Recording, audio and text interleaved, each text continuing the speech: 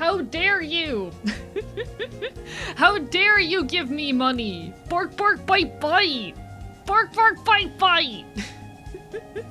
Hello everyone, greetings from the archive. Blessed Yule as well. One sec, let me turn the music down. It's a little bit loud.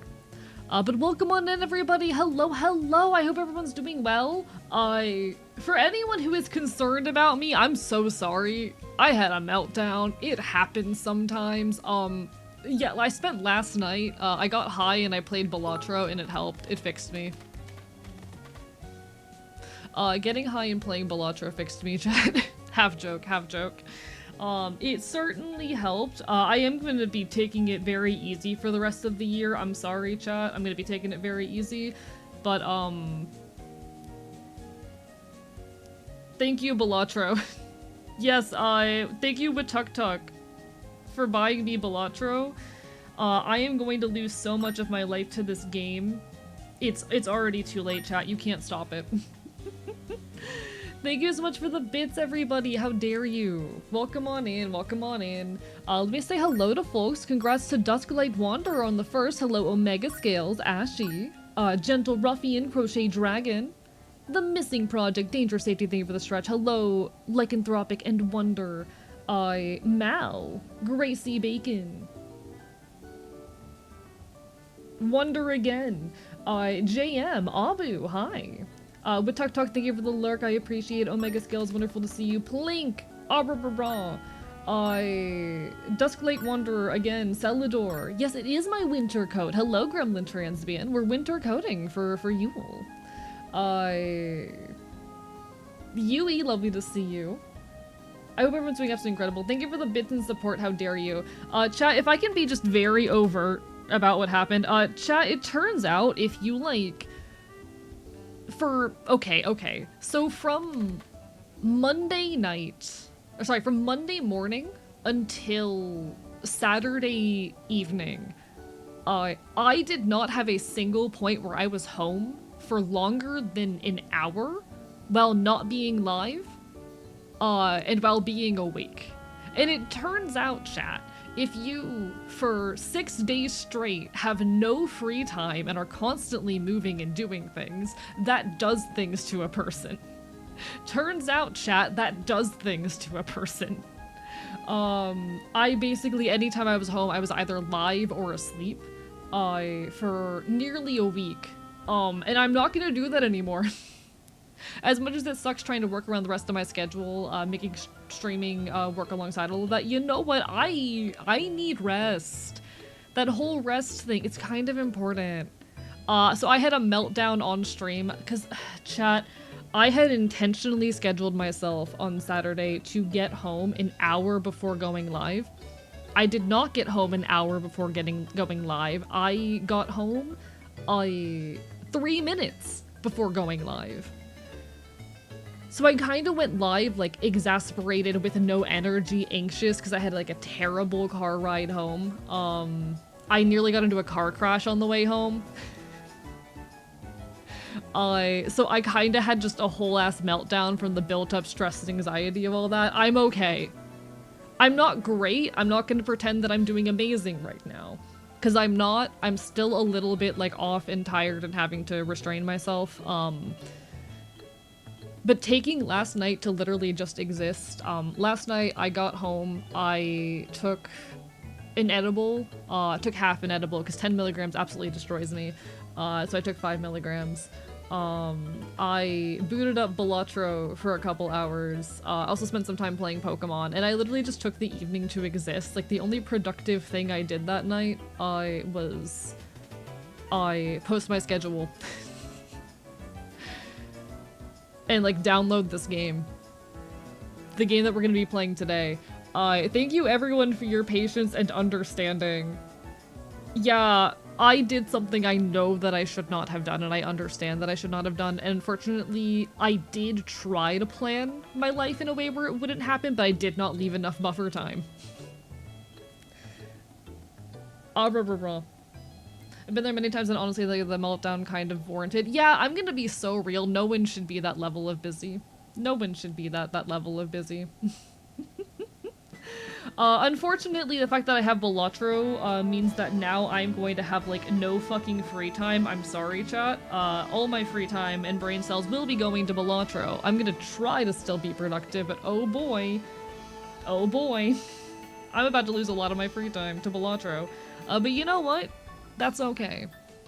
You worried me, I'm just happy you're okay. Yeah, I'm still working on it. I'm being very careful with myself right now. But I had like a good day today. I was able to be productive. I felt capable. Productive in like good ways. Like I went and I ran some errands, got some groceries, mailed a package, etc, etc. I worked a little bit on scripting. I got to hang out with some friends in VC. Like that's better. That's a lot better. Hello, Chuckling Bird, Bark Bark Bye Bye, Missing Project, Kaffer, Monster Kicker, lovely to see you all. I am doing a little bit better. I am doing a bit better. Like I said, I'm still gonna be taking it easy for the rest of the year and trying to, like... I need to develop better habits, honestly, more than anything. Hello, Harmless Sharkle. I need to develop better habits more than anything. Unfortunately, this is a result of, like, my bad habits kind of catching up with me a little bit. The fact that I have just a habit, a tendency to push myself too hard, you know. Bludger's gonna erase your free time and brain power? Yeah, no. Gonna put you up on my borrowed external monitor, your first monitor content worthy. Aw, thank you. I appreciate it. No, I definitely have the habit of pushing myself too hard. Oftentimes not intentionally. Like, unfortunately, it was not my fault that I nearly got into a car accident on the way home that day. That's not my fault. No one could have prevented or predicted that. That was just fate being mean to me. But no, how's everyone doing? How have you all been? Happy holidays, blessed Yule. I hope this season is treating you well. Whatever it is you may celebrate, wherever it is you may be, I do hope that you are taking care of yourself and doing what you need to do. If you are spending time with family, I hope that family time goes well. If you are spending it alone, as I am, I hope that you are able to find some joy. Traffic can be scary because you can't predict how everyone else drives. Yeah, it was a situation wherein, like, this drive normally takes me under an hour, slightly under an hour. I gave myself an hour and a half to make the drive. It ended up taking me over 2 hours. It ended up taking me over 2 hours to make the drive. And I nearly got into a car accident. Let Balatro consume your time, play Balatro in your dreams, do not listen to the advice of sharks and Balatro. Yeah, I feel like sharks would have terrible Balatro advice. There were like 3 crashes on the interstate on my way home. I forgot that. I'm gonna be so real, chat. I keep forgetting that it's the holidays. Cause while, like, I've got my Ashen, they're my family and whatnot, we don't exactly have the resources to do big old celebrations, and we're particularly struggling with resources these days, so like, also cause I'm on a very different wavelength when it comes to celebrating than a lot of the Ashen. Whereas they tend to celebrate more traditional human holidays and whatnot. I've got my Fae celebrations that I kind of tend to do alone, so I oftentimes stick to myself during the holidays. As much as the Ashen are my found family. I keep forgetting that it's the holidays. I keep forgetting. I trust Blaha to play Balatro. I don't know if I do. I don't know if I would trust a Blaha to play Balatro. We're starting movies in VC today. Hope you guys enjoyed. I did see you guys in there. I trust Blaha with my life. I feel like Blaha is an agent of chaos. Seen about 4 accidents today, mostly rear ends. Yeah, I believe it. I believe it. It was, chat, what happened is I was trying to take an exit, from one highway to another. From one interstate to another. Of course, this one's super busy, super hectic. I like to leave a lot of room between me and the car ahead of me usually because I'm a responsible and good driver. Thank you for the anonymous for the gift. Who the fuck keeps doing this? How dare you? Stop being nice to me. That's illegal. But I like to leave a lot of room between me and the car ahead of me because that's the responsible thing to do that responsible drivers do. You know, But another car decides to take advantage of this. And while I am leaving, thank you for the anonymous gifted sub to Yui. How dare you again? But while I am, you know, leaving a ton of room between me and the car ahead of me, someone swoops in from the side to try and get into the lane that merges onto the other interstate. And so I am in my head prepared, like, for having a lot more time to brake. I'm like, okay, I intentionally leave all this room here. I know how long I have to brake. This car merges in, suddenly my time to brake is cut in half. I have to slam on the brake to avoid hitting this car. The car behind me has to go off the road to avoid hitting me. I'm having, like, fucking... my life is flashing before my fucking eyes. Hello, dove bleeding heart. Bark, bark, bite, bite. And all the while, I'm just having Google Maps ping me with, there's a 4-minute slowdown along your route. Oh, there's a 13-minute slowdown along your route. Just over and over again, watching, like, my fucking life is flashing before my eyes. I'm tired, I just want to be home. Point at him, how dare you? Why is there a height train? I've been in a situation before, only it was a U-Haul truck behind me. Yeah. It was straight up a situation where, like, I tried to do the responsible thing and got myself fucked for doing the responsible thing.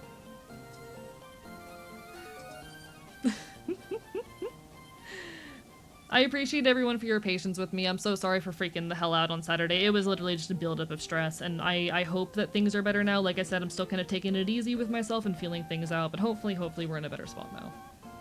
Twitch is hyped for car accidents. Yeah, Twitch loves it when streamers nearly get into car accidents.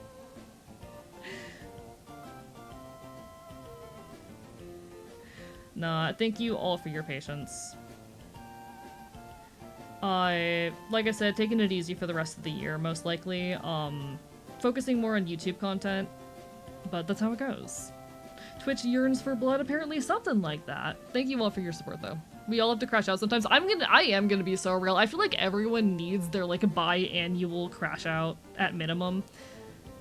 I feel like everyone does need their biannual crash out. If you don't let yourself, like, have a crisis every now and then, it's all gonna build up, and when you eventually can't hold it back anymore, it's gonna fall apart. Oh, let me get the text to EE, my bad, I didn't see it. One moment. Let me go find it real quick. Merry Christmas. You're permitted to enjoy 4 of the following. Shenanigans, tomfoolery, 7 bricks, tea, a game of cards with 3 raccoons. Can't have a year without a single crash out? Yeah. I love crashing out. I have, like, scheduled crash outs every few months. The annoying thing is, though, chat, if I can be so real, like, the beginning of this year, I had so much just bullshit happening to me all the time. My life was very eventful. And I kind of want to go back to that. I kind of wish the reasons I was crashing out were, like, the FBI showed up at my door, you know? I kind of wish my crash out was, like, because of that. Sometimes you really just, do you want to go apeshit, like throw a chair? Yeah, sometimes it happens. I wish that, like, my crash outs these days were because, like, the FBI was at my door. The beginning of my, like, the first 3 quarters of my year were incredibly eventful, and then it's just kind of slowed down, and I don't know what to do with that. I kind of want my life to go back to being loud and eventful. It's the end of story protagonist AE? I hope not. I kind of want my life to go back to being super eventful like that. Is that weird? Is that weird? Like, I don't want to get FBI investigated again, don't get me wrong. I hope my Dogster doesn't return, but, like, I want things to happen to me. It's so weird not having, like, a big new thing happen to me every now and then. Sometimes it's gonna be the littlest thing that finally tips it all over. I had a breakdown years ago. Literally can't tell you the direct cause was. Indirect was because of months of overload. Yeah, that's kind of where I'm at. But I'm hoping that things are gonna be better. I appreciate it though, Many Sharp Teeth. Lovely to see you. I literally, like, crashed out on Saturday because it was, over the, like, the fact that, I recently actually hit 1 year having escaped homelessness. I have been home full and housed with a roof over my head and everything for about a year now. And you'd think that'd be super cool, except I spent that whole year like pushing myself to the limit constantly. Oftentimes like working 60 hours a week and shit. Uh, and that left a mark. That, not gonna lie, definitely left its mark. But nah, appreciated. Guys, Many Sharp Teeth, lovely individual, worthy of your time. Give some attention. If you like bitey folk, you'll also probably vibe with Many Sharp Teeth. God knows we love biting around here. It's what I do best.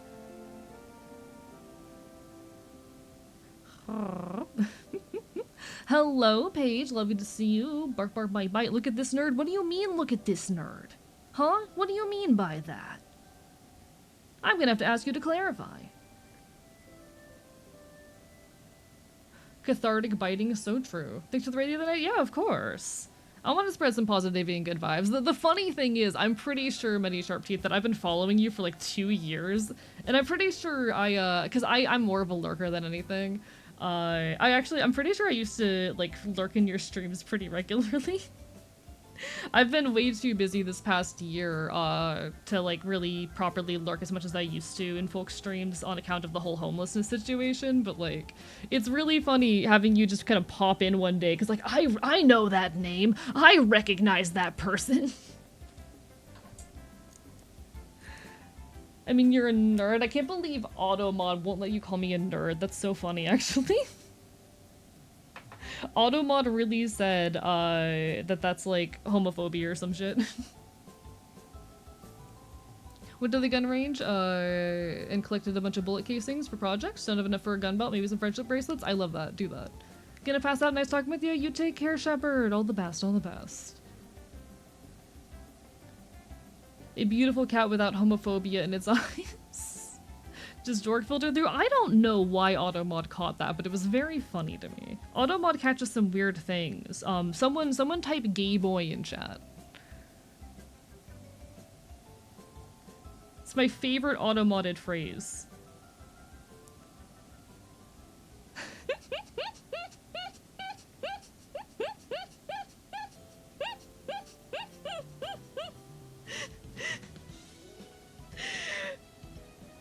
And it gets auto-modded.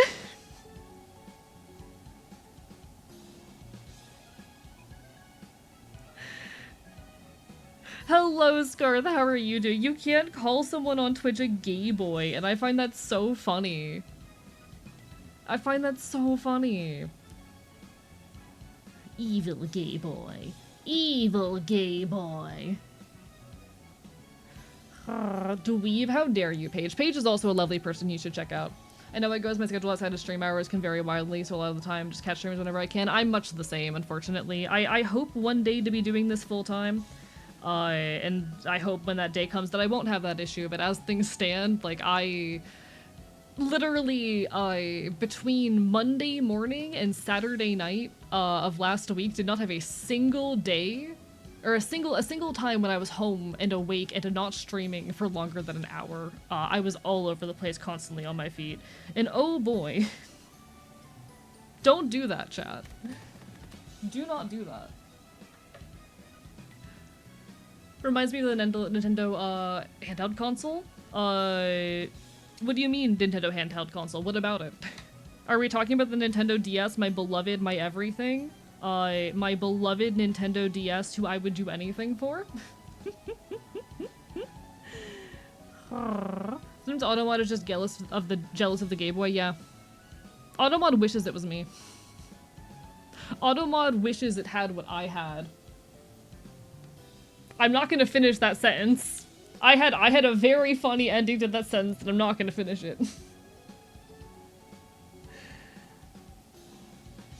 I still had a Nintendo DS Lite, one of the things I left behind, though. I don't know if I still have my Nintendo DS Lite anywhere, actually, because I also had a DS Lite. I do still have my 3DS, my childhood 3DS, with a capture card installed into it, hardware and software modded, because you can't stop me. We yearn for closure. It was gonna be an NSFW joke, that's why I didn't say it.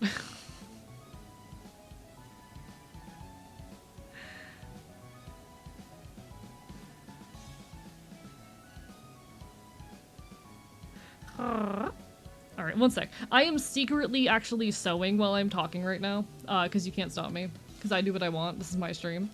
My 3DS broke, want another one in the future. Or just make a PC be able to play it. I mean, it's not... Okay. Emulation is technically legal. I want to make that clarification before I say this. Emulation is technically legal. It depends a little bit on like the form of emulation, but generally speaking, emulation is legal. It's not that hard to do. Hello, but Tuk. Yeah, I got a winter coat. I almost never pull it out because the moment people scuff me, it gets lost.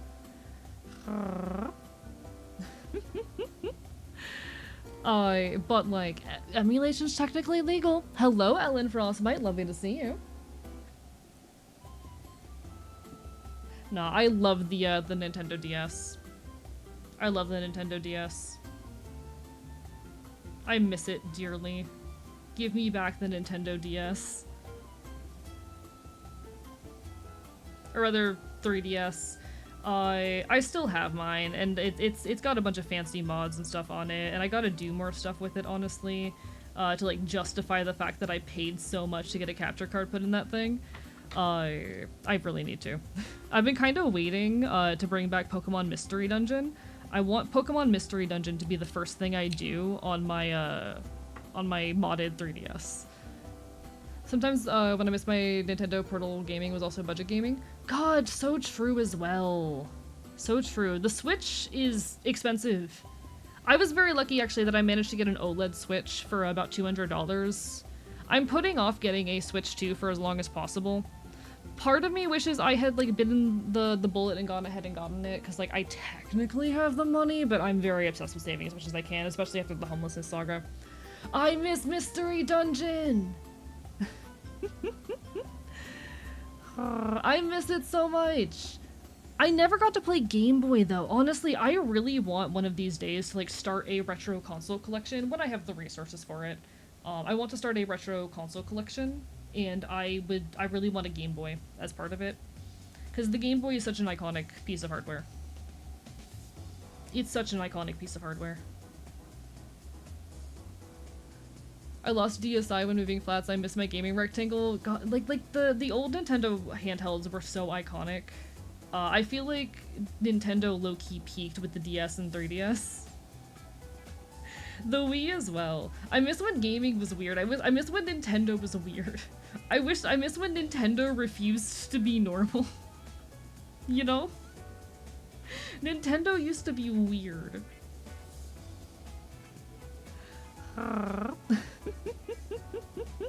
When they remade Rescue Team, I was so hopeful I was gonna lead to new entries, but it just didn't. Yeah. And I'm gonna be honest, I really don't want them to remake Explorers. I don't know if that's a hot take or not. I do not want an Explorers remake. I thought the Rescue Team remake was okay. I feel like it is a downgrade from the original experience in a lot of ways. Like, the quality of life is nice, don't get me wrong. But in so many ways it is such a downgrade from the original experience. I do not want them to remake Explorers. Pokemon Gen 3 on the Game Boy Advance was peak Pokemon. See, I think Gen 4 and 5 was peak Pokemon. I think Gen 4 was visually peak. Actually, you know what? The more, like, I've always been very nostalgic for Gen 4, because that's the gen that I grew up on. The more time has passed, the more passionate I am about Pokemon Gen 5. Hello, Follow Maxing, welcome on in, bark my vine. But for those of you who are Gen 3 fans, today we are going to be playing Pokemon Too Many Types, which is actually a Pokemon Gen 3, a Pokemon Emerald ROM hack. So it is Gen 3. Why are you gray? It's my winter coat. I can turn it off for a second. It's my winter coat. It's the winter solstice. Technically yesterday was the winter solstice, but you know. It's to celebrate Yule. Yule is my holiday of choice. My winter celebration of preference. That's not how sentences work, but you know, we're going to ignore that fact. I grew up with ORAS, valid. I grew up on Gen 4. I'm missing the OG Game Boy and a few of the DSS 3DS steps that I mostly leave their portable steps. Want to have but I have the advantage of being older than you. Yeah, that's so fair. Unfortunately, like I just got what I was given, and I was too old for the Game Boy. But I really want to collect a lot more retro consoles. I want to get a hold of a Game Boy, a GameCube. I used to have a Wii growing up. I want to get a hold of a new one. I have a bunch of consoles that I eventually want to get a hold of when I've got the resources. Mostly play games by stealing them from my sister, also real and valid.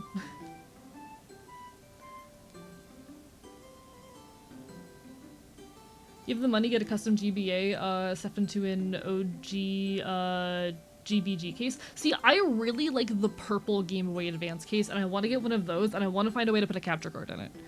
I'm sure someone has invented a capture card for the Game Boy. It's gotta exist, but I gotta do some more research into it.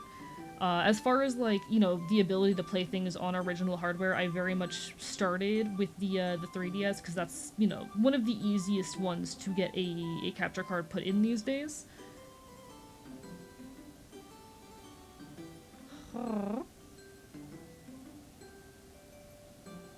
One day.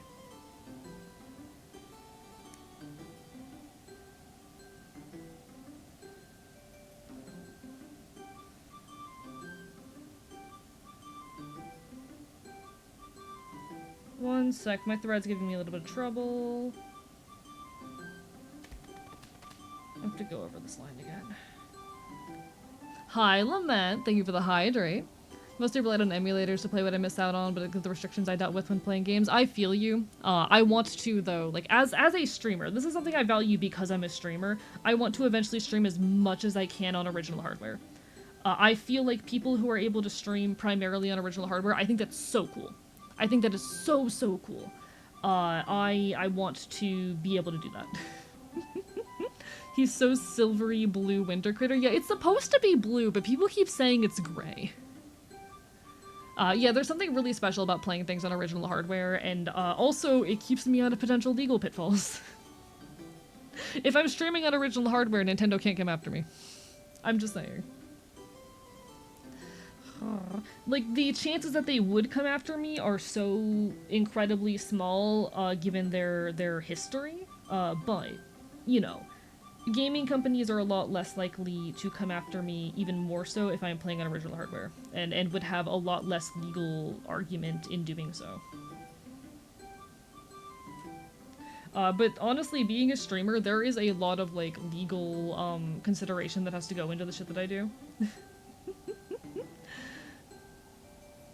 Hi, Shyla again. Hi, U.S. Department of Gay Affairs. Bark, bark, bite, bite. That's how I feel about Deus Ex Human Revelation compared to Deus Ex. It was technically a prequel, not a remake. A lot of the same story beats. Quality of life features are absolutely needed, but you look at the actual level design, just a linear FPS, yeah. I think that that remaking Pokemon Mystery Dungeon Explorers would probably just lead to a downgrade. These days, at least, Nintendo was on a tear years ago, even with inarguably legal on console content. True, true. I mean, the modern state of the internet, like, games rely so heavily on streamers and content creators as free advertising, so they're unlikely to do things under the current framework, you know? Hello, Blaziken, Barper by Bite. Hello, Trail. It's my winter coat.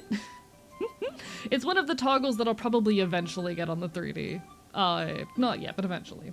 Hello, Tiger Faye. Bark, bark, bye, bye.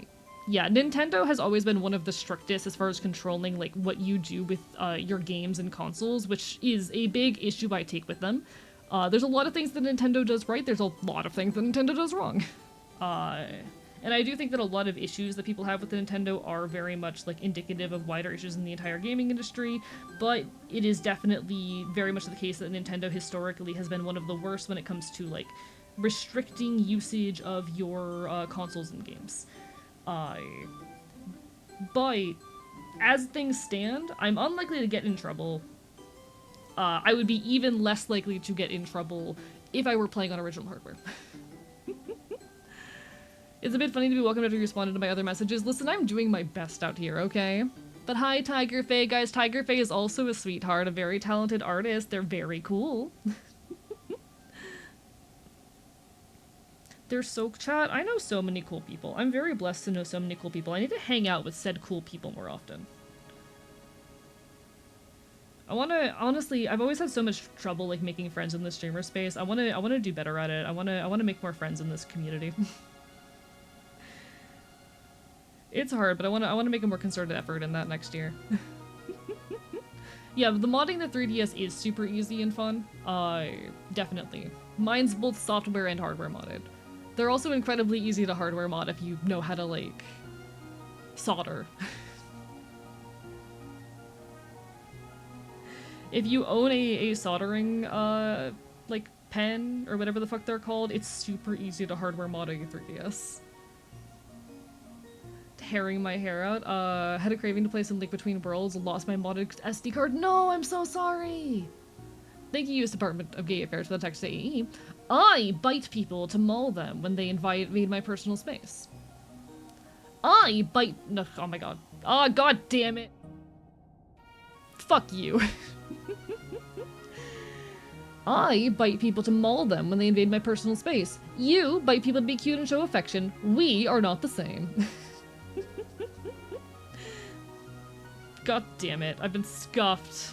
Chat, I'm not blue anymore. I could try and set up a winter coat for this outfit, but I feel like I need permission from the creator, and I haven't spoken to him in a while.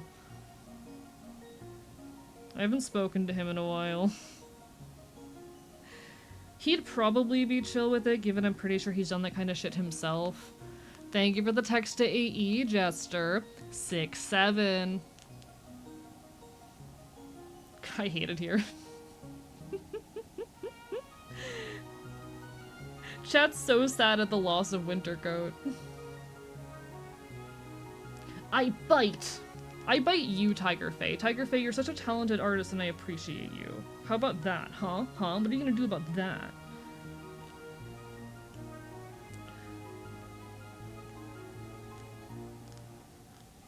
Rip Wintercoat, you were so smexy, I know, right? I looked aged and wise.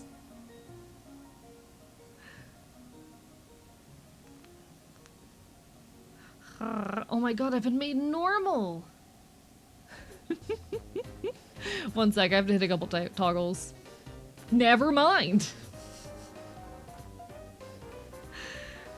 Alright, where was I? I was saying things. There were words coming out of my mouth, and I don't remember what those words were.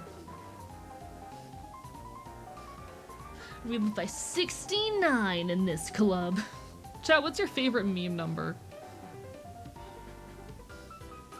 Not if I chew your talented hands first? No. What I'm gonna do is I'm gonna chew your talented hands. I'm gonna steal them, and I'm gonna steal your power. I thought we were a Sagex community. We are a Sagex community. Some of y'all are saying numbers I didn't know were meme numbers. The fuck do half of these mean? The Wintercoat can return, you're so right! I have to hit like 4 buttons to get the whole thing together. Sagex, chat. Sagex. Alright. Mr. Worldwide. I don't know what Wonder said and I'm scared. Oh, sorry, I didn't see it. My bad, Trail. I love big factories. My underpaid workers tremble at the sight of my big top hat and walking cane. I've also been getting really into expelling black smoke into the skies.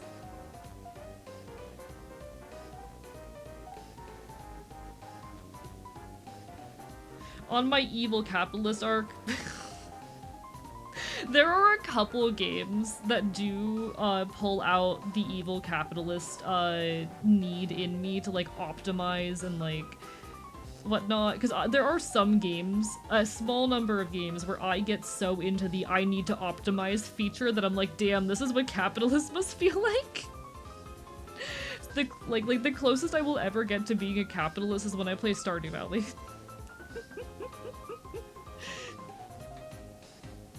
What's this? Plastic's beautiful. Let's poison everyone. The closest I ever get to understanding capitalism is playing Stardew Valley. I say this jokingly and affectionately. Update on new boyfriend, he says hi. Oh shit, congrats on boyfriend. I didn't hear about this, but congratulations. Hello, page boyfriend. I want to know who page boyfriend is. Question mark, question mark, question mark. Thought man, how tall are you? I'm 5'10". I am 5'10". I'll send you all the details in DM. Alright, I'll try to actually respond this time. I know I'm terrible at responding to DMs. Yeah, I do also actually have a boyfriend now. Well, congratulations everyone on their relationship success. We love to see it. We love to see some allo people thriving. Like, I cannot relate to the desire, but you know, live your best life. Congratulations on boyf. I hope that your respective partners treat you well.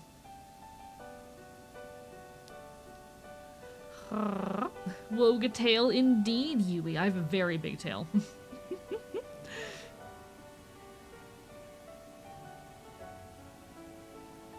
I have sent DMs. Okay, should I read this on stream or should I say this for after stream? Like, not read it out loud, obviously.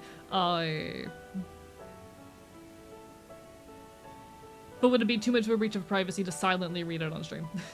My partner fell asleep during movies sometimes, so I'm considering legal action. Real. In other news, I'm currently sewing belt loops onto my fucking new pair of pants that I'm gonna be putting some patches on right now. Okay, I'm gonna silently read this. Oh.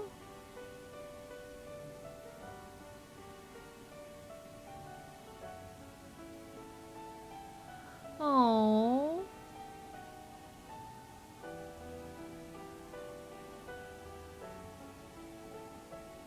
I love that. I'm sending all the best. Listen, I'm a romantic. I can't say I understand these things, but that's adorable, and I'm wishing you all the best. One sec.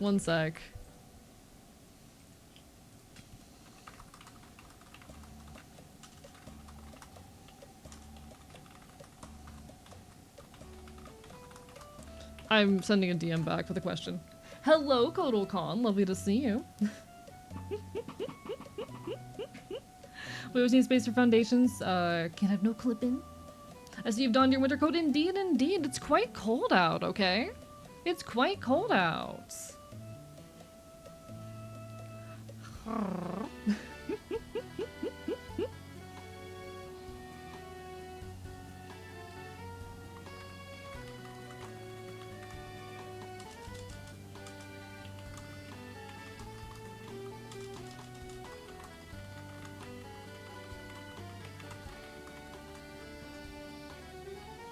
Not exactly the same as boyfriend, but I'm able to bring back a few members of our system. I'm glad. I'm glad you have that.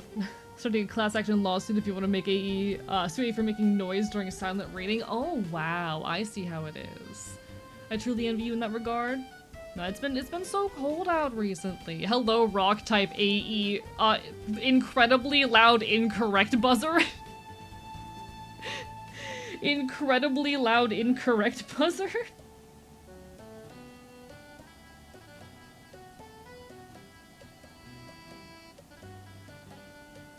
I love incredibly loud incorrect buzzer.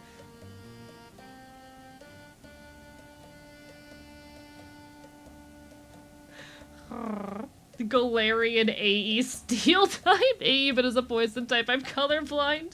Are you actually? I always find it really interesting. Sorry. Whenever I find colorblind people, I like to ask them what they think of the colors on my design. It's better than my old laugh. Ever since I started watching you, my laugh has changed somewhat similar to yours, but also different. I live rent-free in your brain. I live rent-free in your brain. Suffer. I live rent-free in your brain, and there's nothing you can do about it. Ice type mixed with rock type, he collapses from a steel and also getting punched. I do think I would collapse if I got punched hard enough. I mean, I think most people would. Of course, we hate landlords. Start paying rent, but that would make you a landlord. Fuck landlords, by the way, chat. Fuck, how do I say? Fuck the notion of, like, rent and the need to, fuck, how do I say? Fuck buying up property that you're not gonna use. You know? Fuck buying up property that you're not going to use. And, like, lording that over people. Fuck that bullshit. Banned, Pyro.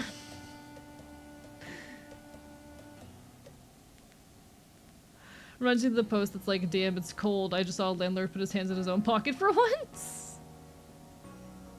Start paying rent, I can barely have the money I have. My savings account, spent this entire year, only reached 150 PLN. I wish I could help. Unfortunately, I'm also quite poor. Landlord is just, I want to treat people like I am a feudal lord. Like, how do I say? It's an unfortunate truth that there will always be a need for people to live places temporarily, but there's gotta be a better fucking model than this shit. And I mean, ideally, like, fucking housing should be a given. Ideally, we should live in a world where housing is a fucking, right of everyone. That it should not be something that you have to pay, especially such a big portion of your fucking life for.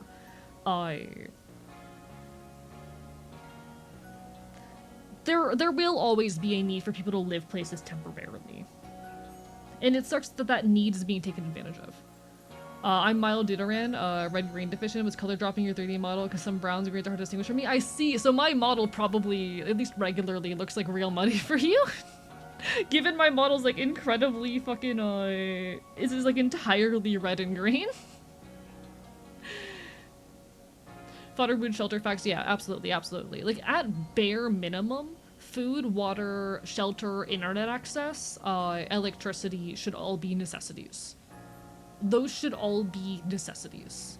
Things that you do not have to fucking pay a cent for. Honestly, the red bandana pops more like the red desaturated browns and greens that get to me. Understandable. So I guess my pants are probably hell then. That's kind of, like, how do I say? I've always found it really cool, like, artists and creators who get by while colorblind. I hope that doesn't come across the wrong way, but I just found it fascinating. As someone who is not colorblind at all.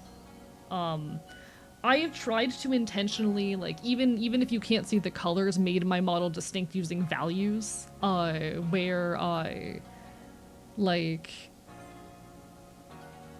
the values of my model are distinct enough, that colors aren't blending together, even if, you cannot see the exact shades.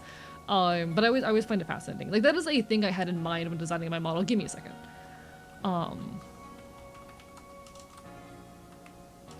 Yeah. Online color blindness thing. Hello. Can I find like an image upload one?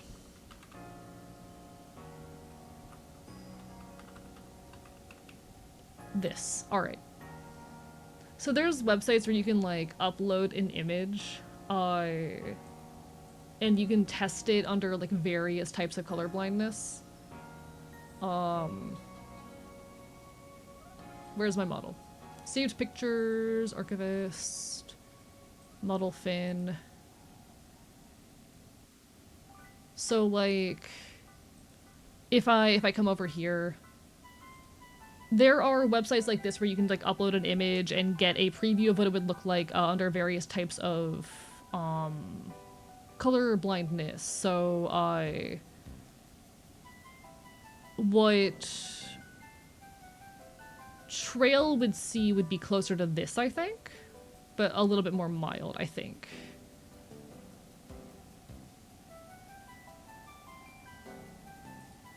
So like, I think it's this one, but a little bit more mild, but I might be wrong. Looks the same, I'm silly! So like, when Trail looks at my model, Trail sees something like this.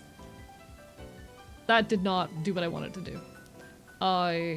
With the like desaturated colors, but an intentional thing I did was try to make sure that all the values I have in my model are distinct enough that you can kind of tell that they are separate shapes, and like anything that isn't super distinct has dark lines around it. in an effort to try and make the design communicable even when you have color blindness. Same with like, because my design is so green and so red, it's a problem for a lot of forms of color blindness. But again, you can see like even with most of the red gone, or actually I can do like all of the red gone here. Even with like all of a certain color gone, there's still enough distinction in the values, that being how dark or light colors are, that like you can still more or less tell what's going on. There's not a whole lot of blue in my model, so this one doesn't impact things too much. But if you just give it a second, this one doesn't impact things as much. And then if you even want to go like entirely monochrome to get a good sense of it, you can see again, like the only things that really blend together are the pants and the tail, and the tail's constantly moving, so it's not as big an issue. There's honestly, if I went back, I would make my hair a little bit lighter, or add some kind of drop shadow to my face in order to make it a bit more distinct, but for the most part, like, it's an intentional thing I did with my model to try and be a bit more kind and accessible to people who are colorblind. Yeah, the things to think about. Appreciate the shapes had a lot of contrast. I'm glad.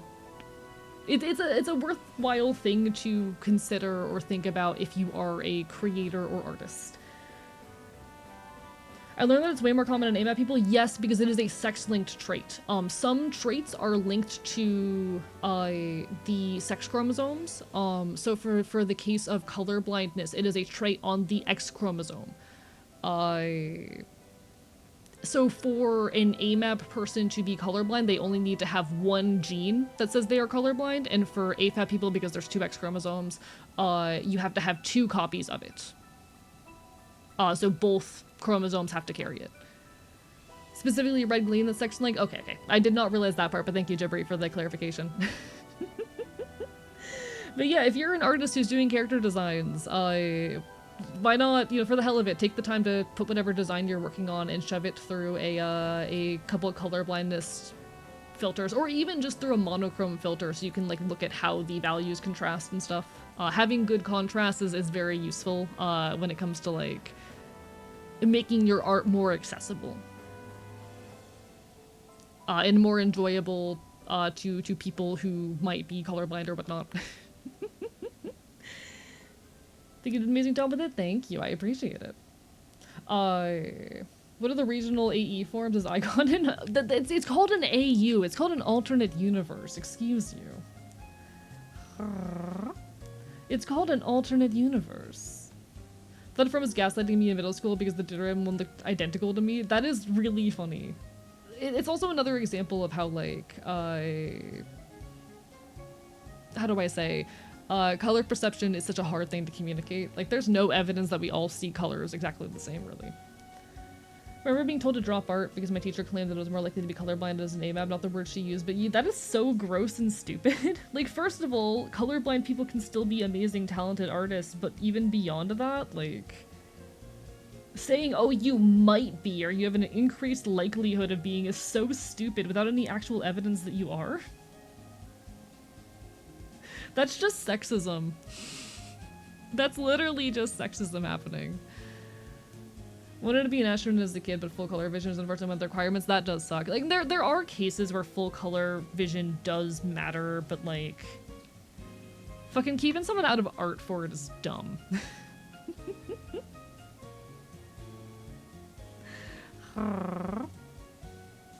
Understandably, but it was a bummer. Yeah, absolutely. I imagine that would be. The fact that medical conditions in general can keep people out of professions, I think, is unfortunate and sad. There are cases where it is, understandable, but it's still unfortunate and sad, because people deserve accommodation. And unfortunately, a lot of our world was kind of built to be inaccessible.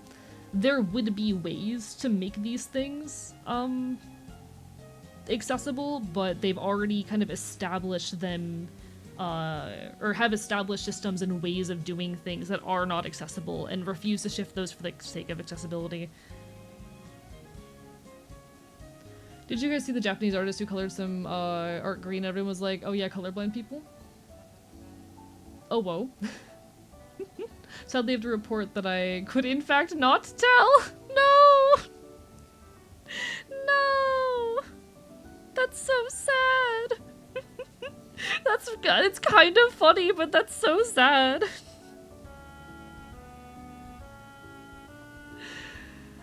Skin tone was apparently more on the green end. That is fascinating, though. Tried to buy model on the side, honestly, it doesn't look that bad. Hell yeah. Like, literally, it's not even, like, of course things are gonna look different than the way you intended them when you put them through a colorblind filter.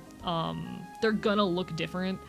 And the colors might not match aesthetically in the way that you want to, but it's really just a matter of, like, are values distinct enough, for someone else to tell. Or for someone to still be able to distinct shapes. And a thing that I honestly want to start doing as an artist, there's a lot of artists out there who intentionally paint with value before they paint with color. It's a technique that I really want to try one of these days. I've never actually given it a shot myself, but I've seen a lot of artists do it, and it's something that I would love to give a try and see how I jive with. I just don't know how to do it. So if anyone has a tutorial on painting with value when it comes to, like, digital art, I would love to do that. It's another way of flipping the canvas and checking how it's perceived, yeah. Flipping the canvas is a way of, helping you perceive your art closer to how a viewer seeing it for the first time might. It's all that. Struggle with relearning the basics because of that teacher, but I hope one day I can overcome it. I hope you do too, because everyone deserves the ability to engage with art, whether by making or just enjoying it. And that's literally just such a stupid fucking reason to discriminate against someone in that kind of thing. So you pulling teeth to get any kind of accommodation for anything. Can't imagine what it'll see like for those who are struggling worse than me. Yeah, 100%. When making music, there's a way to flip the canvas and hear the song is perceived with fresh ears. Slowing or speeding the song up and pitching the whole thing up and down. Interesting. I've never, like, experimented with that. I know the one thing I've always done when I want to, like, listen to my piece from a different perspective, I switch to a different device or pair of headphones. Because I have 2 pairs of headphones. If I want to, like, test how a song is going to sound in a different environment or with a fresher pair of ears, I switch from my studio headset to my Bluetooth headphones. And I get an experience that's a little bit more similar to how a layman is going to listen to something. I want to get back on the music production grind. It's been a while. That's really fascinating, though. I'll have to try that next time I'm doing any kind of music production. Reminds me of that joke about a man thinking his wife is losing her hearing. She doesn't respond when he calls, only for the punchline to be the husband is losing his hearing. He's not hearing his wife's response. Do it and go, oh, that harmony is out of key, let me fix it. I will have to do that next time. I want to get back in music production. I actually, chat, the other day I got to hang out with some friends, and these friends were trying to teach me how to, like, fry scream and false chord scream. And I haven't gotten it yet, but we were making some good progress towards me eventually figuring it out, because I really want to learn how to scream. Both false chord and fry I want to figure out how to do. We're not quite there yet. I'm not going to try to, like, show off anything that we worked on, because I'm not at a point where those skills are really workable or applicable yet. But am making an effort to try and learn how to scream. And I'm really excited about it, because that's going to be very fun to add to my punk repertoire. Hi, Lucky, it's my winter coat! Unfortunately, I had a troubled relationship with music. The number of mental blocks I have when it comes to hearing things like rhythm and recognizing chord progressions restrict me from enjoying the same songs I might have enjoyed otherwise. That is unfortunate, and I'm sorry that you've had to deal with that. Music is really, really important to me. Hopefully, in like a month's time, I'll be able to scream. I couldn't figure it out yet. We were having issues, because apparently, the fact that I'm classically trained means I navigate the voice in a pretty different way than a layperson. Who would have thunk? We'll get there in time, though. A lot of even folk punk uses various vocal distortion techniques, so. If I were to donate, should I donate through Twitch, through bits, or through tips? Depends on what you're prioritizing. The highest, like, percentage of money I will get is going to be through, my tip link. That'll get me the highest percentage of money. Thank you, Missing Project, for the 5 bits. I appreciate it. But subs and bits can help me in the Twitch algorithm. Because part of what Twitch values is how profitable you are as a channel.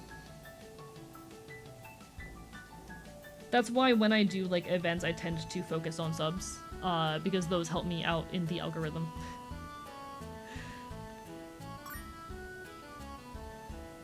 Thank you for the bits floor as well. Any money is good money, also true. Any money in my pocket means the world. I want to eventually go full-time as a content creator. And unfortunately, going full-time does mean like consistently making over $1,000.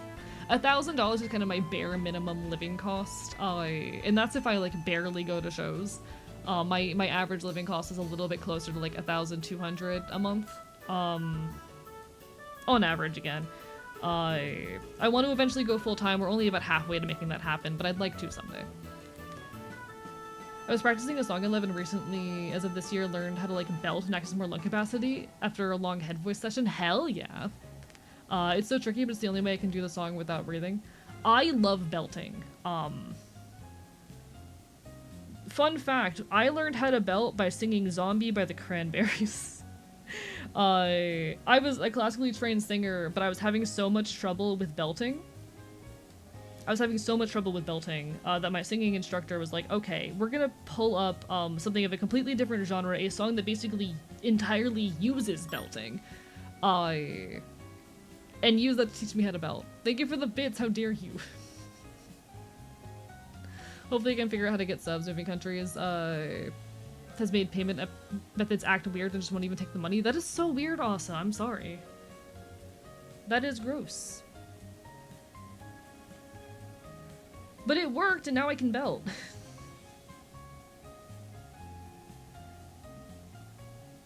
Alright, one sec. I just finished sewing a couple belt loops onto a pair of pants. I'm gonna real quickly check to make sure the belt fits through all the belt loops. One of my friends bought me a Thrumbo plushie for Christmas. What's Thrumbo?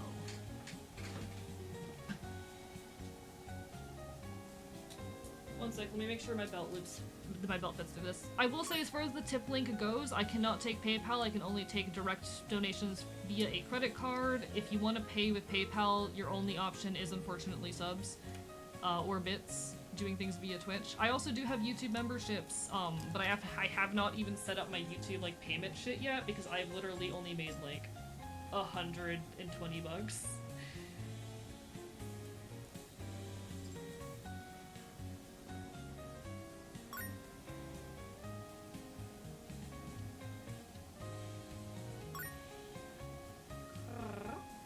Let's head out. Hope you have happy holidays. Of course, happy holidays to you as well. Thank you so much for everything you do, Trail. Thank you for stopping on in. Guys, Trail's the creator, artist behind my 3D model, and someone absolutely worth your time and attention. He is so cool. He is so cool and sweet. Alright, the belt fits through all of my homemade belt loops. Let's go. Now I can wear these pants with a belt. This is a pair of pants that had a how do I say? This is a pair of pants that had what's it called? This is a pair of pants that had a drawstring instead of belt loops, so I just sewed belt loops onto it because I fucking don't. I literally took the drawstring out and turned the drawstring into belt loops. I'm also jealous of people with spare money, Frosty. I acknowledge that I do have a fair bit in savings, but like after being homeless, I kind of need to maintain that. One thing being homeless did to me is I no longer feel comfortable having anything less than like 3 months of rent put away, minimum. Yeah, 3 months of living costs put away.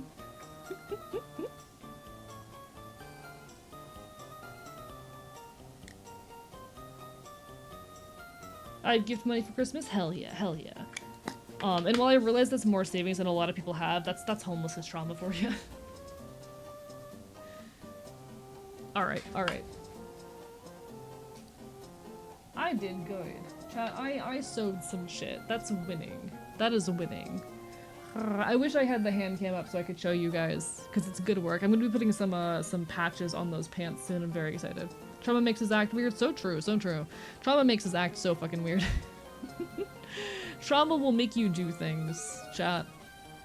Trauma will sure make you do things. But that's okay. If it takes too long to find work these days, I try to stay as sick as possible. I'm working towards that, Orleans. That is my eventual goal.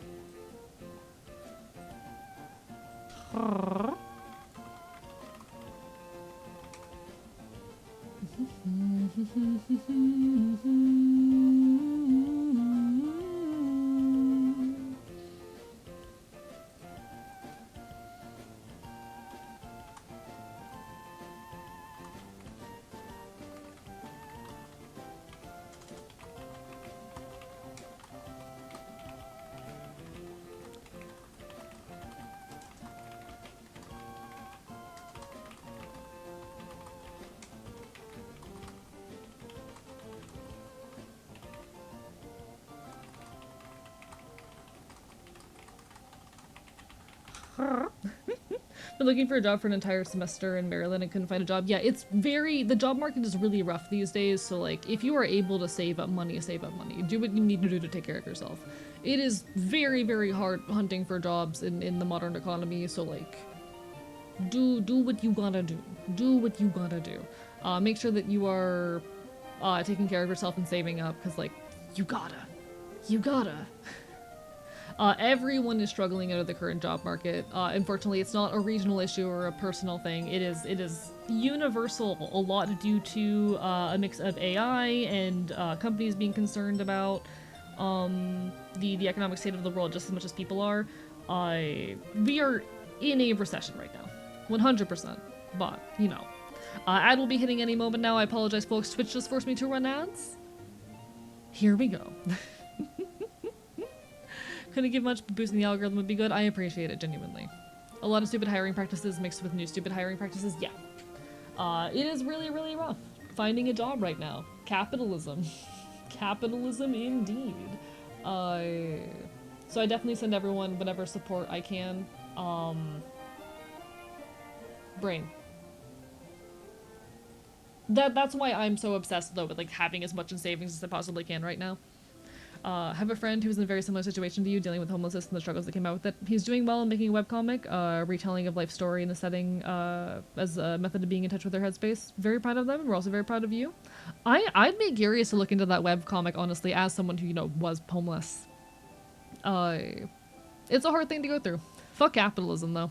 Fuck capitalism. With my whole ass fucking chest. Screw capitalism, screw the economic forces that keep us down.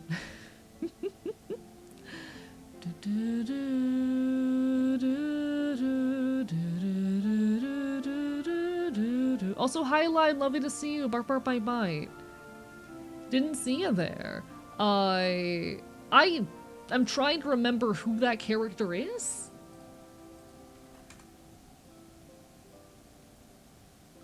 I don't know if you're spelling the name right, because I don't remember who that is. I am a webcomic enjoyer. Also, good luck, Floor, with work. Take care, take care, take care. First Fury, first mini boss. I'm trying to. I'm blanking on her name as well. Don't worry. You'll get the hang of her eventually. I'm at a point where I can usually. So I do a lot of fresh save runs. Yeah, Megara, yes. I'm at a point where I can do a lot, or where I do a lot of fresh save runs. I haven't done one in a while, but when I would do fresh save runs, I can usually get at minimum up to the second boss. The furthest I have ever gotten, there was one fresh save run. Actually, there's been 2 fresh save runs where I have gotten to the third boss, and I keep dying, but...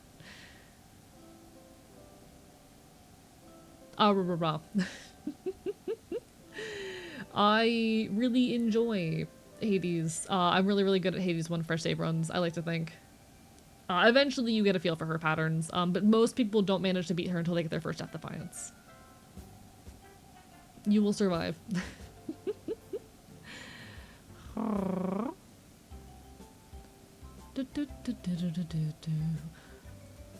By the way, chat, did you know that I have a throne? And if you would like to buy the fops a gift, there are items on throne. Most of them are like stream equipment upgrades or items that help in my day-to-day life. So if you have the capacity, it does mean a lot, but always put yourselves first and foremost. There's like a banjo on there that I want. There's like some meal prepping supplies. It's a mix of, again, things for the stream and things to help with my day-to-day life. But put yourselves first and foremost. If you feel in the festive spirits. If you'd like, I can post a link to the webcomic in the Discord. Feel free. I would love to take a peek at it when I get a chance. You need to get Death Appliances because I have none. Yeah, most people do not beat Megara until they get their first Death Appliance. That's normal. I only have 4 pennies and a few paper clips, and that's okay. That's why I always make the clarification, like, only if you can comfortably do so. Please only offer me financial support if it is something you can comfortably do. I am trying to one day go full-time off of my art, but I also acknowledge that I am in a privileged position.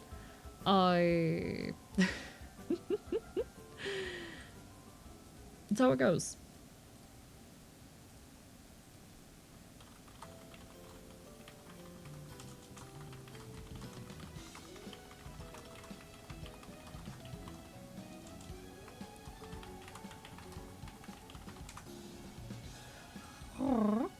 Also support for them since they had a similar breakdown a few times when readers' numbers were low. Yeah, that is a thing as a content creator.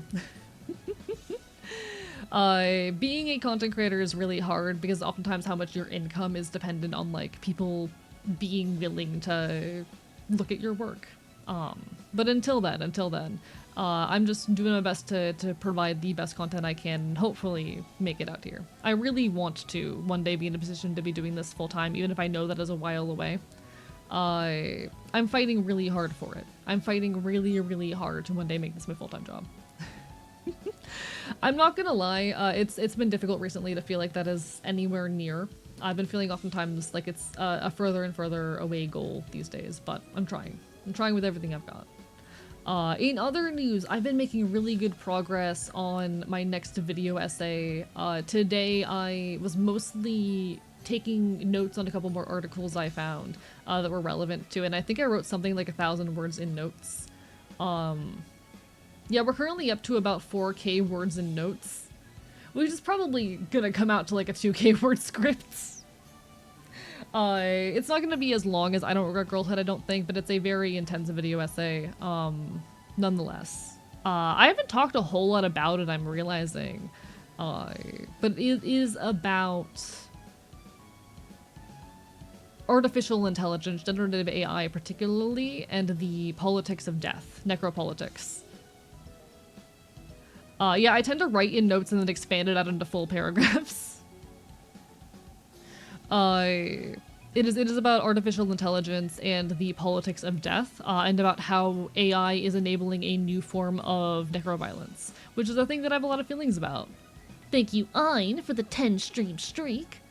Politics of death, yes, absolutely. I'd be happy to expand on that.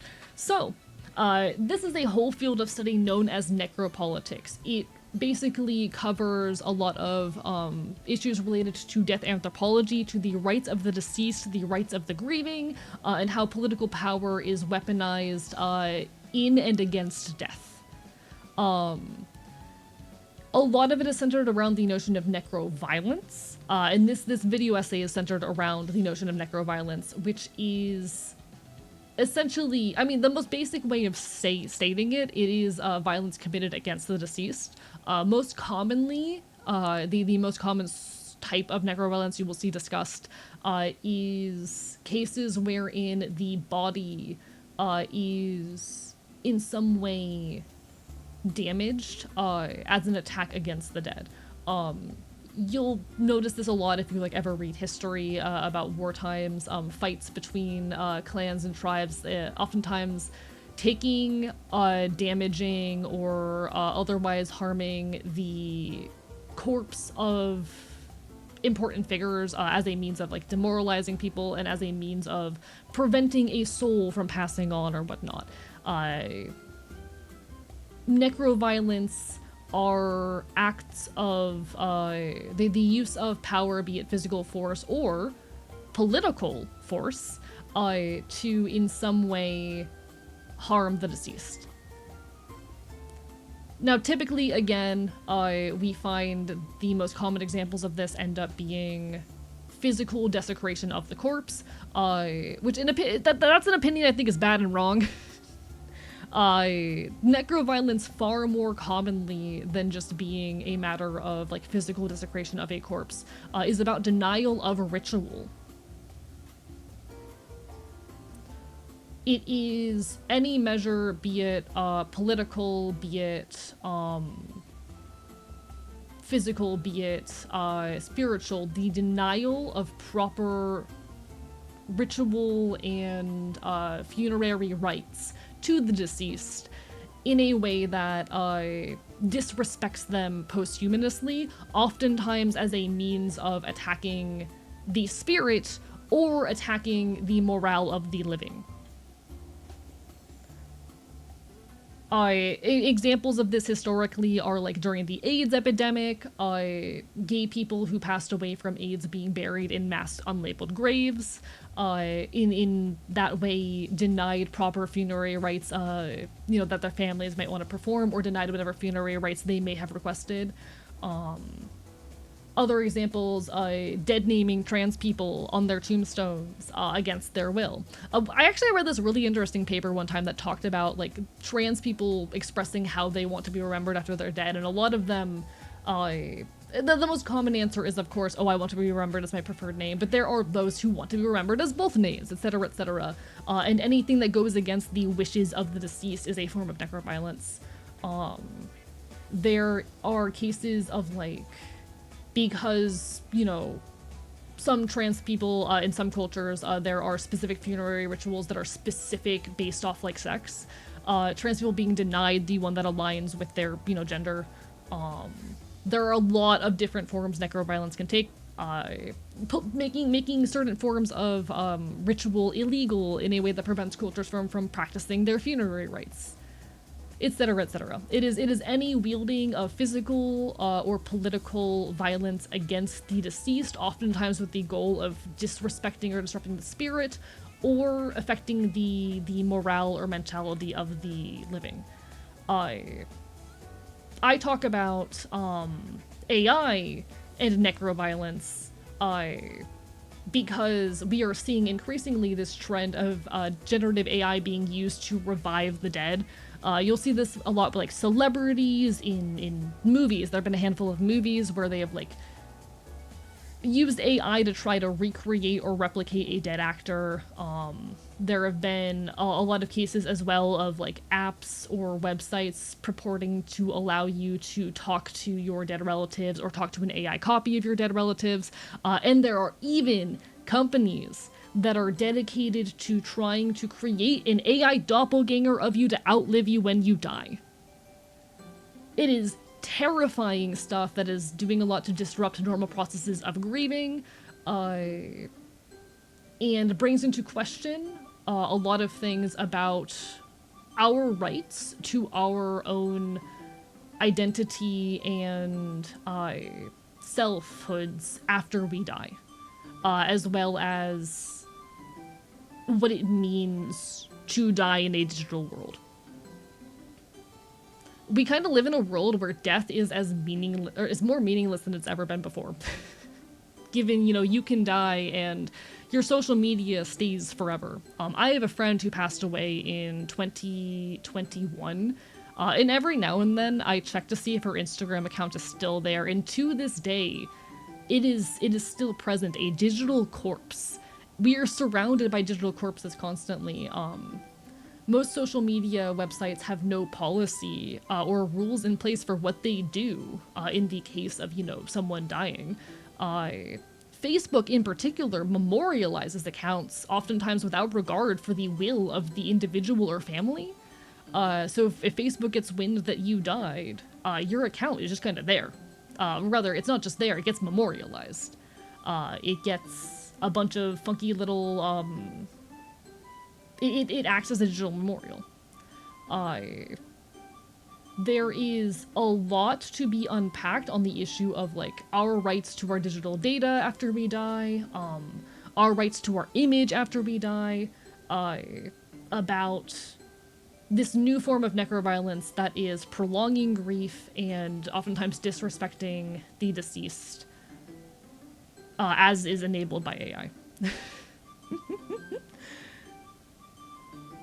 The current hole in my research I need to fill, what I've been doing today is a lot of looking into the legal issues around digital data as it turns to AI in death, as it relates to AI in death. But the big hole in my research I need to start working on going forward, and that I'm hoping to work on tonight, is to do with grief and processes of grieving. The one little bit of research I've managed to do on this that I managed to dig up relates to the notion of posthumanist or posthumanist, I don't know how it's pronounced, storytelling, which is a common practice observed in grieving people where they form narratives, whether real or true or not, about the deceased as a means of coping. Oftentimes, you know, if you've ever taken the time to take a look back at the life of a deceased one, the actual messages they sent, the actual records they left behind, and found it's kind of disjointed from your personal image of them, that is because you've engaged in posthumous storytelling. You have built this notion in your head of who this person was and what they did. And all of these AI services that are purporting to allow you to like talk to the dead and engage with them, it's very much a disruption of grief. A disruption of this, or rather, further... It exacerbates certain grieving processes in ways that I find very disturbing. So, like, fuck AI in general. There are a million reasons to say fuck AI. This is one of those scary little side cases that I don't think enough people are talking about. The more deep reasons to hate AI are, you know, the ways in which it isn't heavily environmentally disruptive, the ways it relates to copyright law, the disrespect of the copyright of artists and writers. Of course, like, even disregarding this whole necropolitics situation, fuck AI 100%. But this is a particularly striking, emotional, and disturbing situation as it relates to AI. A subversion of the grieving process? Yes. If someone I know makes an AI facsimile of my existence, then I'm hunting them down in the machine they facilitated. Hey, chat. Hey, chat. Hey, chat.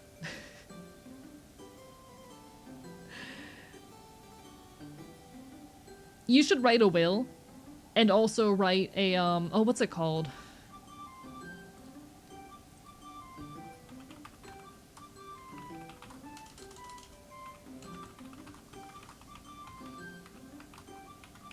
You should, if you are an adult, you should write a will and a some kind of like letter of last instruction or end of life plan. Your will specifically is about, you know, how you want your items, your belongings, including your social media accounts, to be dealt with, to be distributed, etc. So like if you want your social media to be deleted after you die, that's something you should put in your will, and probably also in your end of life plan. Meanwhile, your end of life plan, or, you know, goes under a few names, is an informal document that kind of details how you want to be funeraried. If you want to be buried in a grave at a certain location, etc., etc. The wishes for how you want to deal with your funeral and corpse. You should have both of those documents, and you should make sure you have discussed those documents with people who are close to you in your life. And in those documents, you should include a provision stating that you do not want any kind of AI recreation to be made of you. One of the documents I started reading earlier today, it is a book by the title of The Right to Stay Dead. Really interesting read dealing with the legal rights and kind of outlining a new right that I think we should establish, the right to stay dead. We're discussing AI and necroviolence. Hello, pizza. Bark, bark, bite, bite. Should probably figure out how to save my Steam account for whoever wants it. Here's the thing, Dino Man Nick. Technically, you legally can't do that. Technically, you only own a license to those games and you cannot, like, give them to someone else. Hello, Intrepid Nobody. Bark, bark, bite, bite. The dead should stay dead. I agree. I agree. You know, I've never considered making a will, but now I'm going to do it. Even if you feel like you don't own much, like, you probably have a computer, you probably have social media accounts, things like that. Those are assets. Those are assets. Write a will. But the license is tied to the account cannot die. I would have to look into the legality around that, actually, Dinomantic, because you might have a point. It depends on if, like, I'd have to see what Steam's policies are around, account ownership and ownership transfer. If I die, I want to stay dead unless that's actually me climbing out of the grave, yeah. I actually... So I already have this kind of stuff planned out. I already kind of have my will and my end-of-life plan, and they are documents, they're living documents that I keep alive and I've discussed with multiple important people in my life. I want a natural burial. Given chucking my body in the woods for the scavengers to eat is not an option, I want a natural burial. No embalming, no caskets, nothing of the nature. Just rot and decay. And do not, by any means, try to fucking bring me back. At a certain point in my life, I actually plan on putting a do not resuscitate order in place. So if I ever end up in a near-death situation where, like, bringing me back is likely to give me brain damage or whatnot, just let me go. I have a lot of this stuff planned out. I haven't done that part yet. I feel like I'm a little bit too young for that, but one day. Have plans to give a funeral invitation to as many people as possible. I want people to use my funeral to get a free day off work just because, real. So no Frankenstein AE, no Frankenstein AE. If the dead are to stay dead, how do films starring dead actors, are they truly dead if their filmography is still available to be viewed? That's a different situation.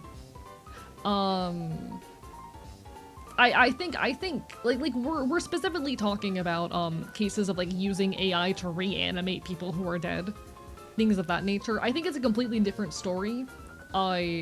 For someone to have, you know, taken action while they're alive in the creation of media to have that stuff stay up. It was presumably in whatever contracts they signed anyway.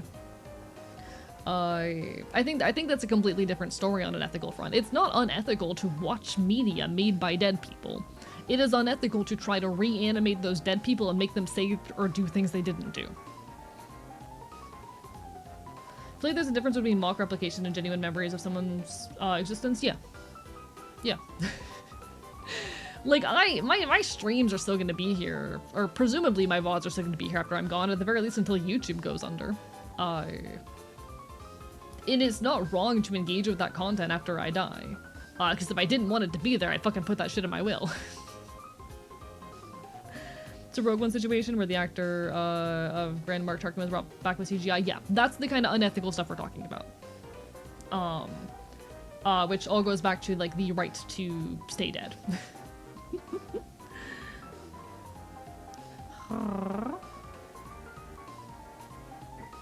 Opinions on recordings for after you die? I don't think there's anything wrong with that, necessarily.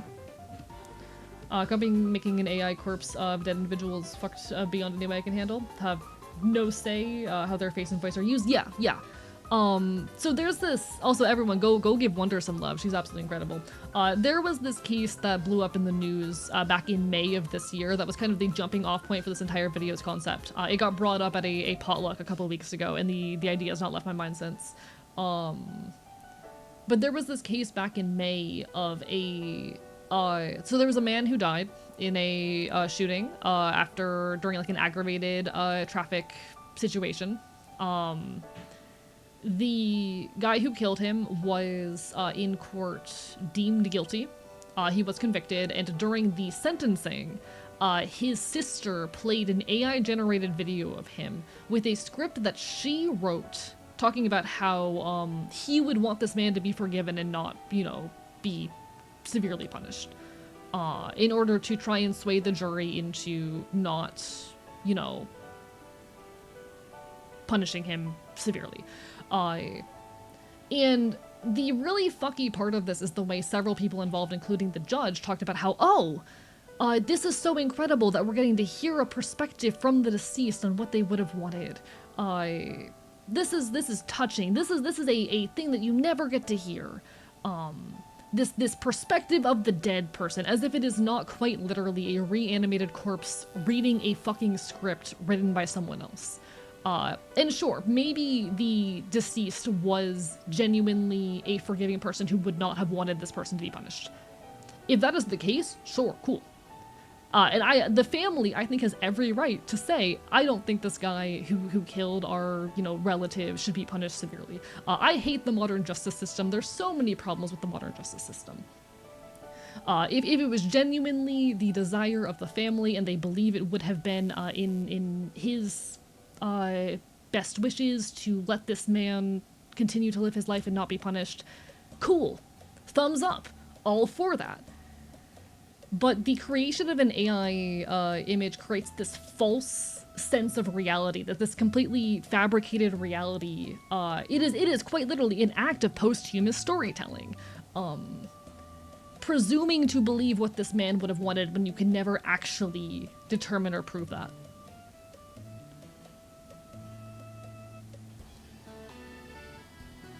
We won't know how forgiving that person would be. Yeah, like ultimately you can't know. Maybe he was. And if so, I still, even regardless, I think, the family has every right to be like, I don't believe this guy should be punished to the extent that the law would have him otherwise.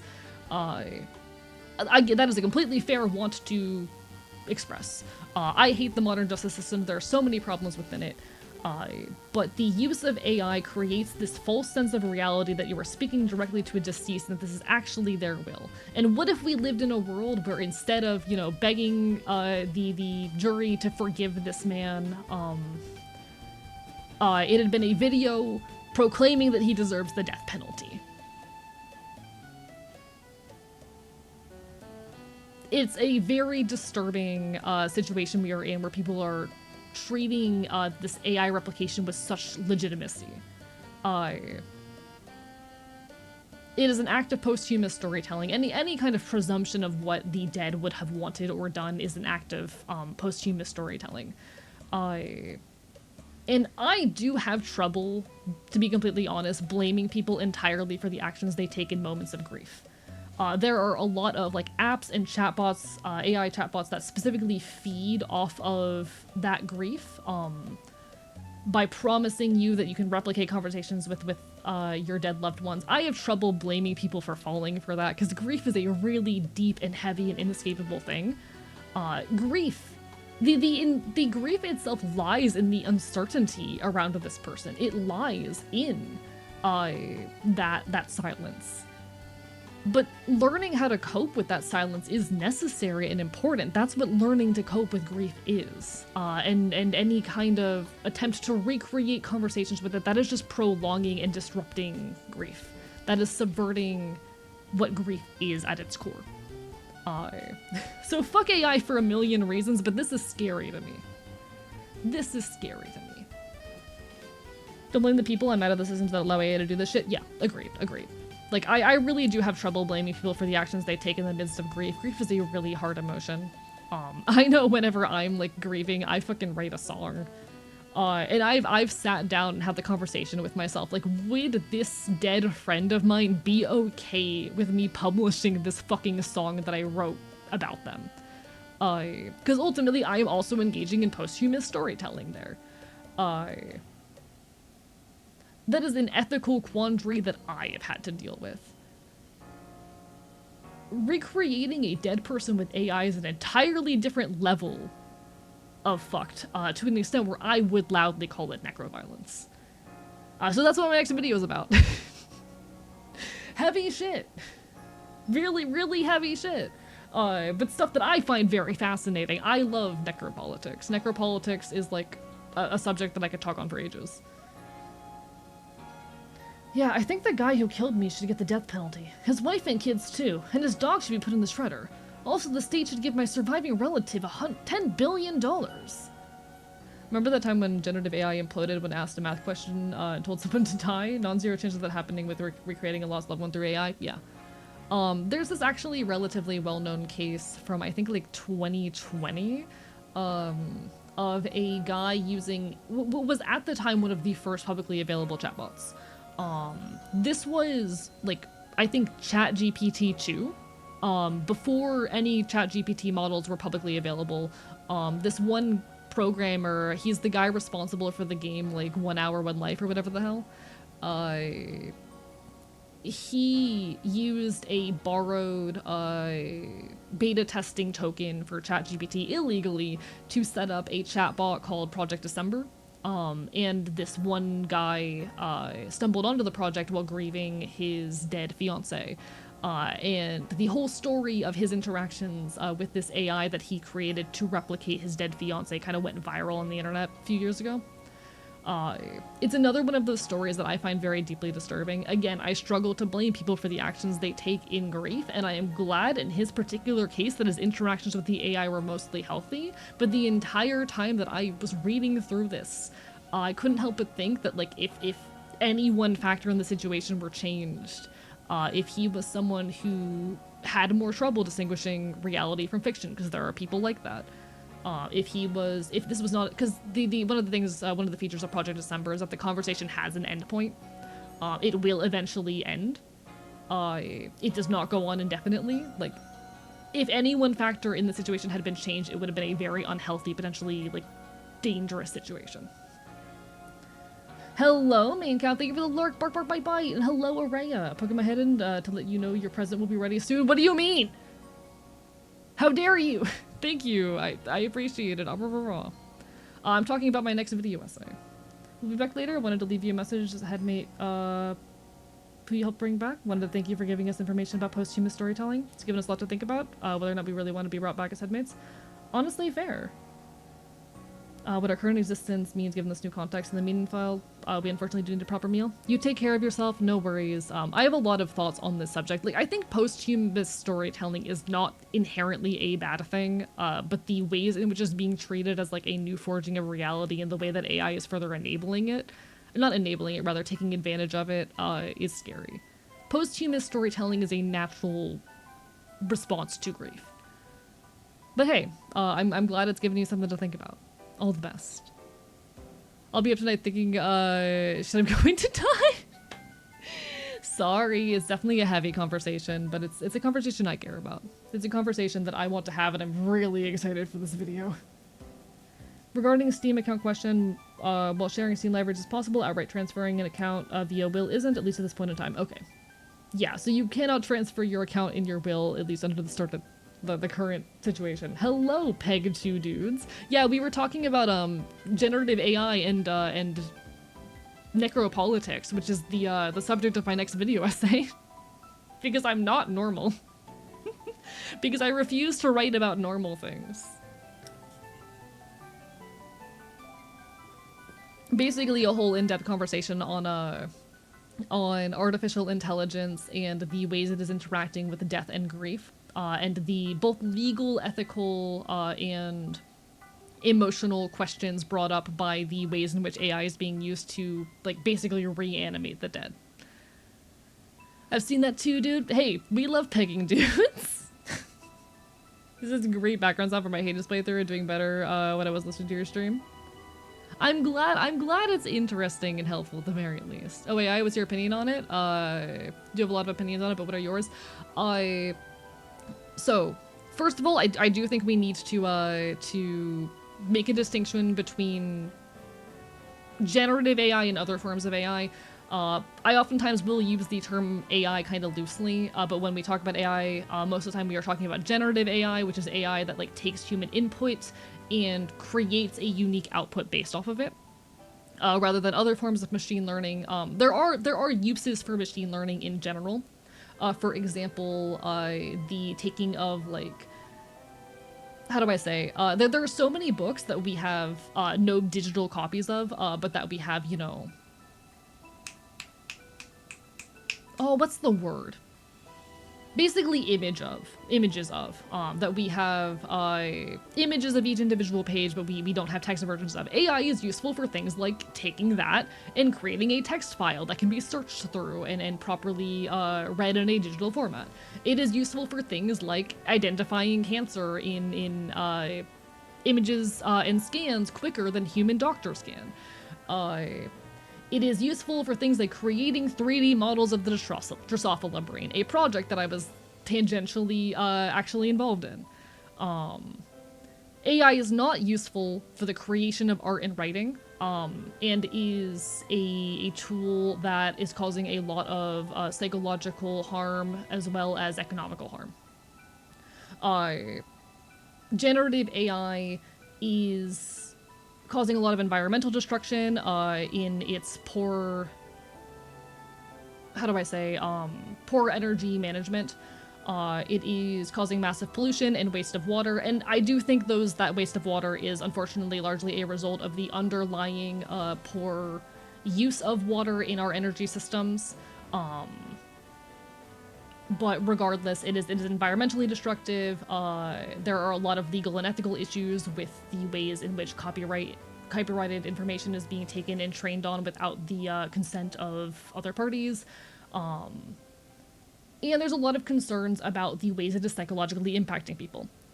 I think that that there are uses for AI in specific settings, and they are not in. It is not ChatGPT. It is not AI image generation. You know? Hello, Lucky. Bark, bark, bite, bite. The uses of AI is shit like digitizing text and fucking analyzing cancer scans and shit, you know? So refreshing hearing someone give such a well-informed take. Yeah, I'm gonna be honest, the main reason I can give such a well-informed take is because for a few months I worked in a cognitive robotics lab where I was helping to train an AI that was being used to analyze brain scans back in like 2018. There are uses for AI in very specific settings. Those uses are not in the arts. The 99% of what generative AI is being used for are not those useful cases.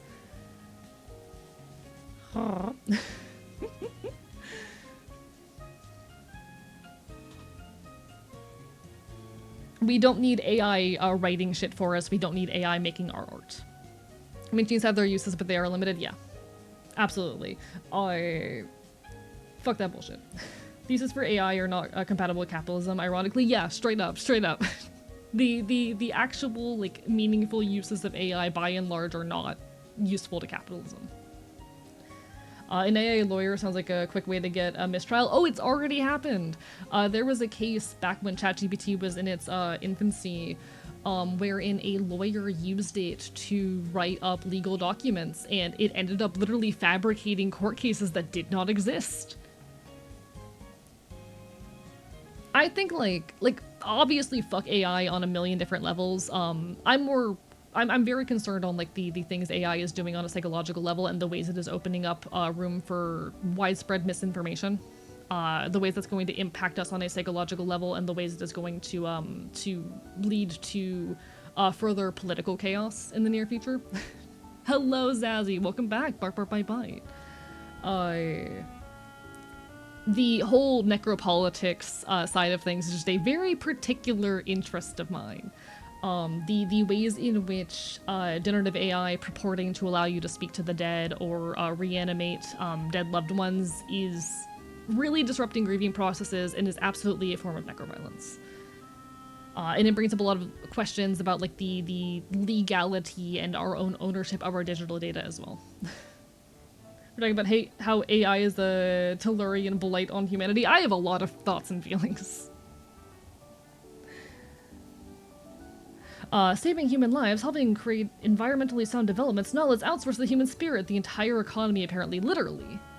And again, like, we always need to make the distinction between, like, generative AI and other forms of AI. Fuck Gen AI. Fuck generative AI. 99% of its use cases are harmful and not fucking worth it. Hello. Oh, sorry. You already been here, Yui. I love the Smoliv though. The Smoliv is so cute.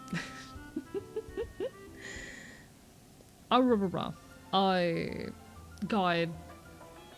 So I'm really scared, particularly about what AI is going to do when AI like video and image generation of like real people gets too advanced.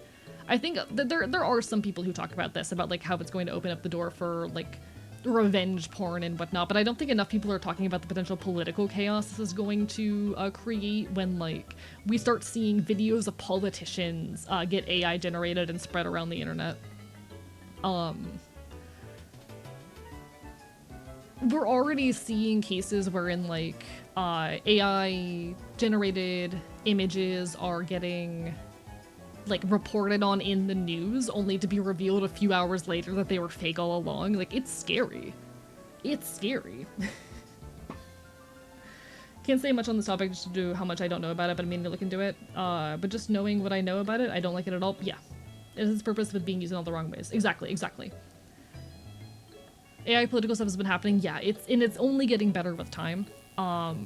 It's only getting better with time. It's scary.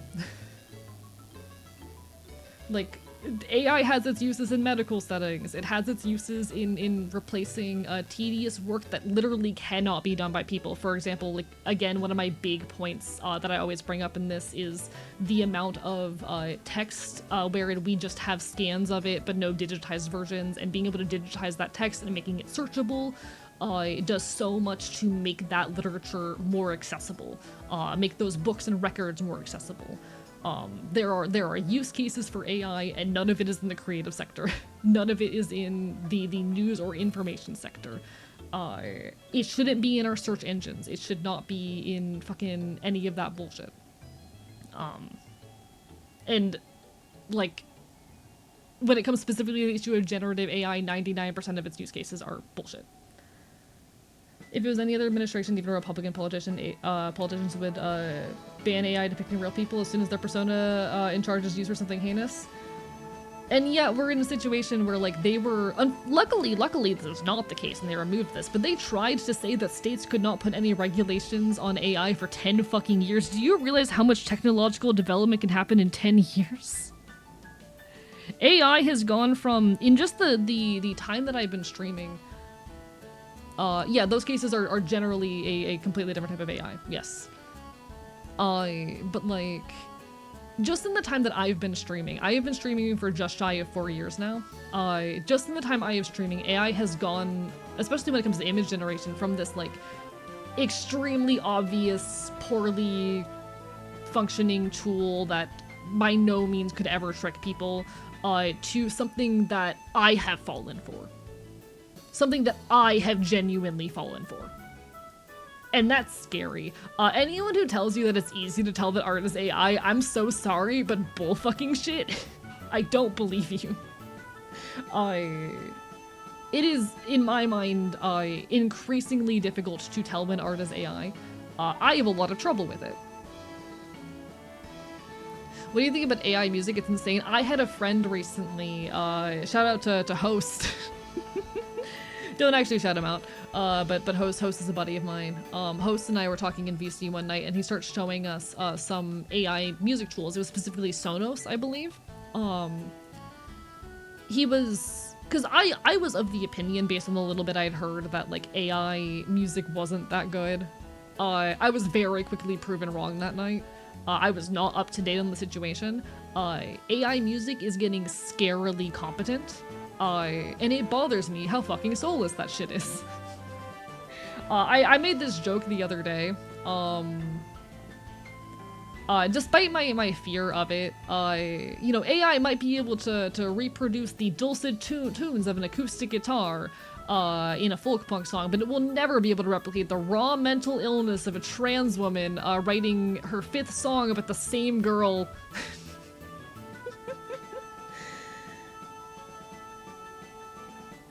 It's definitely getting harder, but luckily if you use logic, you can spot them after a minute or two of thought. Not really. That's the thing, Dino. Not really. I've looked at some of the most recent stuff to come out of the most recent version of Sonos. There are some flaws with it, particularly in the vocals.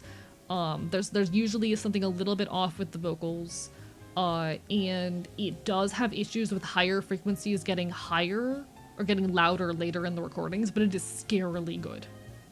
It is scarily good. And I meant lyrically, like just the raw mental illness. It's a joke, but unfortunately, like, AI music is getting scarily good to a point where I'm struggling to pick up on it as well. I could definitely pick it up if I were to put it under, like, a, what's it called? A spectrogram, because I know my way around audio tools and whatnot, but, like, AI music is also getting harder to spot. I would say it's easier than AI art, but still, it's getting scarily good. No, but she can truly encapsulate the mental illness I alone contain. Thank you, Egg Priority, for the bark boy. Bark for the art. Art. Hey Zazie, I'm not a super big fan of that, like, the casual throwing around of that term. I think the way that people use it is kind of gross. However, like, Zazie, I have trouble. I'm being completely genuine. I have trouble telling. I very genuinely have trouble telling. I have trouble distinguishing AI art and AI music. Maybe I just don't have a good, like, eye or ear for it, but I have trouble telling. I'm not intending to be a doomer when I say this. It bothers me how often people go, oh, it's so easy to tell. I'm like, it's not for me. Maybe I'm not chronically online enough. I do not spend much time on the internet outside of streams, actually. I am very rarely on social media. I don't spend much time on, like, any social media whatsoever outside of, like, actively streaming or posting on my own accounts, because I just don't have the time or energy for it. I'm not chronically online, so maybe I just haven't been exposed enough. But I have trouble telling. And I can only imagine what that means for people who are less chronically online than me.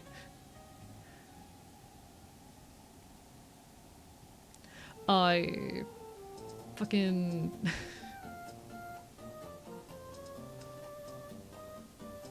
How do I say? I don't think it's doom or shit, but, like, it's super easy to tell AI believers when the AI starts drawing the fingers right. It's already drawing the fingers right at this point. It's progressed really fast, and people who are saying that it's easier judging off of, like, what AI was producing a year ago. I have a lot of trouble telling. Zazie? I can't tell. What does that say? Okay, I'm sorry for being a little bit heated. I can't tell. What does that mean about the fact that I can't tell? I'm not being a doomer in saying that. I think AI will eventually fucking die, but I have trouble telling. What does that mean about me?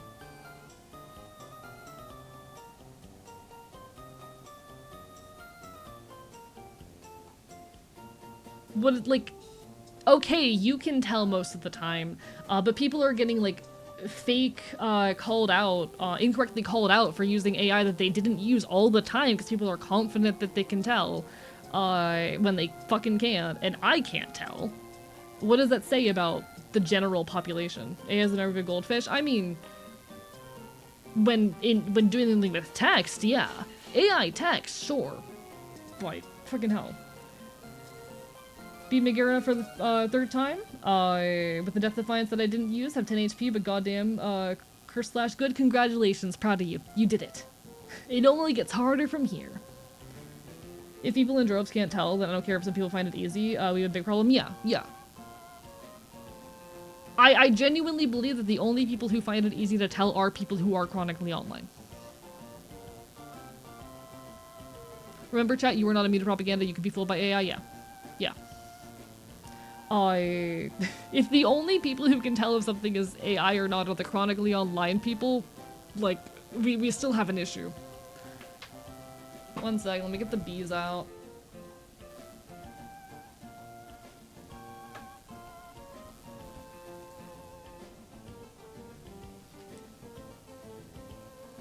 Come on. The more you convince yourself that you can tell, the more likely you are to be fooled. Also true. I'm the bees, your microphone is warm. Like, I don't say any of this to be rude or mean, but I think, like, just because you can tell does not mean that everyone can. Just because you can tell does not mean that everyone can. And I'm not chronically online enough to take the time to study that, you know? I don't spend time on social media. Your tail is next. I will hibernate inside your tail. No, I need that. Very chronically online, so don't take a moment to tell. Yeah, because I genuinely think it's not that easy. The issue is that it's getting better and better. It is steadily getting better and better. More of a subject matter expertise issue than being online, yeah, maybe. But not everyone can study that. Not everyone has the time or energy or capacity to. Treating a genuine crisis of being able to tell what's real and what's fake as a skill check is certainly a stance. Like, with the number of times a week, with my very little time spent online, I see people who are completely real artists get called out incorrectly as being AI. I don't think people can actually tell as well as they think they can. I think people are Dunning-Krugering themselves on this particular issue. It's genuinely scary as an artist seeing how often people, like, fall into this shit. And, I could tell a year ago. A year ago, I could distinguish AI art. I can't anymore. It's getting better, and that's scary. I do not think it is ever going to replace real artists. I think that eventually the AI bubble has to pop because it is not a financially stable or, how do I say? It is not a financially viable one. But I don't think, like, I think if we attack AI on the line that its output is bad quality, we're attacking AI for the wrong reason. And that's actually a take I've had, like, from the beginning.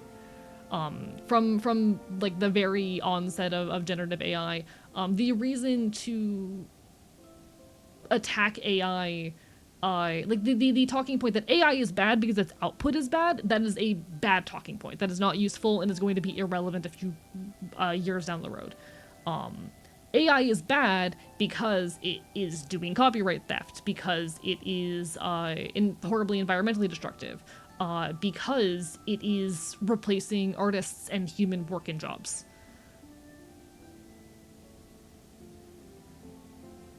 You know? AI being bad has nothing to do with the, like, visual quality of the work. It has to do with what it represents and its impacts economically, environmentally, and socially.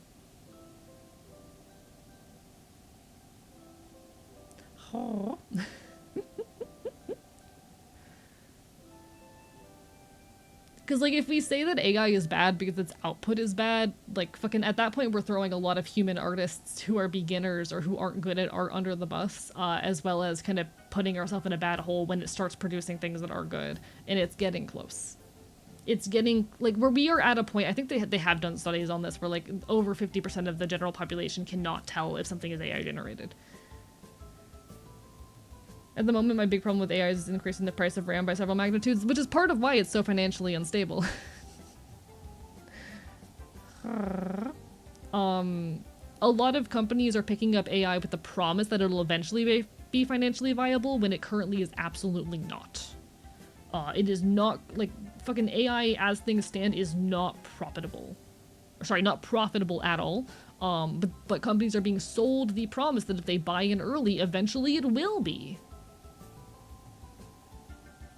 I've seen fic writers intentionally include typos in their work in dodge writing tools, like triples, to make their fic come off as not AI generated. It's so sad. And you know what a really unfortunate thing is? We're actually already seeing AI, like, influence the way we talk, both the words that we choose and the words we avoid.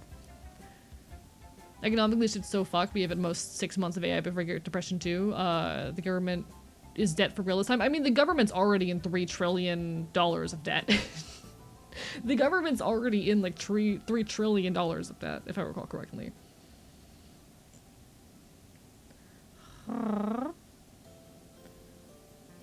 The other, like, fucking big issue I have with AI, despite all, aside of the ones that I already listed, is the ways that it is, like, enabling psychosis and whatnot. As someone who,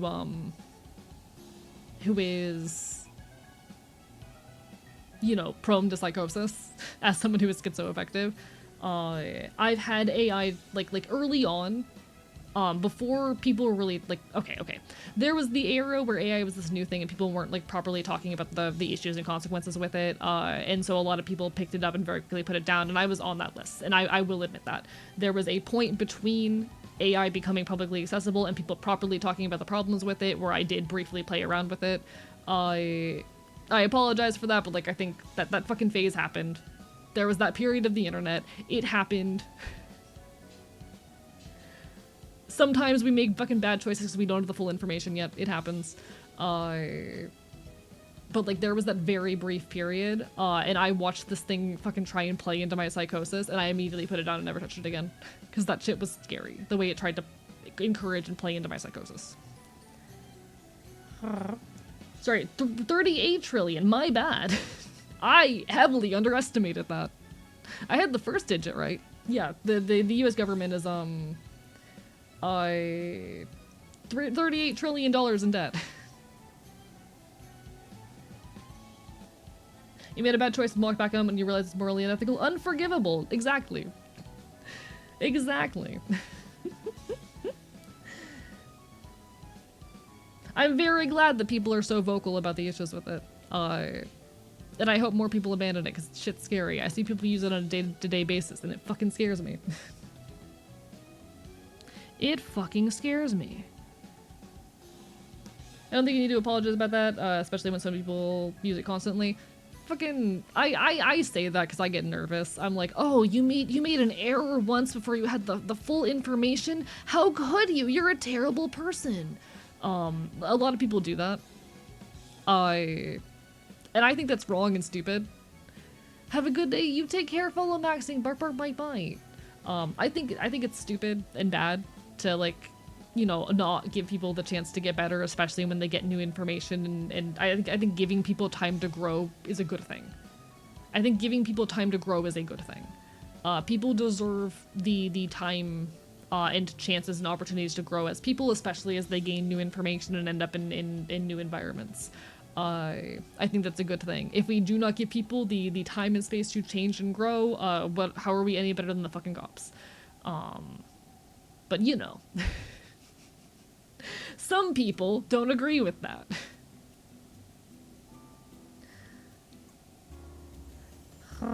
But no, we're already in a recession as things stand, and it's only gonna get worse from here. It's part of why I'm like very much trying to save money right now, and being very anxious on that front.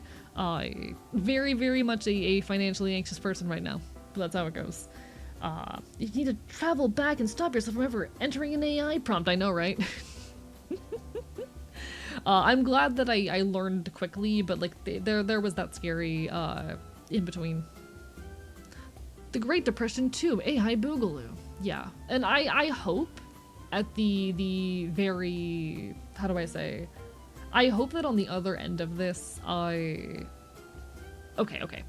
My perspective and opinion, it's gonna be rough for a few years. I think things are gonna get better on the other side of this.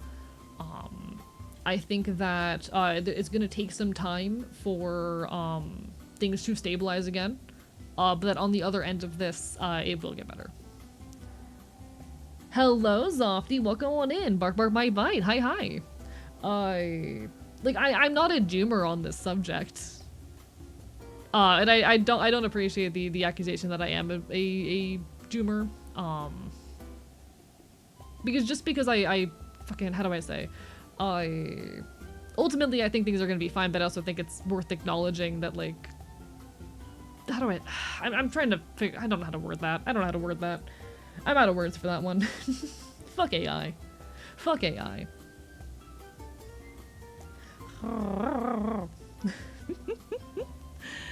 Fuck AI. Was that a bug?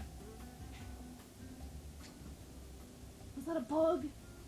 That better not have been a bug on my desk. How can you be a doomer if you're trying to look at reality as it currently is and how it's heading? Yeah. Like, I'm of the mind that things are inevitably gonna be okay, just that they're gonna be rough in the meantime. Most current historians are saying how the next 2 years will be bad, things will be much better in 7 years, and 10 years will be even better. Yeah, and I think they're about right on that, just looking at the, you know, how these things tend to go. Hello, Thorier. Bark, bark, bite, bite. The next few years are gonna be hard. But...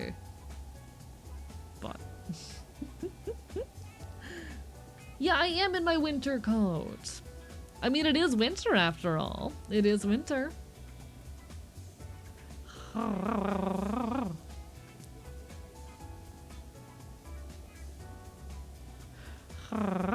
It is winter. Hey. I say this very sillily, Dino Manic. I say this with all the silly. I'm not a fucking Yankee, I'm a Southern boy. I say this with all the silly. Florida doesn't get winter, you just get long fall at best. It's like 64 degrees out right now. That's cold to me, okay? I'm freezing. I'm so cold. I'm so cold. Alright, an ad's about to hit in just a second, and while the ad's running, I'm gonna go pick up my laundry, because I started a load of laundry before starting stream, and it should be done by now. I need to grab my laundry. I am a Southern boy. I am a proud, loud Southern boy. How do I say? I care a lot about the South, in the culture here, and I am, how do I say? Like, I'm not a defender of the South's history, to be perfectly clear, but, like, I think there's a lot of value in the South and a lot of bullshit the South gets that's undeserved. I care about this place. I care about this place, and I would be happy to expand more on my thoughts on Southern culture and whatnot, when I am done grabbing my laundry. Hello, Sage the Old! Ad's about to hit any second now, I'm so sorry. It's gonna hit any second now, and I'm gonna go grab my fucking laundry. Because I'm a very, very productive fox. Let me, like, center the there we go. Center the screen. Beautiful. It's 30 Fahrenheit by me. I would die on the spot. I'm, like, so I'm gonna be hanging out with a close friend of mine on Saturday that I haven't seen in, like, a year. Almost exactly a year. And I'm trying to figure out what I'm gonna wear, and I'm like, oh, I can't wear my favorite tank top because it's gonna be too cold.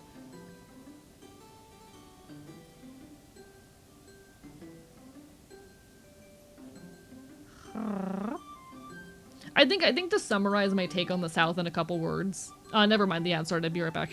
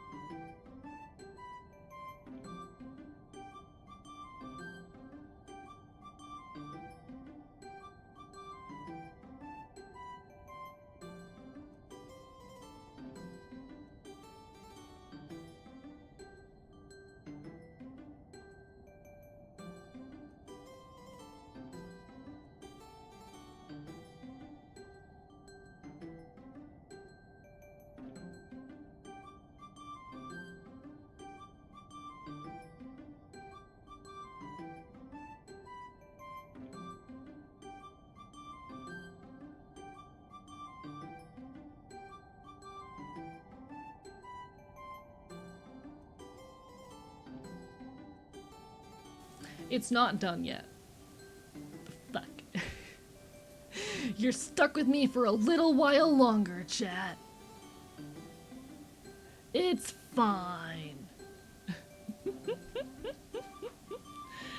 I don't know why, but I'm now world building a world where those with animal fur sell products made with their fur. See, the issue with that is, there'd be a pretty limited amount of products that could be made with just like shed fur. Sure, you can make like brushes and things like that out of shed fur, but you're not gonna get like a pelt or like fur that you could wear as clothing out of that, you know? Because like in order to get the kind of fur that we use in like creating clothes or whatnot, you need to skin the animal. You need to take their skin. You can't do that with like shed fur and shit. I don't know. I'm trying to think like what kind of products you could even make with that aside of like brushes. How about pillow or blanket stuffing? Theoretically, but it's gonna come out of the casing very quickly. Fur does not make great stuffing. I'm trying to think about the applications of that.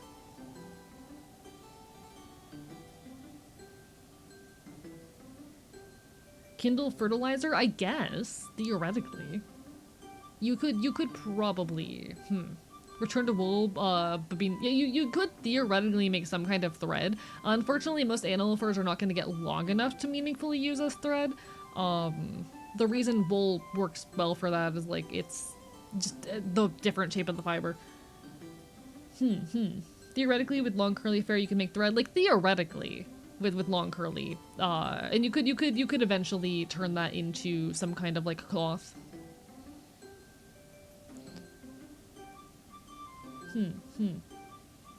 I'm thinking about it. See, I'm a big apologetic for like real leather and animal pelts. I'm a big apologetic for those products because they are a lot less environmentally destructive than their alternatives.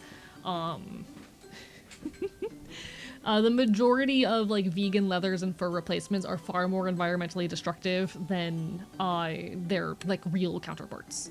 So I'm very much a proponent of real fur and real leather over their plastic alternatives. If you get, faux fur, that's going to be shedding plastics everywhere, creating a ton of pollution, and the carbon footprint for the creation of faux furs is absolutely massive. So, I'm a big proponent. I know it is an uncomfortable notion, but I'm a big proponent of, like, real animal fur, whenever possible.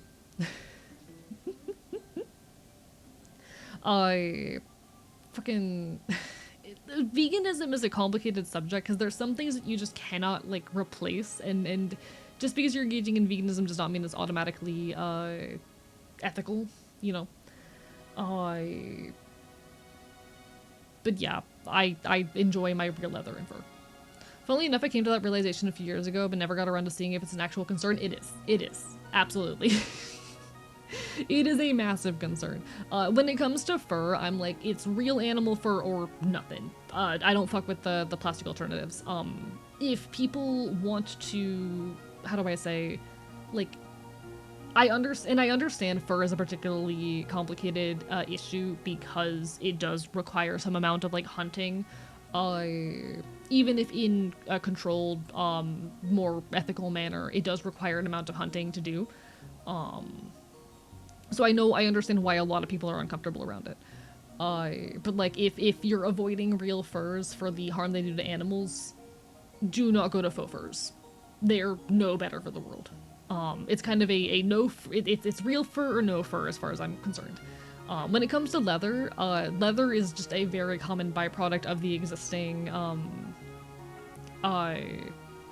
beef industry, and while there are a lot of ethical issues with the modern beef industry,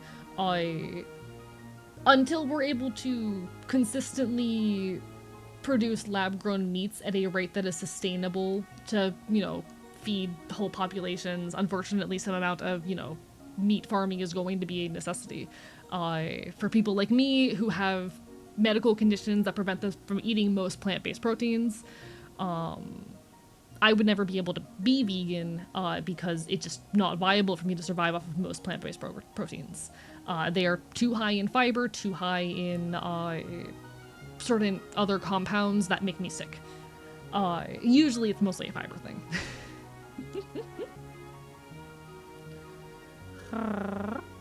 And sure, if we ever get to a point where lab-grown meat is cheap, affordable, and able to sustain the whole population, wonderful. But until that day comes, there's gonna be some necessity for meat to be farmed, and leather is just a byproduct of that.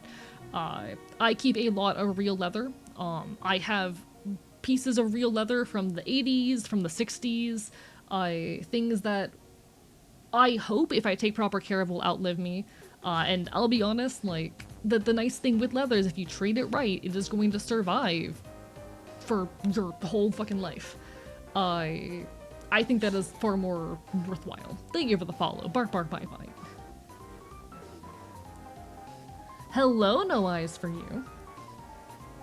You look old now somehow. It's literally just my winter coat. Hello, napalm iguana. How are you with shellfish? I can do shellfish most of the time. I've never had issues with shellfish. So for those who are wondering about my stomach condition, I have gastroparesis or partial paralysis of the stomach. CRISPR Crow, don't do this to me.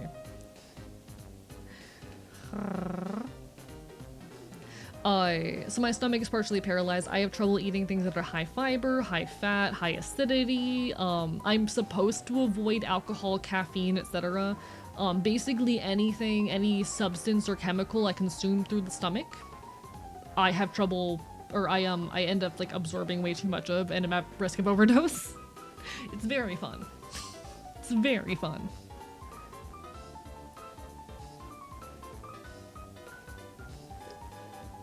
Mind giving me a dazed look? What kind of dazed are we talking? Because like I have these star eyes. I don't know what kind of dazed you mean.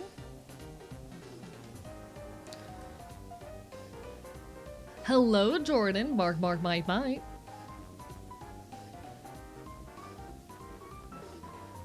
Winter coat makes him hotter. My god, why do you guys like the winter coat better? How dare you? Like you just woke up and your brain isn't all there yet?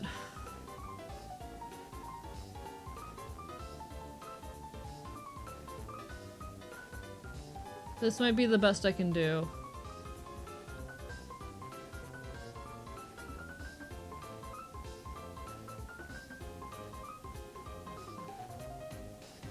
That good enough? I would say lab-grown meats are still something worth progressing. There's a lot of hope for it. Oh, and I agree as well. I'm just of the mind that like until they are a viable alternative, until they're, you know, cheap and able to be mass-produced, we will never be like able to avoid entirely the farming of animals. Like you know, worldwide levels of veganism are not viable until that becomes a thing, because of people like me who have medical conditions. Appreciate you humoring me when I ask, of course. I don't mind.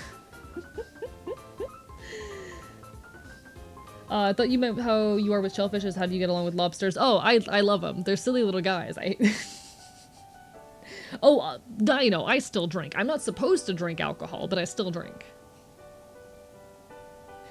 It doesn't stop me. So the thing with alcohol in me, though, I am a lightweight for medical reasons. My stomach paralysis means that when I consume alcohol, I absorb a higher amount of it. So whereas most people are only absorbing about like 20% of the alcohol they consume, I'm consuming closer, or I'm absorbing closer to 40 or 50%.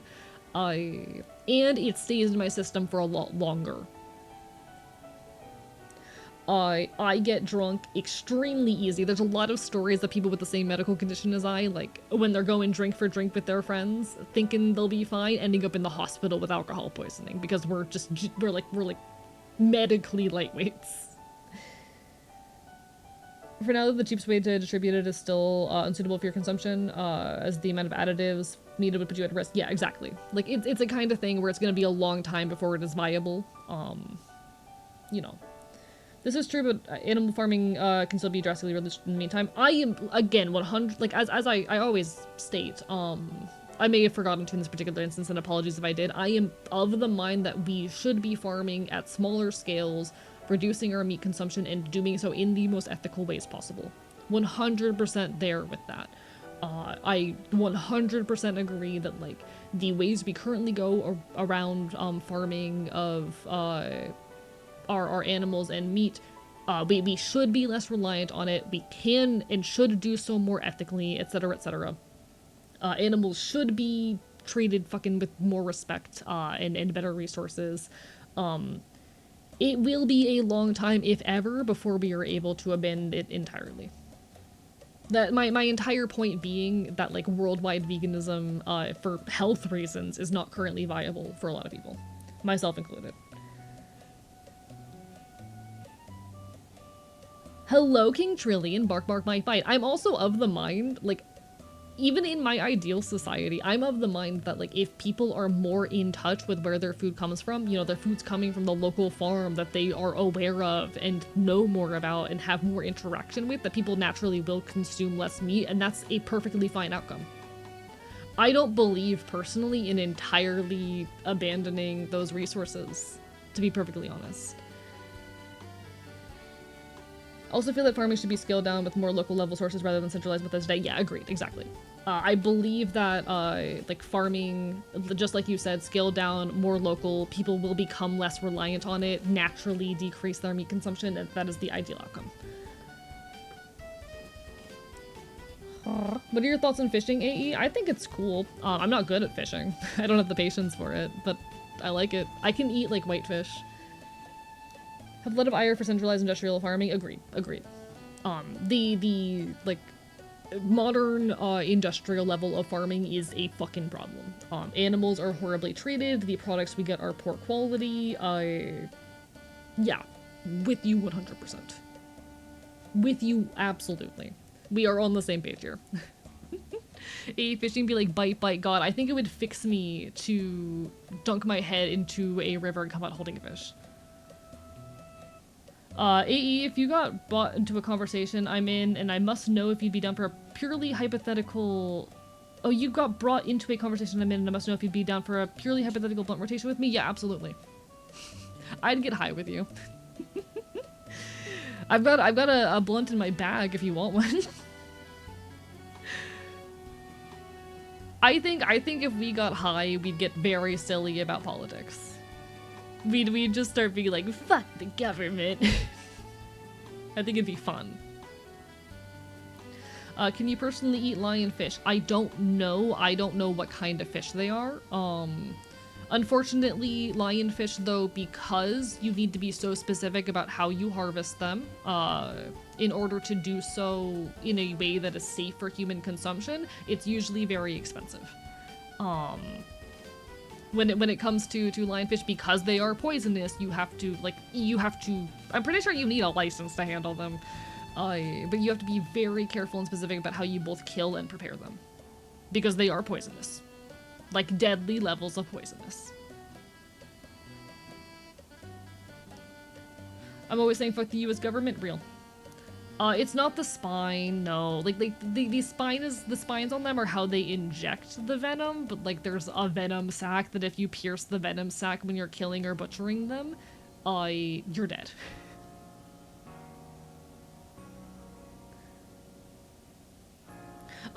Missing Project, you're referring to mad cow disease. That is a small isolated issue that occurred in a small region, and is not a widespread problem. You're referring to an incredibly niche issue that happened at a small number of farms which were, doing some fucked up shit. It's not a common problem. Yeah, it is a lollipopper fish, yes. Hello, McDonda, bark bark bye bye, and hello, Fanatic Pharaoh as well. Ah rah rah rah, how's everyone doing tonight? But yeah, I don't know what kind of fish is lionfish.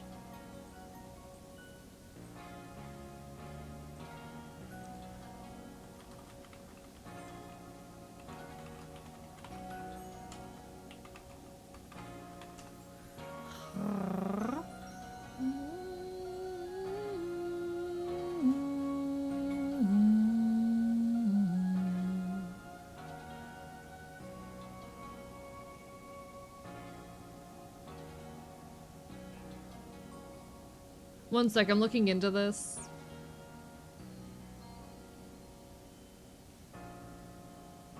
Alright, so lionfish venom is technically safe after you cook it because it does break it down, making it safe. However, the meat of lionfish contains a separate form of toxin which does not break down via cooking. So there is a separate toxin in the meat which does not break down. So you have to be very careful about where you source them. I thought whitefish was just freshwater. No, there's like whitefishes versus like other types of fish.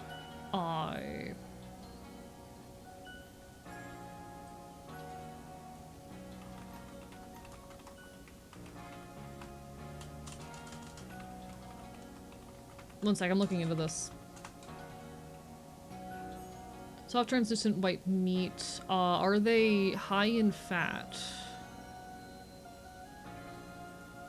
I need to know about your fat percentage. Why is anyone trying to eat lionfish? Because they're a very big invasive threat. Extremely big invasive threat.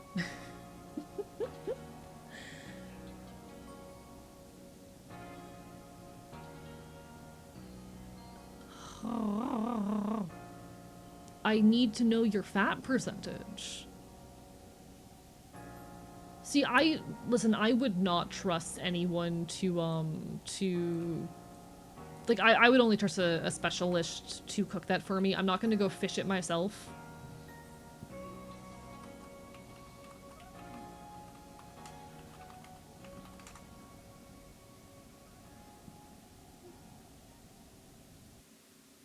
Okay, it's a very lean fish, so I would theoretically be able to eat it fine, but again, I would not trust it from anyone who is not a specialist, both in the hunting and preparation of it.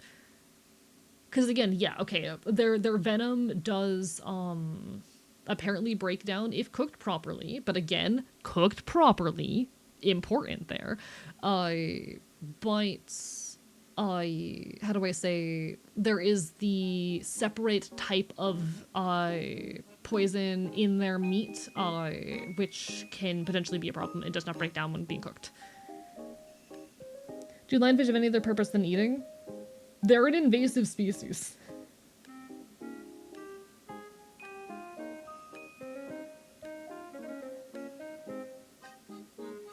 They're an invasive species.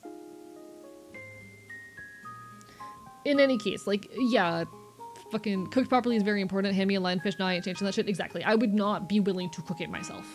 I would need someone else to do that. What's your favorite fish? Salmon. I love salmon.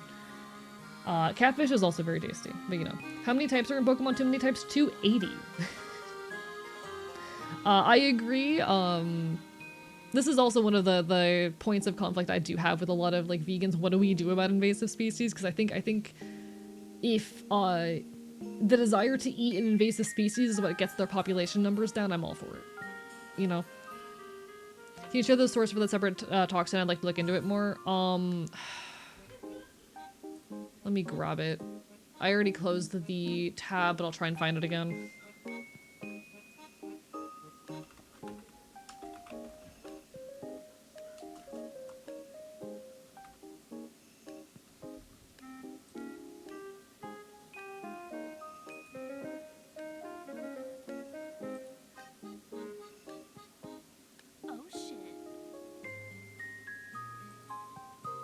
Thank you so much for the follow, I appreciate it. So it's a regional thing. Not all populations of lionfish have this. It depends on, but it commonly accumulates in tropical reef fish. So you always have to be very careful. First time in your chat, just asking what do I need to do the VTuber type channel? What do you mean? What do you mean by that? I don't think there's anything specific you need to do. I'm barely a fucking VTuber. I'm a VTuber and then I use a model and that's about it. I don't do a whole lot of the typical VTuber shtick. But hello. This is a type of toxin that commonly exists in reef fishes. Because of what they eat. In regards to invasive species, just kill them. I mean, yeah. No, invasive species are a big problem. Fuck invasive species. There are a lot of invasive threats and we just need to deal with them even if it's messy bloody work. I am in the Everglades. I care a lot about the environment here and I want to protect it. Where do I get models to put in front of my gameplay? Oh! So models you either need to make or commission. There are models out there that you can download for free or for, how do I say, for cheap, like pre-made models, but the majority of VTubers you will see paid someone money to draw and rig their model. I drew and rigged mine myself. The software that I use to display my model is VTube Studio, and I also use VBridger for some extra tracking stuff. Why are the lionfish smoking cigars? I don't know. But as far as where you get the models, like if you're looking for a pre-made, you can try Booth. There's a lot of like free or cheap models that are pre-made out there, but you won't have a unique one. I drew and rigged my model myself, and it took fucking so much time. Hello, Safi! Bark, bark, bite, bite! It took me like 9 months to make this model. Not of like super consistent work, but yeah, like you need to either find a model for cheap on the internet or commission one, and then you can have it done in VTube Studio using a webcam. Please do not spend 5K on a model until you're sure you love streaming. Absolutely, yeah. Use a PNG, use it for your cheap resource. Found stuff about Cigaretta. I can't fucking figure out how to pronounce it in my notes. Pretty bad news. Yeah, and it's common in reef fish, so you always have to be careful about what regions you're doing your fishing in. Pyro's ended his dad joke arc. There is no cure. If you see him, humanely euthanize him, or just beat him to death. Congratulations, McDonough! We appreciate the med check. Everyone, make sure you're taking your medications. It's very important. The venom does break down. There's a risk of them carrying. Yeah. So if harvested areas where Cigaretta is not found, they're fine to eat. Still, I'm not gonna fucking do that myself. Highline, I do not trust myself to do that myself. I would not be comfortable butchering and cooking a lionfish on my own. Even still, even if the risks are extremely low, I'm not taking that risk. If a professional prepared it, sure, absolutely. However, that's gonna be way too expensive. I'm poor. What if it's already filleted? I still have to cook it to the correct temperature. Pretty sure it's universally agreed the mosquitoes are to be exterminated. Fuck mosquitoes. Currently only taking antidepressant because my sleep meds make me oversleep. Been taking them semi-consistently for almost a month now. I hope it's helping, genuinely. Let me tell you about this insane new strat called Dine and Dashing. I don't want to get banned. I don't want to get arrested. For those looking for a cheap VTuber model, if you really want Vroid as an option, very true. You can make a free 3D Vroid model, but yeah, like it's a lot of specialized software. If you want a model like the quality of mine, there are pre-mades, etc, etc. Are you playing Too Many Types 1 or 2? 2. We're gonna be playing Too Many Types 2 because it just released. I've already played 1. I never finished it, but I'm really excited to check out 2. I'm very, very excited about it. Don't personally notice most of the difference, and I'm not super sociable, so not sure if my friends and family have noticed a change, but I assume it's working. I hope it is. I hope it is.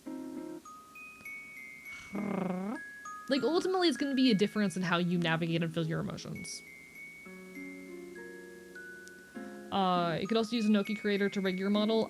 I mean, you have to have the art skill to make it yourself at that point. And I'm gonna be so real. I heavily just recommend using Live 2D. I really heavily recommend just using Live 2D.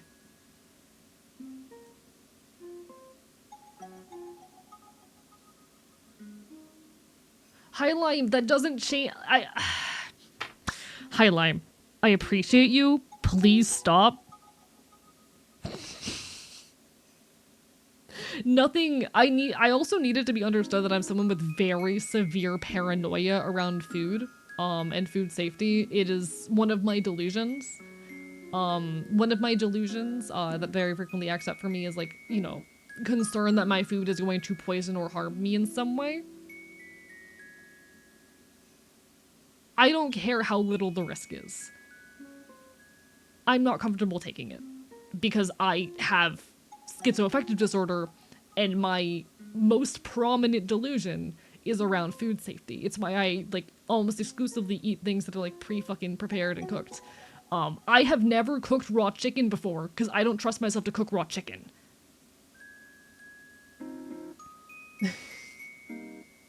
Please. Nothing you say. I've been trying not to go on this ramble because it's kind of a disturbing, deep, really hard thing for me to talk about. Especially recently because it's been very active. Please stop. Thank you, the big funky gorilla, for the follow. I appreciate it. Hello, Crochet Dragon. Just wanted to say thank you so fucking much. Your content helped me figure myself out and gave me the confidence to come out to my friends as queer. Didn't tell them I'm trans, but they immediately guessed Arrow Ace on Friday. Don't Regret Girlhood also made me cry back in August when I first found you because I related to so many of the points and it helped me feel substantially less imposter syndrome about being trans. I'm really glad, Crochet Dragon. I'm really glad. I'm happy to be any kind of positive impact in your life. Thank you. Friday was also the last day of term, so I can watch your streams more often the next couple weeks. Yay! I'm happy for it. I hope to see you around. I'm always here. Honestly, it is genuinely an honor to impact anyone's lives positively, and I need to hear that shit every now and then. I need to hear that shit every now and then. Start consuming weaker poisons. No. Reminds me of the delusion of outfitting Volkswagen Vegan with modern armor technology, thinking I can do so without discussively stretching and bending the general base shape. I don't know if that's a delusion. Like, okay, I want to be very clear. Hi, I have schizoaffective disorder.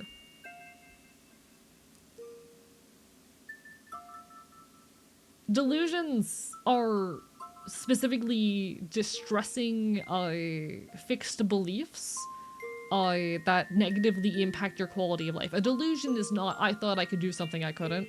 Well, it can be. But it is like a form of, like, false belief that negatively impacts your quality of life and impedes your functioning. A delusion is things like believing you are a religious figure, or I have a particular one where I think that thoughts are being inserted into my head by an external force. And then I have my food safety one where, like, I'm being dead ass. If a food is 1 day past its expiration date, it's gone. If leftovers have been in my fridge for longer than 2 days, thrown out. If I take too long headed back from the grocery store, like longer than half an hour, I'm throwing that food out because I can't trust it anymore. It is a problem that genuinely impedes my life and my ability to eat. I have a lot of trouble cooking my own food because I'm very, very deeply paranoid. I have a medical condition.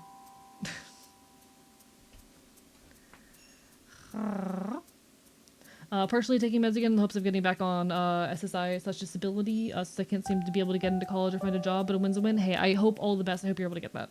Sounds vaguely similar to my OCD. I would say, like, okay, so I was evaluated for OCD when they were checking me for schizoaffective because they were concerned about that. And they ruled out OCD for me because though I have obsessions, I do not have compulsions.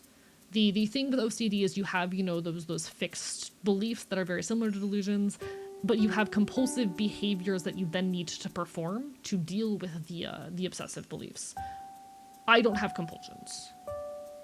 I just have delusions that are very similar to obsessions. Hello, Nakuya! Lovely to see you. Bark, bark, bite, bite. It's wild to my brain. I mean, yeah. It's... Welcome to mental illness. That's how it goes. But yeah, I will say, I get a little bit serious sometimes on the issue of, like, my particular brand of mentally ill. I do appreciate folks if we do not make sillies or jokes about, like, the notion of delusions or, schizophrenia. So... I am very much not fond of, like, throwing around with the term schizo or of people calling things that are not medically delusions. You know. Hello, Looney Tooney. Gonna be busy lurking while I work? I appreciate it. You take care of yourself. Thank you for the lurk. But yeah, I do ask in general that we're very careful how we talk about, like, the nature of delusions or, things of that sort. A delusion is a very specific medical symptom, and I don't like it when, like, okay, one of my least favorite things, I also want to be clear, I'm not mad, I'm not upset, you're totally good, you didn't know, but for future reference, this is a big boundary of mine, but one of my least favorite things is when people on the left look at the things that conservatives say and go, oh, you're delusional. When people use delusional as an attack against their political enemies, I hate that shit. Oh shit. Hello, Nico Boy Blue. Thank you for the raid. Welcome on in, folks. Mods, can we get a shout out? Hello. Hello, everybody. Hi, I'm Archivist. I'm your resident chaotic Enfield. I stream not quite virtual games and do art here on Twitch.tv. I'm a loud bastard. I love yapping. I love causing problems, committing chaos. Bark, bark, bite, bite. Nico Boy Urist Raid, lovely to see you. Everyone on my end of things, make sure you give Nico Boy Blue some love. He is a wonderful friend of the channel. He plays a lot of sci-fi games, things of that nature. Make sure that you give him your time and attention and love. He is a bastard. Make sure you give him your love. But yeah, we're currently yapping a little bit about like politics and shit, as we're off to do around here. We're gonna be playing some Pokemon Too Many Types later tonight. In the meantime, I can't shut me up. I resent the accuracy of your statements. I only say truths. I've never said anything false in my life before. I'm only capable of telling the truth. We were actually talking a little bit about the nature of delusions because I fucking hate when people misuse those terms. Definitely something we fear being more open about a system. The humor around it overlaps somewhat. Understandably, yeah, it's a concern. It's a concern. Will be more accurate because if I say outright, a lot of them genuinely believe despite vast evidence to the contrary. It's not a delusion. How do I say? Like they have fallen for propaganda. They are engaging with and falling for propaganda. But delusion is very specifically a medical term. This statement is false. Thank you, Omega Scales. Cooked my brain for 6 hours microwing dwarves. No worries. Go get some rest. Do what you gotta do. Self-care is vital. All the best. Hello, not pancake. Stream's going pretty well. I am very yappy today, and I'm happy about it. I like feeling yappy. Hello, Mizu. Thank you for the stretch. Big stretch. Big stretch. But yeah, like, you know, when it comes to using it in a political context, like, you know, these are false beliefs. The people have fallen for propaganda. They are engaging with propaganda, or they have fallen for lies. They are believing incorrect things. Delusion is very specifically a medical term, and there are times when delusions and mental illness can interact with our political opinions.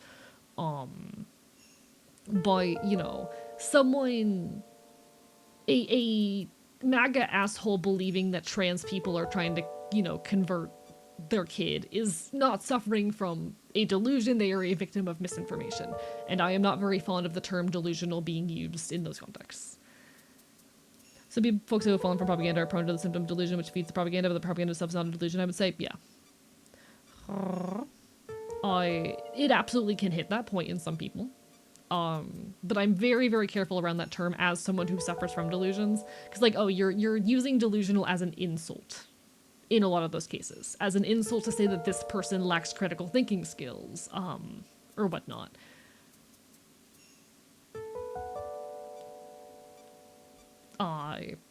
And as someone who is actually prone of these things, or to these things, I don't like that. Using delusional or whatnot as an insult to say this person doesn't have critical thinking skills. Well, by proxy, you're saying that people like me, because we suffer from actual delusions, also are lacking critical thinking skills. And I like to think my critical thinking skills are pretty on point. The way some leftists talk about random right-wingers who just happen to be surrounded by propaganda really irks me. Agreed. I don't like it when leftists go, you know, or when leftists act as though they are morally superior people for not falling for propaganda, for not having fallen for propaganda. I think oftentimes we are lucky to end up in the conditions we are in where we don't fall for these things, and it can be a process when you're in it to break out.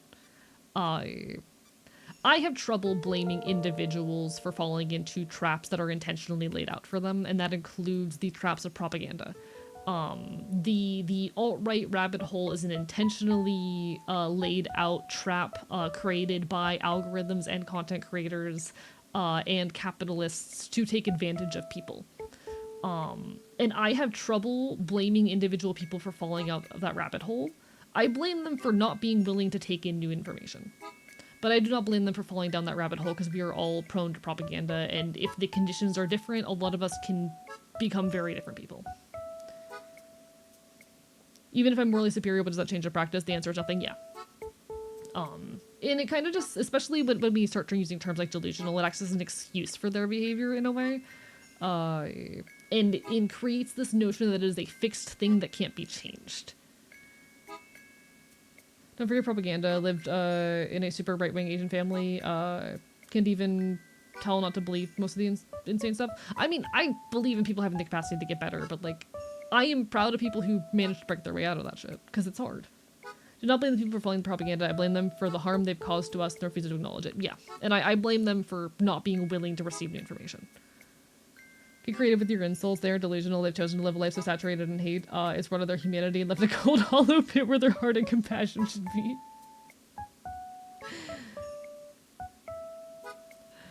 A lot of right-wingers are terrible people, but focusing on that only distracts from the actual power structures in place. Yeah, and again, I'm just, like, as someone who's a very specific brand of mentally ill, hi, people who experience delusions do not necessarily have lesser critical thinking skills as they diagnose mental illness that impedes with their day-to-day functioning. And you can be very aware that what you're experiencing is a delusion, but still struggle to act against it.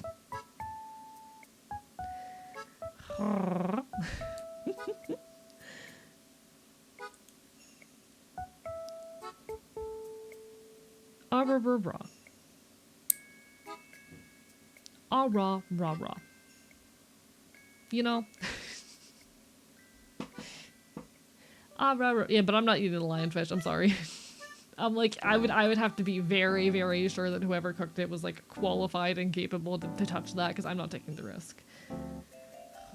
Right-wing pipeline is itself as the true of the two enemy, the top 1% who need brainwash workers, literally. Sadly, now that I've thrown a wall of text to my favorite internet person, I must eat because it's 2:40 a.m. No worries, you take care of yourself. Go get some good rest. All the best. All the best.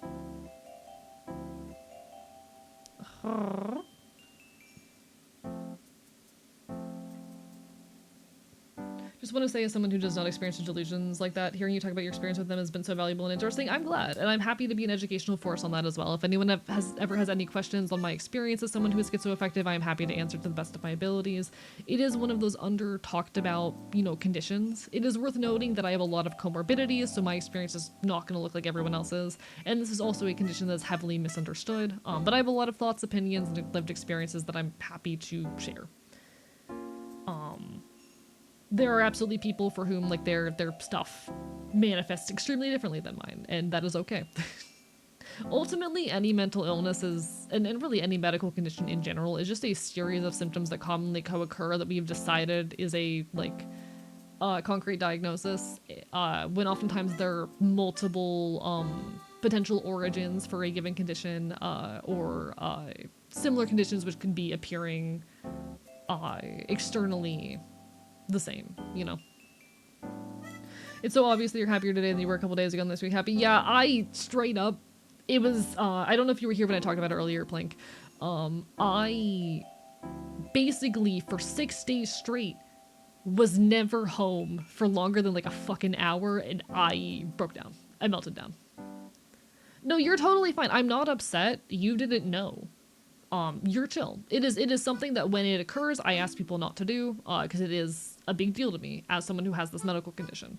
I think the ways, it's the same, you know when people are like, hey, don't, call someone bipolar if they don't actually have bipolar disorder. It's the same situation. It's just one that, like, whereas bipolar disorder, people have started talking about and taking seriously, people don't do the same when it comes to schizoaffective disorder or schizophrenia and, like, delusions and those symptoms and whatnot.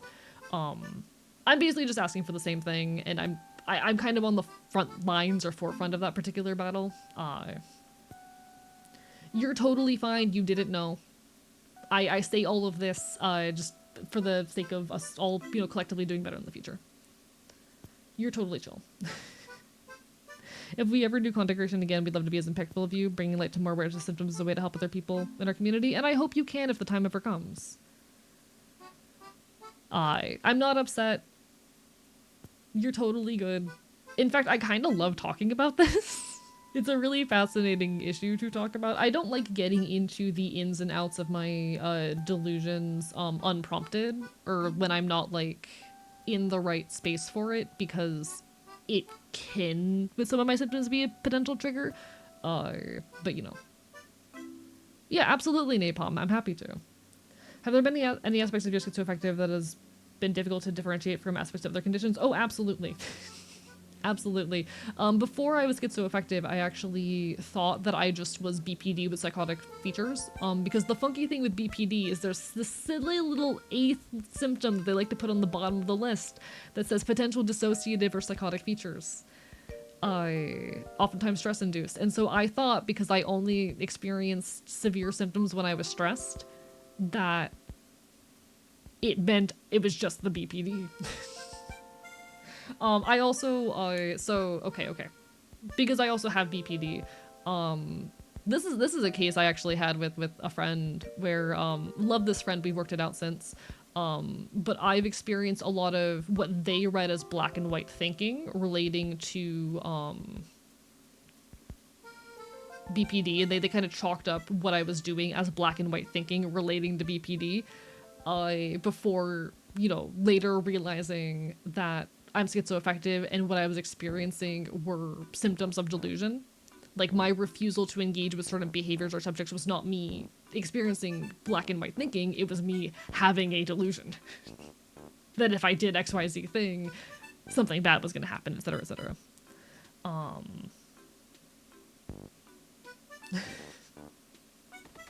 Thank you for the hydrate, Chuckling Bird. Oh yeah, absolutely, Napalm. I'm happy to. Fun sense to hear without context. Hehe. I'm trying to think of like some other ones.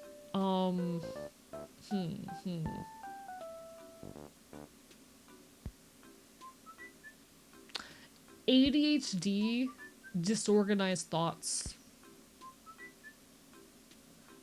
Disorganized thoughts are a feature of schizoaffective disorder, and schizophrenia in general. It is various thought and speech patterns that are abnormal, called disorganized because they don't tend to follow like a logical framework. And you'll see this, you'll be able to notice this actually sometimes in the ways that I go about streaming, where I will create weird bridges between topics that are only tangentially related, and it makes perfect sense to me. It's called tangential thought. So I will sometimes jump between two topics that are only barely faintly related, as if it makes perfect fucking sense. And it actually really helps me as a content creator because it helps me never shut up. I always have something to say. I just jump between extremely tangential, vague connections. It can get worse when symptoms are more severe. It is a thing that you'll see in ADHD. Some forms of disorganized thought are also present in ADHD, but it's more severe on the schizoaffective end. The other big one I do that helps out, I think, with streaming, is circumstantial thought, where you will ask me a question, and I will give 10 pieces of barely relevant information on the way to the answer. And I don't notice I'm doing it. I had to explain this also to a friend once. Actually, one of my old therapists used to call me out on this all the time, where I would be asked a question, and I would just go on a whole tangent, and eventually I would get to the answer, but it would take like 10 minutes. Again, really helpful and useful as a content creator. Helps me yap a lot. Again, like some of these things you'll see in like ADHD as well, but schizoaffective, it's a little bit more severe. So like when I'm more symptomatic, it gets worse. There's also thought blocking, where sometimes you will see me cut off mid-sentence and have no clue what I was saying. And then I just kind of continue talking a few seconds later as if nothing happened. Sometimes a completely different subject, sometimes I manage to find something tangentially related. But I just... thoughts gone, brain empty, sentence over, and I don't notice it. I'm not aware of it. I do not notice that I am doing it until I look back at a recording of myself. It can be, on some days when disorganized thoughts are particularly rough, really hard for me to speak, and you'll notice on those days I do speak more slowly. Like, if you ever... Okay, I'm gonna kind of show the affect that I speak with on days when it's particularly bad. If you ever come into stream and you hear I'm talking like this, and being a lot less expressive with my face, I'm probably having a more severe day with disorganized thoughts. Hee. Let me grab the thing on like disorganized thoughts more generally.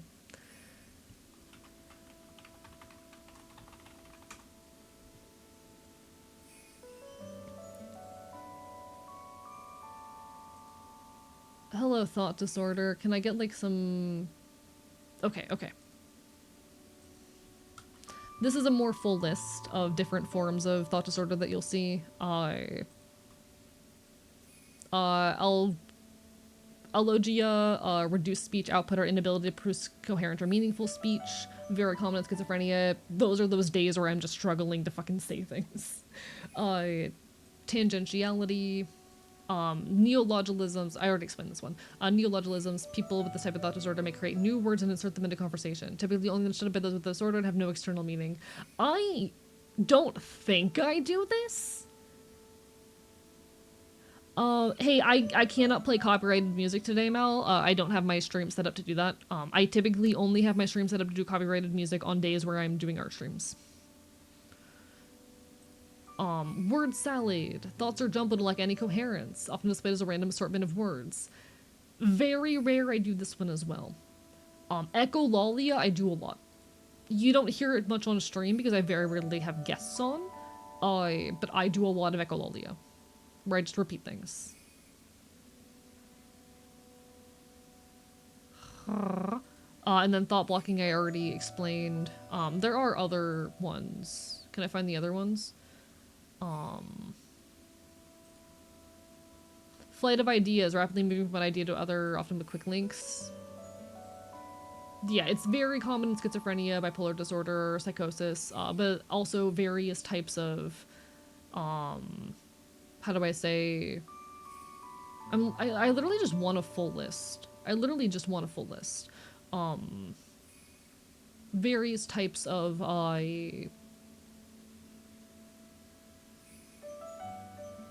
neurodegenerative disorder.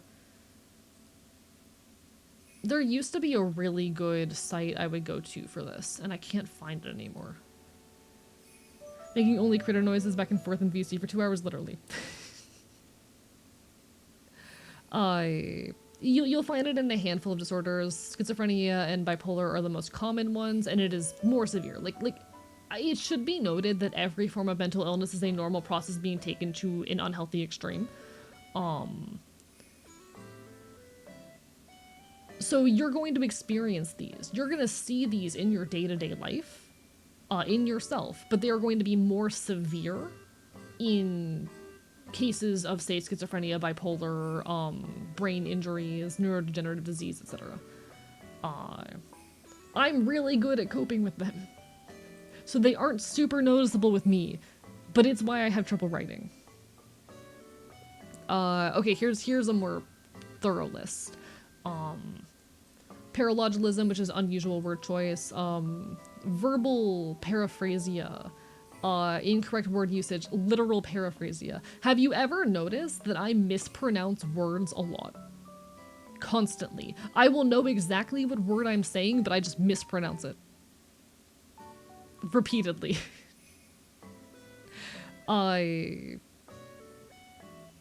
Yeah. I mispronounce words and slur my speech constantly. that is the literal paraphrasia. Displacement, sending a similar idea but not the correct one. I do this one a lot too.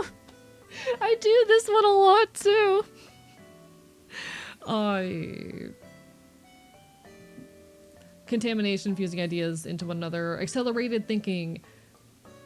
You know when sometimes I just talk really fast for no apparent reason?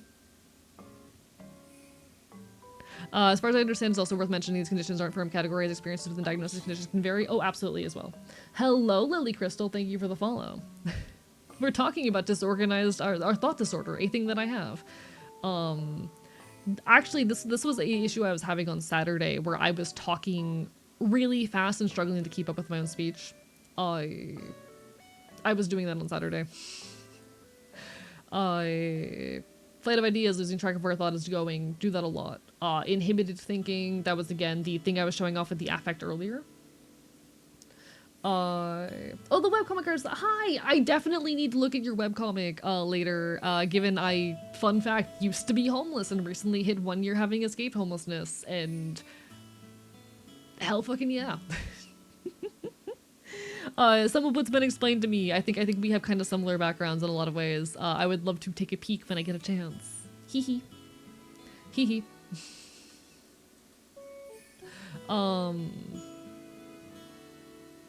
Circumstantial thinking, inability to determine essential information from unessential. That's what I was talking about earlier, where like if you ask me a question, I will cycle around the answer and give like 10 different, basically barely related ideas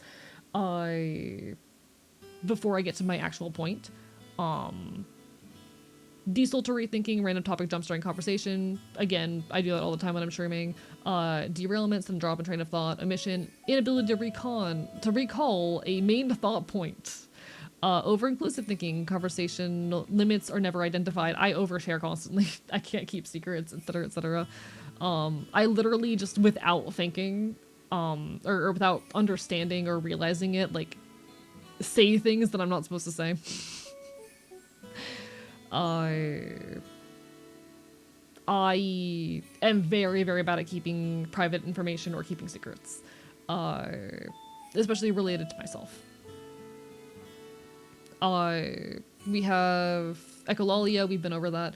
Palolalia, fast repetition of words or phrases with decreasing audibility.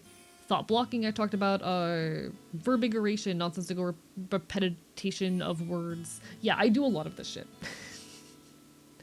Your mention of TBI made me realize that I don't focus enough on how my TBI affects me. You really need to look into that. Hey, it's always worth looking into these things. So, like, again, basically anything related to, like, mental health and a lot of physical health stuff is just normal processes going to an unhealthy extreme. You probably recognize some of these in yourself, especially if you're someone with, like, ADHD or depression or whatnot. Whether or not it is thought disorder, like, whether or not it qualifies as a separate diagnosis or symptom of thought disorder really depends on how much it impacts you. None of you have really talked to me when I was actively in psychosis. When I am actively in psychosis, it is a lot worse and a lot more externally obvious. And it's also more obvious if you're ever in a VC with me. I think Lycan can probably vouch for the fact that I will just jump between topics that have like no fucking relation. I'll be in the middle of like talking about something in the middle of a conversation and just jump. But it's especially most evident in moments of psychosis. You typically see me when I am, you know, relatively high functioning. Hi, Darkwood Rider. Happy holidays. Bark, bark, bite, bite. Guys, mental illnesses aren't real. It's all in your head. Duh. Thank you, host. So a lot of this is going to seem familiar to you because you can have, you know, symptoms a lot like this in ADHD. So, like, ADHD is, you know, listed as conditions that can have disorganized speech as a symptom. You'll see it in a lot of neurocognitive stuff like dementia, of course, schizoaffective, bipolar, any of the schizo disorders, etc., etc.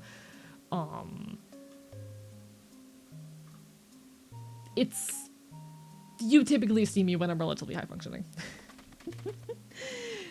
Thank you for the hydrate host as well. Brains don't exist. Brains are only in your head. You're so right. ADHD can heavily relate to the stuff relating giving excess context for an answer, jumping topics, losing track of thoughts. Yeah, some of these are likely things because ADHD can include symptoms of thought disorder. Because it can be a symptom of both ADHD and schizoaffective, sometimes it's hard to tell what's causing it. But it's very clear to me there are certain elements of it for me that are 100% the schizoaffective. Been there, feel ya? Hell yeah. I mean, not hell yeah, Lily, but like, I get you. We are of similar background. ADHD, attention deficit. Hey, look, a squirrel. Definitely focus a lot more on my autism. See a few of these seem to relate to, but I think some are only spent my TBI. Yeah, like ultimately, okay, I have a lot of issues with the way that we tend to approach diagnosing and treating mental health conditions. I think we are far too focused on diagnoses and oh my god, qualifying for specific diagnoses rather than like giving a more symptom and individual focused approach. Because ultimately, again, every condition is just a collection of symptoms that commonly co-occur. And I'm personally of the belief that there's probably a lot of those conditions that are multiple conditions masquerading as one, or which are basically the coexistence of two separate conditions interacting in weird, funky ways. And the medical world isn't even entirely agreed on what qualifies as specific combinations of disorders or as a specific condition, etc., etc. There's a lot of like conversation and disagreement around those things. It's messy. It's unclear. And so I get a little bit of frustration around that at times. But like, how do I say? How do I say?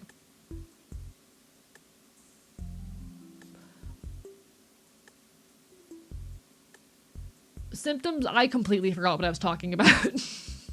Oh my god, chat, it was one of the symptoms we just discussed. I completely lost it. I completely lost what I was saying. It's really rough you have to deal with food and groceries. Don't you know the motivation all really boils into chemical reactions in the brain, as other treatments are used to influence that, yeah. I don't remember what I was saying. Ad's about to hit any second now. I'm gonna go see if my laundry's done this time. Because I want my laundry. I want my laundry. I need my laundry for tomorrow. I have to go be a very responsible Enfield tomorrow. We'll probably get into the game after the ad break is over, because I think it is gaming time. I think, chat, that it is gaming time.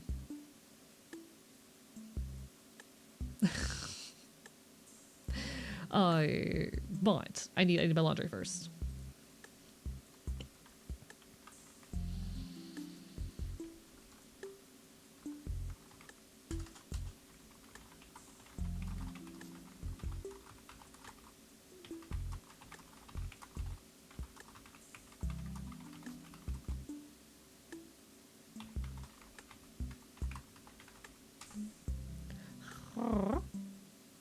He burb. But yeah, I BRB. Alright, be right back.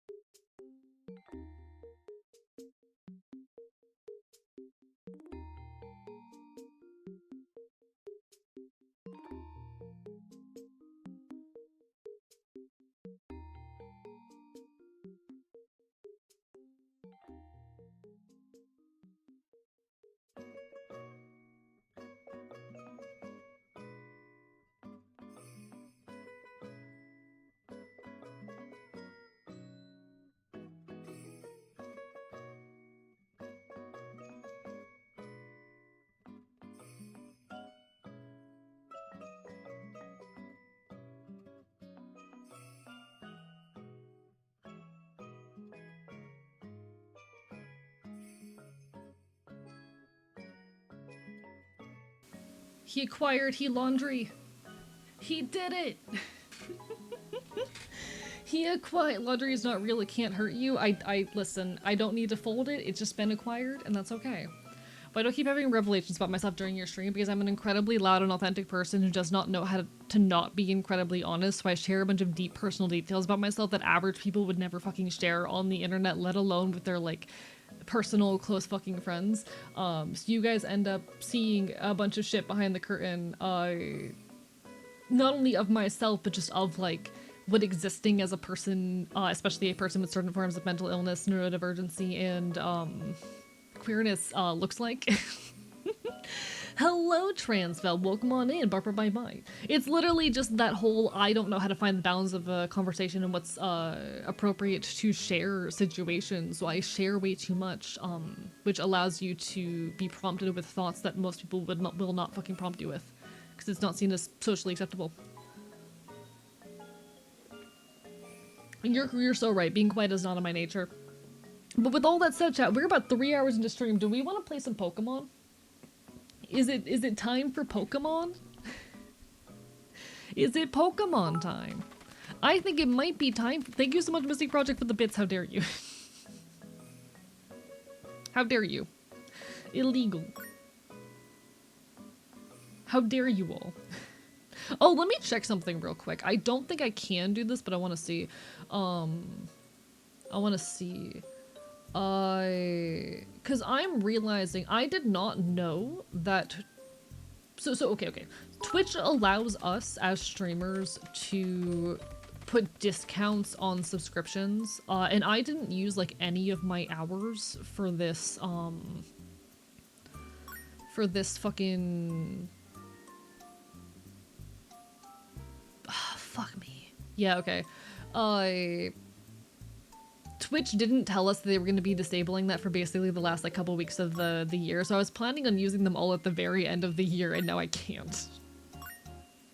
Almost forgot you had a game plan? Yeah, me too. I constantly forget that I'm supposed to be playing games. Unfazed the barrage of bits. It's fine. I'm used to it. Thank you for the bits, though. It means a lot to me. Any amount of financial support does so much to help make this shit viable. I'm really hoping one day this will be my full-time job. I'm really, really hoping. And I'm fighting to get there. I won't lie that it's not hard to feel overwhelmed or defeated at times, but I promise I'm trying. Thank you everyone for your patience and for your support. Is it Pokemon time? Chat, is it Pokemon time? I think it might be Pokemon time. Ever make a character and end up tripping and falling into making a completely different one? I don't think so. I do not. I haven't made a character in a long time. I miss it. I definitely got a Logia from the Tism. Yeah, I have those days. What sort of Pokemon play and tell? Chat, today we're going to be playing Pokemon Too Many Types, which is a Pokemon ROM hack where there's too many types. They made a second one. We're playing Too Many Types 2. They made a second one. There's even more types. There are even more of them. There are 80 of them. I'm gonna be incredibly honest, I am so excited to play this, which is really fun and cool, because I have not felt this excited to play a Pokemon game in a long time. Oh, don't mind my reset counter up there. We can get rid of that. We don't need that anymore. Oh, this is such an old fucking image. I forgot to update this shit. Give me a second. We're gonna do a little bit of overlay fixing. Don't mind me. So sorry, everybody.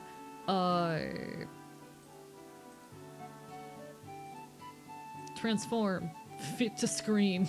Go down in the list. Alright. I forgot to update this overlay. My bad. Do you even want to ask how many times? 80.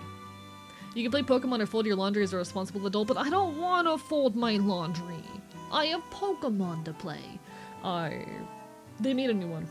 Pokemonster time. Can't wait to see the nightmares of the type chart. Real. Me too. I'm so excited. It's gonna be hell. Alright, let me get MGBA up here. You heard nothing. Where the fuck are you? There you are. Let me get my controller. Let me pause the Pokemon music I have playing in the background. Okay. I remember what I was saying. I'm gonna be so honest. It is pretty rare that I feel like properly excited to play something on stream. Which is not to say that I don't, enjoy playing games on stream, because I absolutely love playing games for you guys. I have a lot of fun playing games for you guys. But it's kind of rare these days that I feel properly excited just by the prospect of streaming a specific game. That a specific title makes me feel so genuinely hyped to go live. This is the most excited I have been to stream a game in a hot minute. And that's a really good feeling, being perfectly honest. I'm gonna change the size of this a tiny bit. Don't mind me. 1, 2, 3, 4, 5. There we go. Alright. But this is like the most excited I have been to play something on stream in a while. So once I saw this and I felt like, oh, I'm so excited, so hyped to fucking stream that, I knew I had to. I knew, like, immediately that I was obligated to check this out on stream with you guys. I hope you guys are as excited and interested as I am. I'm pretty sure I just put this under the Pokemon Emerald category. Let me check that.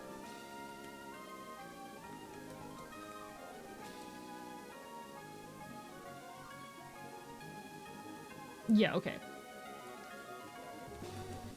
Let me fact check myself a little bit further before I change the category.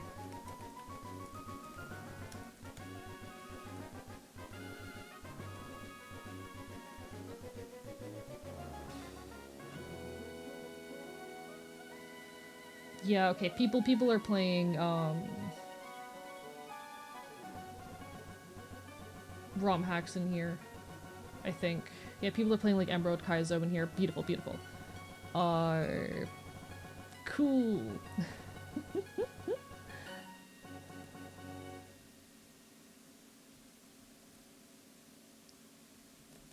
They made a second one.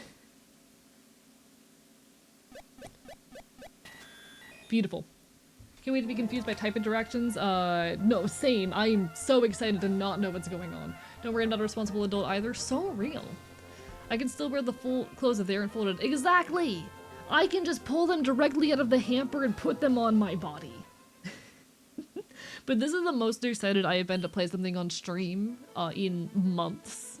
So I'm very, very hyped. Welcome everybody to Pokemon Too Many Types 2. If there are any issues with the audio, if it's too loud, too quiet, please do let me know. But in the meantime... Hey there! Welcome to the world of Pokemon. My name is Birch, but you probably know me as Professor Birch. I study the different types the Pokemon have across the Hoenn region. This is what we call a Pokemon. Throughout the Hoenn region, you'll find tons of Pokemon with new types. Studying the type chart is my life's goal, and I'm still figuring it out. There's just way too many of them, and you are. Oh, I hate how the guy looks. Alright. It's fine. It's fine. I don't like how he looks. How do I go to capital letters again? There you are. AE.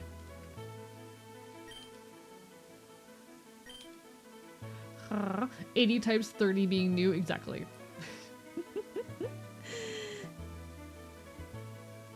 I'm so excited. Ah, okay. You're AE who's moving to Lilycomb City. I get it now. That if it's a choice, it certainly is. I'm not super fond of how he looks, but it's okay. Like, it's a good quality pixel art, but it's not very me. Alright, are you ready? Good luck learning about all the new types. I have blue hair and pronouns. Chat, I have blue hair and pronouns. Wait. I don't know if I can change the fucking layer colors in here. But in any case, welcome everybody to Pokemon Too Many Types. The box is printed with the Pokemon logo. It's a Pokemon brand moving and delivery service.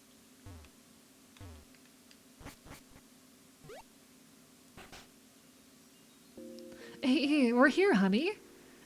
It must be tiring riding with our things in the moving truck. Well, this is Lily Cove City. How do you like it? This is our new home. It has a relaxing feel, but it doesn't seem to be an easy place to live, don't you think? The movers will make sure to get your stuff to your room. In the meantime, why don't you introduce yourself to the neighbors? Maybe there's a kid your age you can meet. But before you go off making new friends, I have a little present for you. Beautiful. I'm not gonna color your hair blue, I can't do it. Forgot they stuck you in the back of the moving truck, it's so dangerous. It's really funny though. It's really funny. Having your kid running in the back of the moving truck was always one of the red flag things in these games. Yeah, just a little bit. To be honest, I've never like moved before like that, so the motherly voice hit me like a very large carp. That Professor Bird sent you a package. It should be arriving later, so I'll call you once it arrives. Now get out there. It's honestly the like motherly femme voice I pull out has changed a lot. I'm pretty sure it used to be a lot higher, but HRT has brought my voice down. But like my favorite femme voice to do has always been like the lower femme tone.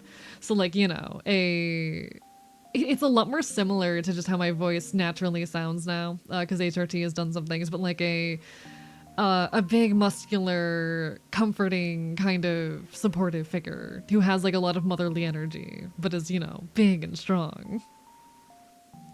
That's always been kind of my favorite type of femme voice to do, but it's gotten more similar to my just default natural voice. The lower femme voice is one I can't accomplish, at least not yet. I'm sure you can get it in time. I'm sure you can. Biggest part of my brain I didn't know existed, suffer.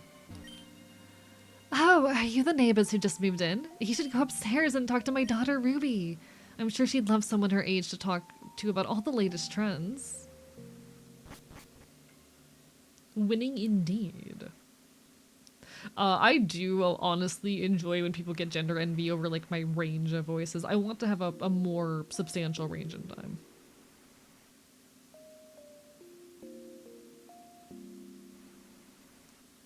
All right, I'm all ready for my big adventure. Oh, hey, wait, who are you? Oh, you're the new neighbor that just moved in. Nice to meet you, AE. I'm Ruby. I hate small talk. Well, this has been a great chat, but I gotta go. I'm up to start my Pokemon journey. Goodbye, Sleepy Lily Cove. If you had a Pokemon, then maybe we can be rivals, but I'm not gonna wait on anyone. But if you start your own journey, then I'd love to see you catch up to me. That's right, I'm going 120 BPM across Hoenn. Hearing that some people got gender envy from my higher femme voice is one of my euphoric moments. See, I just really like having a big vocal range, and it's something that I want to lean more into as I transition. Because in the past, I've been best known For voicing Terezi Pyrope in a number of fan projects. and I am worried about maintaining my higher register as I like transition, but I want to put concerted effort into trying to keep it. Hehe. Hi, hon. Your package from the professor arrived. Come over so you can open it.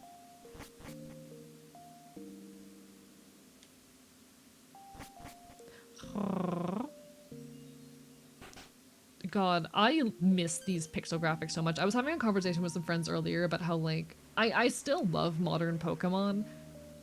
I will never not miss, like, the old pixel graphics. I wish Pokemon had never gone 3D. Hi, hun. Come on, get over here and take a look inside.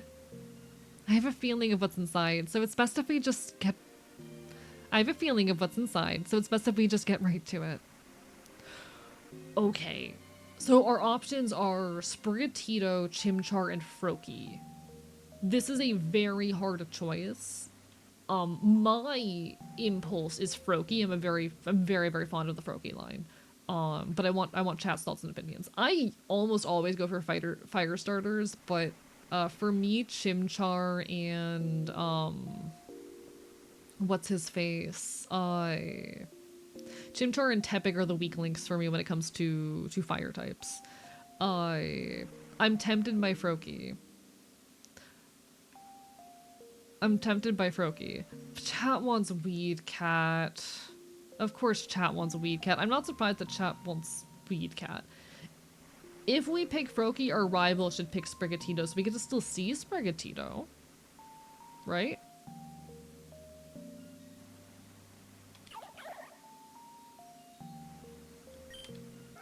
I like Froakie. Weed Cat, you'll see. AE chose Froakie. I had a feeling you were going to choose Froakie to be your first Pokemon, and it's so cute. You're gonna give it a nickname, right? Alright, chap. What's our nickname theme? What are we thinking? I want a theme for the run. I want us to have some kind of theme that all of our Pokemon are named around. What are we thinking? What is our potential theme?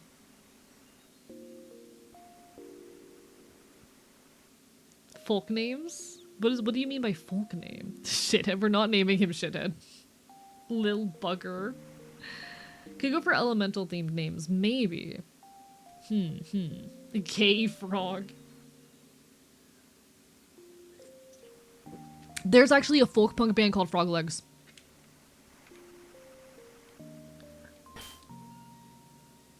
There's a folk punk band called Frog Legs. I'm gonna have to go to acronyms at some point, but it'll be fine. I think the suggestion of name it after a folk punk band is really cute. For some bands, I'm gonna have to go for acronyms, but that's fine. Frog Legs. Did you do a cover for the anniversary stream? I had one on my set list. I couldn't do it, and I'm very sad that I couldn't do it. Unfortunately, because I broke a guitar string, I couldn't finish, or I couldn't play the whole song. It was Chest Street, which is a song about learning to take care of yourself. Frog Legs. There should still be more goodies. Look again.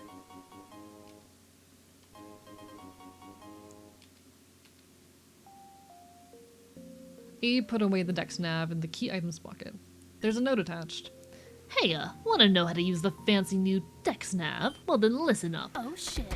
Thank you, Dream Guardian Cast, for the raid. Welcome on in, folks. Hello, everybody. Hi. I'm Archivist, your resident chaotic Enfield. I stream Nocturnal Virtual Games and do art here on Twitch.tv. Tonight we're playing some Pokemon Too Many Types 2. They made a second one.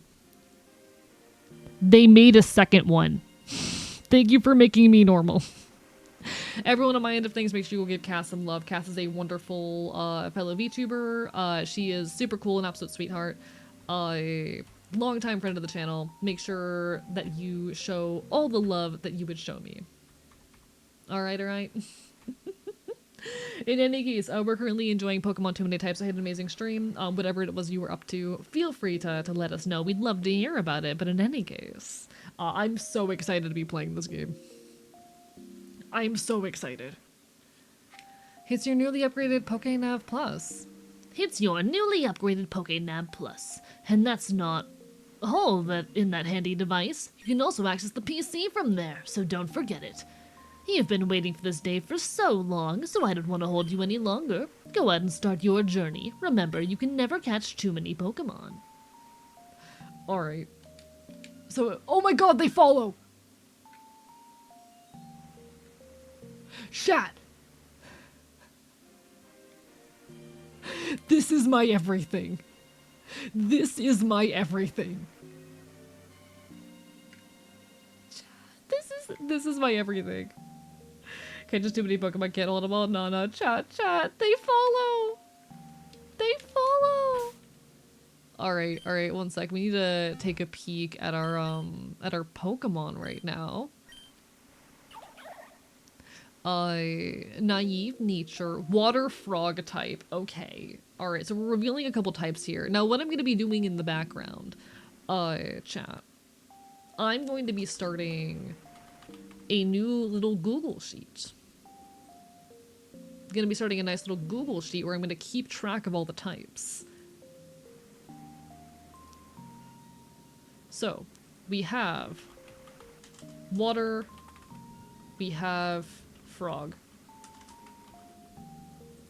And I'm gonna have to find out how things interact with each other, but it'll be fine.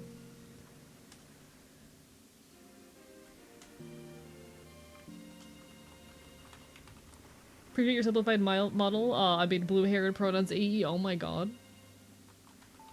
I'll have to look at this in a second. I love the following from Heart Gold Soul Silver. I agree. I adore it. I miss it so much. Heart Gold Soul Silver were like my first Pokemon games to chat.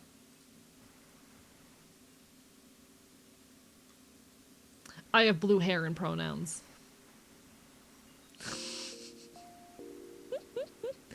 But yeah, I have a spreadsheet now. We're gonna be slowly editing this spreadsheet as we go, with all the types and their interactions as we elucidate them. Hee. Woke, chat, I can't believe he's woke, points itself. I can't believe he's woke. Now, what was Kaz up to? One sec, let me see. Also, hello, Danger Safety. What were you up to, Kaz? Tell us about your stream. What does Frog type even do? We'll find out. That's not what I wanted to do.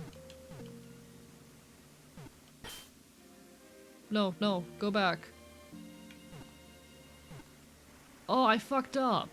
How did I... Oh my god. Okay, I have to do this again. Whoopsie.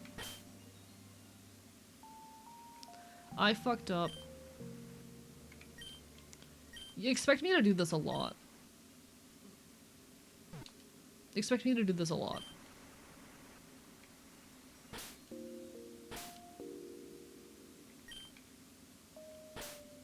I did not realize it was that easy of a menu to enter. Frog legs. There we go. I was playing Nier Automata, mainly doing some side quests and fighting enemies way above my level. Hell yeah!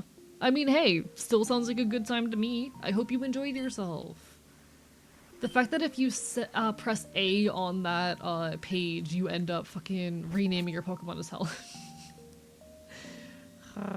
I'm old, gold and silver, my first own Pokemon games, borrowed RBY from a friend in school before then, completely valid. I'm young. I started off with Gen 4. But hell yeah, I hope you did I hope you had a really good time, Cass. It's always lovely to see you. I bark and I bite. I bark and I bite. I send all my love.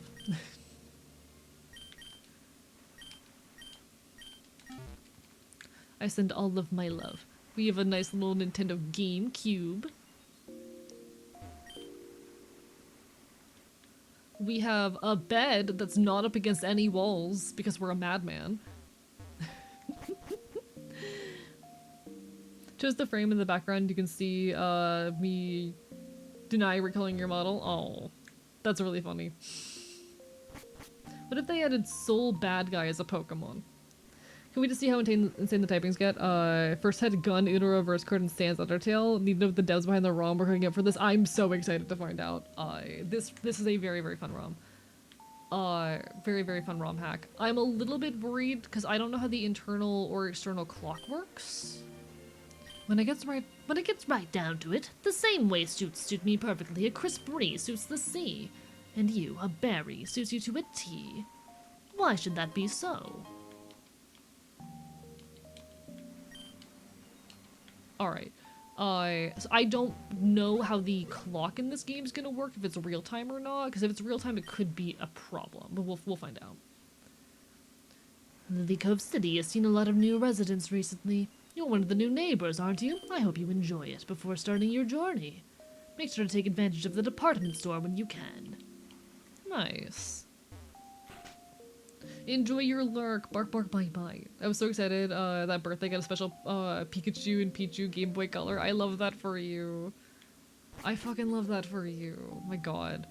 I wish I got to explore Pokemon more as a kid. My access to media was very restricted. I do wish. Remember us as Cove Lily of Lily Cove.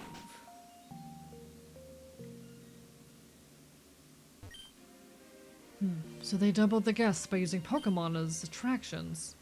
Well, maybe I should make a cute Pokemonerins mascot. Wonder if that will attract more guests to stay with us. Oh, sorry. I was too involved in watching TV. Hello, Cosmic. It's my winter coat.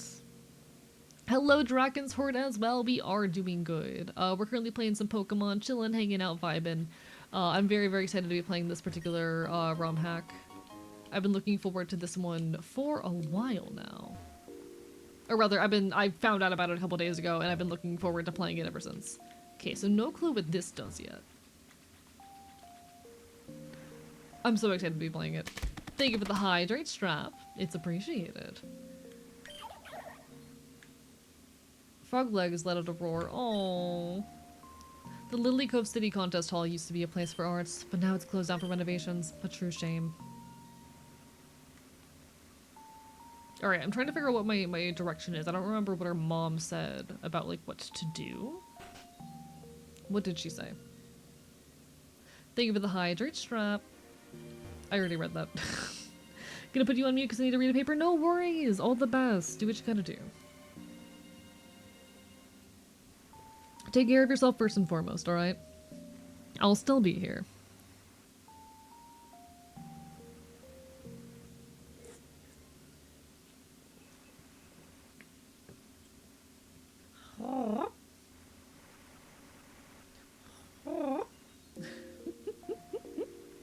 Try to throw water and run, but migraines killing me. No worries. Again, take care of yourself first and foremost. I'm just happy to be playing Pokemon.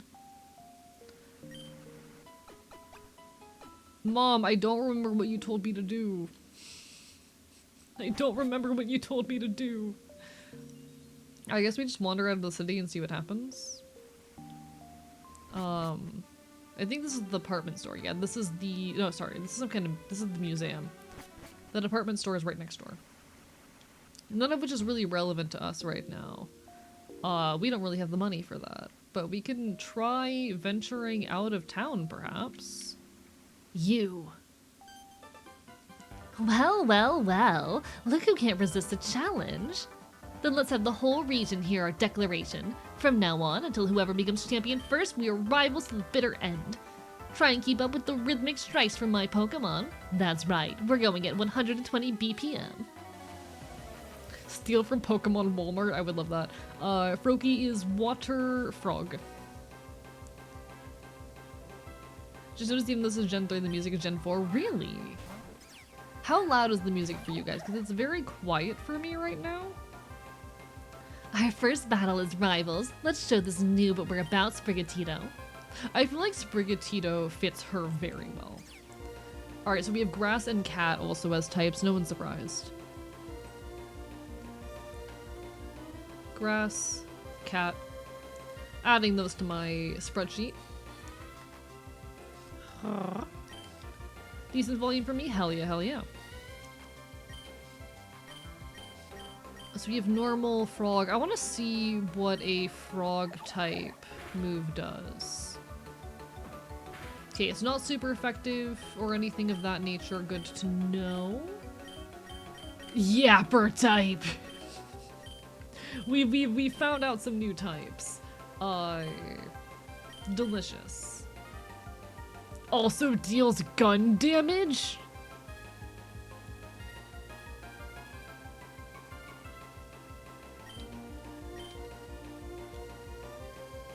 Doesn't affect- okay, no effect. Interesting. So, it might be that water has no effect on Cat, but that doesn't make sense. Why would water have no effect on Cat? Why would water have zero effect? Happy holidays to those who celebrate and to those who don't. Yeah, that feels wrong. That feels incorrect.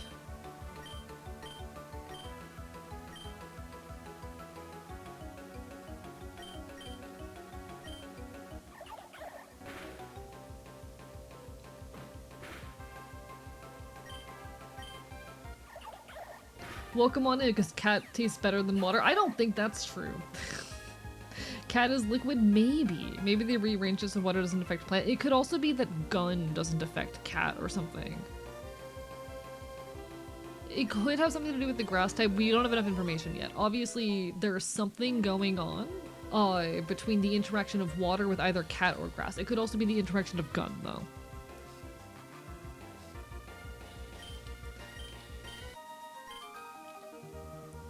What a way to set a pace. We got something going on here. My first Pokemon battle and I lost to a newbie. That won't let me down. We don't even got proper teams yet. I just have to work harder. Yeah, that's it. I need to bump the tempo up to 140 BPM. Wait, we should exchange numbers. We can chat about team building. Bet. See you around. So experimenting is definitely required. All right, so we're gonna heal from that real quick, and then we're gonna start exploring and catching Pokemon.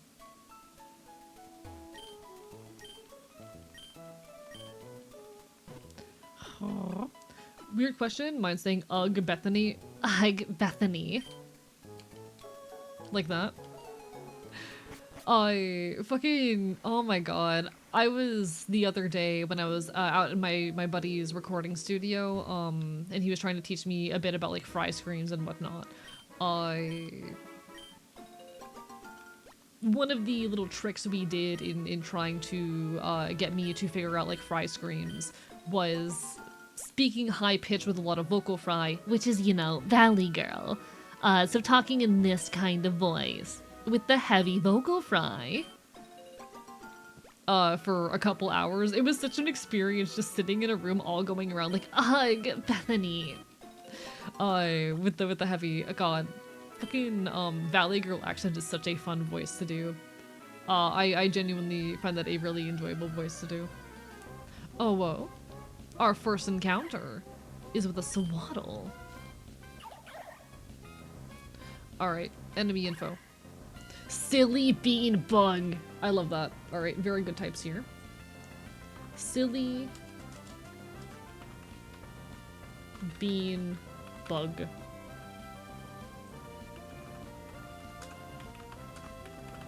Writing those down. Gotta drop, have a good night. You take care, Chuckling Bird. All the best.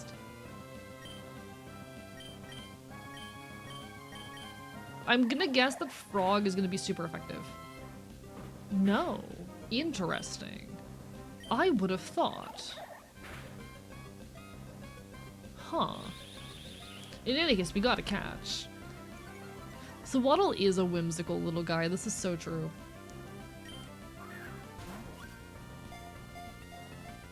Get in the ball.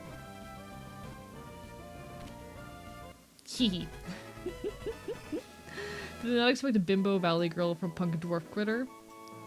God, it is very, very funny.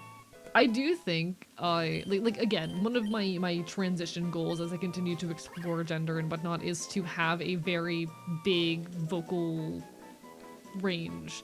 I want to hit a point where I have a massive vocal range. Eventually. Alright, so we need to pick a folk punk band. Chat, the theme is folk punk bands. I'm trying to think what's a good folk punk band for this. Are there any folk punk bands that have bug-themed names? I'm trying to think if I know of any.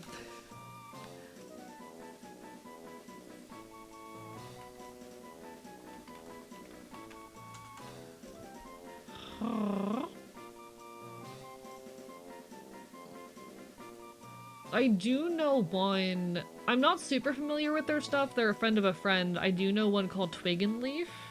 Twig and Leaf could be an option. So we're naming them after folk punk bands. We're naming them after folk punk bands. We could do Twig and Leaf. Twig and Leaf is a folk punk band that's based in like North Florida. I'm not super familiar with their work, but I know of them. I don't know if we can fit the entirety of Twig and Leaf here, but we can try.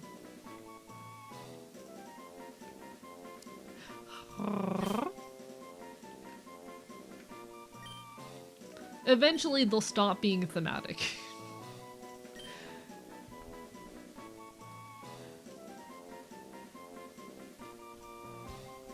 Alright. I need like symbols. There we go. Do we have an and symbol? I don't think we have an and symbol. Why is there no and symbol? Bruh, no ampersand. I'm not allowed to have an ampersand. Fine, we'll like just do an N, I guess. Twig in... L. E. Ah. There we go. Twig and leaf. There we go. There we go. Yeah, we have genders, but no at. Incredible use of resources. We found a great ball. Nice. Beautiful.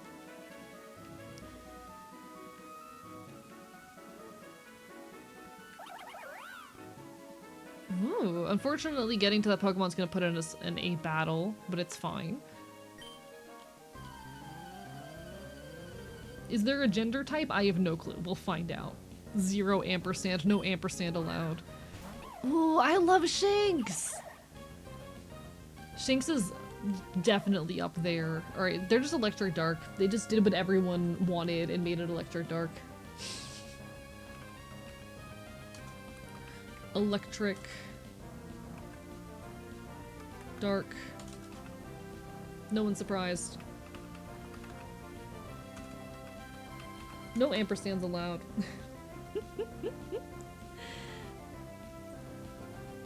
There is Sylveon is on it. Beautiful. We love having the gender type. Gender type sounds incredible. Frog.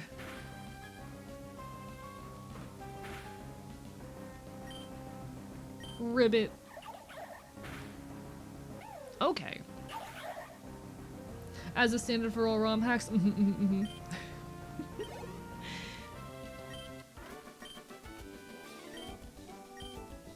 Alright, we're rich now. Beautiful.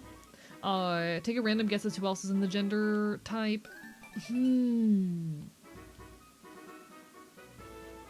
So how many, is it like just 1 or 2 other Pokemon, or are there a number of Pokemon in it? I'm gonna guess Jinx. Hello, Thomas the Tactician. Lovely to see you. I would also make the argument for Feebas's evolution. I forget her name. Feebas's evolution. Alright. We have Dark Rat. Yeah, Milotic. So we can add Rat to the list. So far, I'm not finding any type interactions. My one fear with this is there's gonna be so many type interactions that, like, they just stop making sense, you know? There's gonna be too many type interactions to a point where, like, oh, whoopsie daisy, I killed him. My concern is there's gonna be too many type interactions to a point where, like, you can't keep track of them anymore. Or rather, types are rarely affecting one another. Perished. Rapidash variant is there, and Glade? Interesting. Hi, little guy.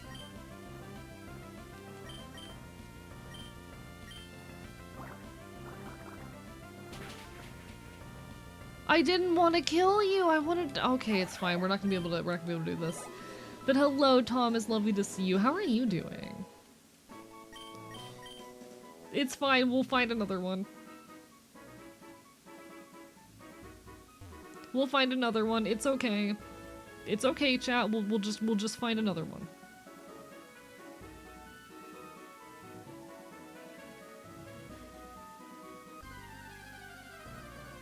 Just smiting these creatures. It's not. Oh my god! I love Pidove. I love Pidove. Pidove is such a good fucking mod. I love them. Fob made the mod cry so cruel.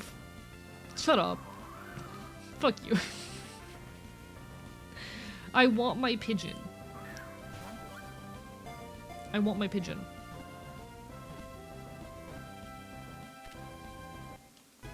I have a pigeon now. Hello, someone awesome. Lovely to see you. Burb. Alright. What are you? Alright, I already know what this one's getting named. I already know.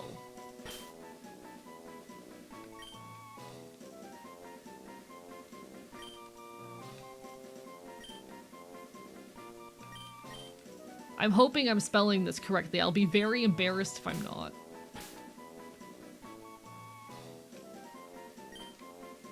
It's getting named after my favorite band.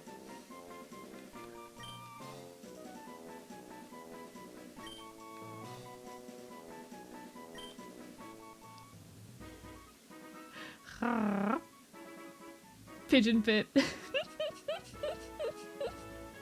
Hello, Trans Knight. How are you doing? Bark, bark, bite, bite. There's no D in pigeon. Is there? Wait, is there a B in pigeon?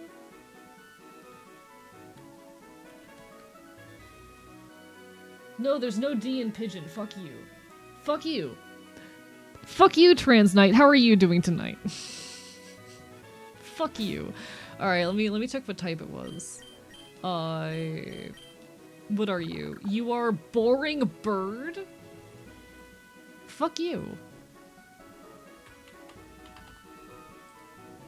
Fuck you. Can't blame me for trying, I hate you. No, I don't actually. Pigeon just has his bottom surgery yet?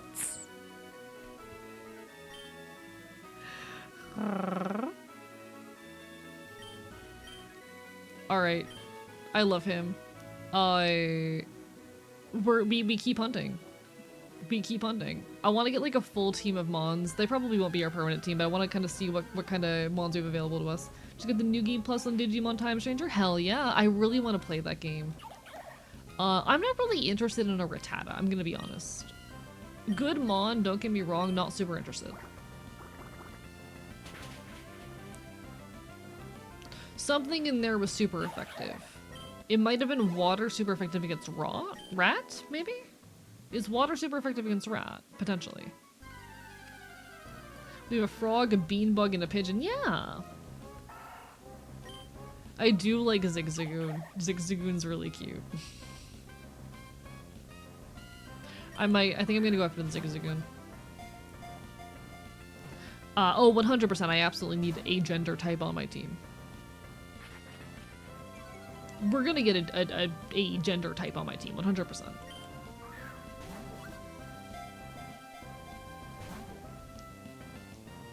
Please stay in the ball.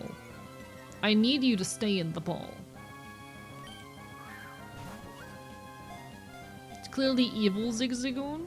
Well, I love him.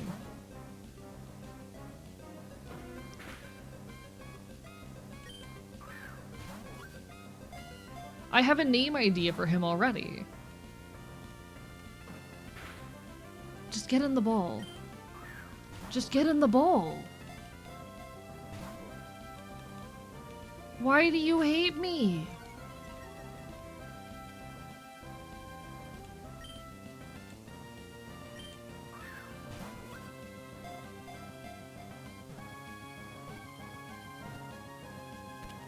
There we go. Alright, I have a name idea for this one. I'm gonna name this one Dumpster Meds, which is a really cool, I believe, Gainesville-based folk punk musician. This is Dumpster Meds. Yeah, I'll replace, Pound with Quick Attack. Why not? Don't say it like that, Royal Rosio. How dare you? Did find the type matchup chart for the first game. I don't want to look at the type chart. I want to make my own type chart. So at the very least for the first while, I want to just figure it out for myself. Alright, I am going to name this Dumpster Meds.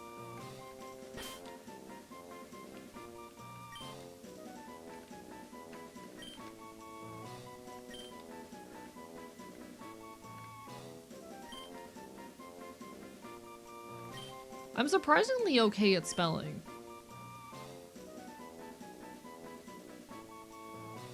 I'm not gonna be able to fit the entirety. You know what? To make sure I can fit the entire name, there's gonna be no space. That's what we're doing. This is the first one that's too long, so we're just gonna make it work. Nope, not what I wanted.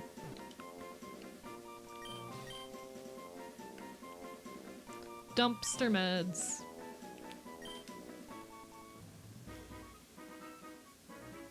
I was gonna suggest dumpster mode, like singular. I feel like this works. This is a workable solution. And after that, I think we go heal.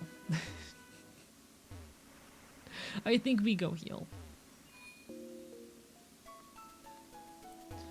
Check the chart and I have no idea what's happening. Yeah, I'm gonna figure it out on my own. At least for now. I might eventually decide to look at a type chart or something, but like, for now, I'm just gonna figure it out myself. Why not? Alright, I think we need to also go restock on some Pokeballs real quick. We're up to 4 mods. I kinda just want to get a team of 6 going.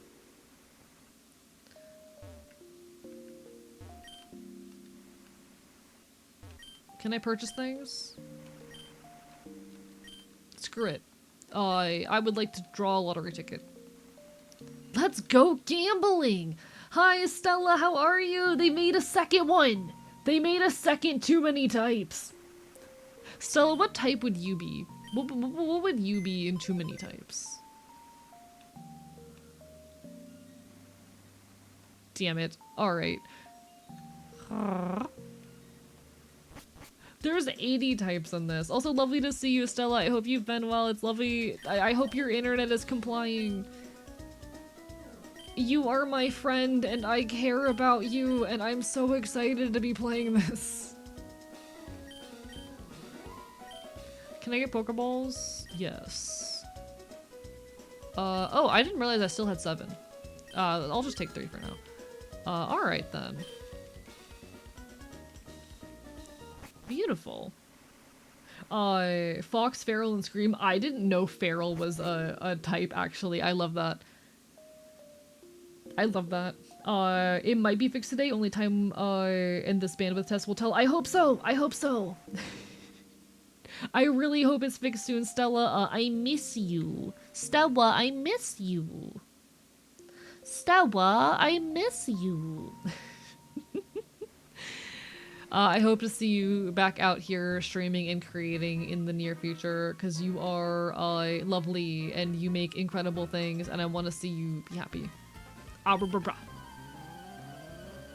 miss lurking in your streams at 5 in the morning while I'm like working on scripts or some shit. Really helps me stay awake at ungodly hours of the night. I've also fallen asleep to your streams like dozens of times. Water vibe is very real. I like water vibe. Okay.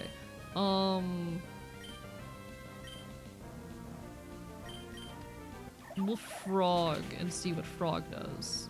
Super effective. Okay, so I'm gonna guess frog is probably super effective against, water? That's gonna be my guess for now. That's what I do with your stream sometimes. I'm glad. I'm glad. Yeah, everyone's been missing you, Stella. You are so loved. You are so, so loved.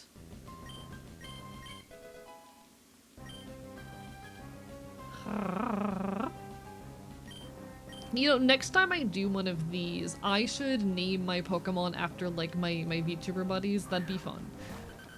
For now, we're naming them after folk punk bands. Little Ground. I think water's probably still super effective. Yeah. Thank you for the hydrate pizza. I'm hydrating with energy drink.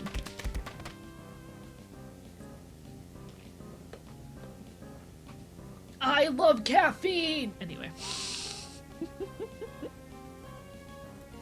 Honestly, I never imagined myself being the kind of creator that you can fall asleep to.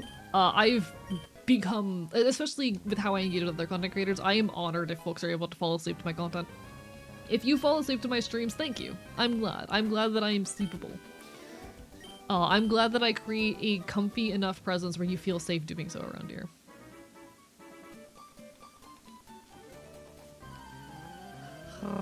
It is an honor to be a space wherein you can do that.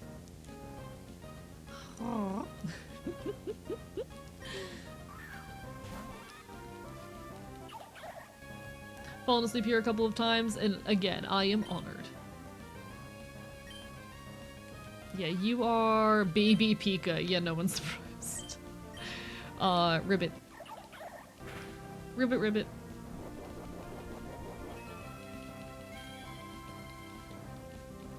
Ribbit, ribbit. Stella detected, shadow deployed. Thank you, Zelda. It's appreciated. My mods work so hard and I love them.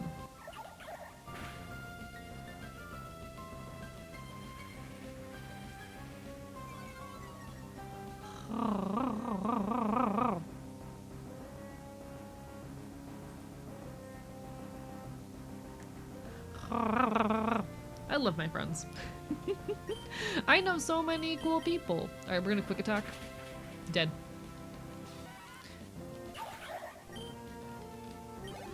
I'm here. Just also message about and stuff. No worries. Listen, there is no obligation to be here even if you are a moderator. I appreciate you guys doing what you can to help out the channel.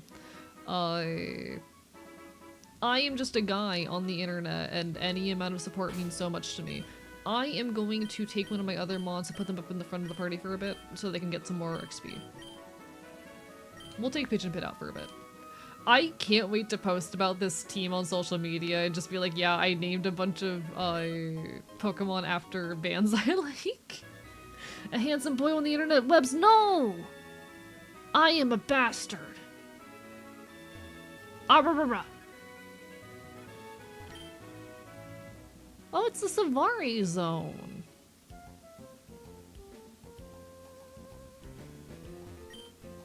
Welcome to Savari Zone. Would you like me to heal your Pokemon? Sure.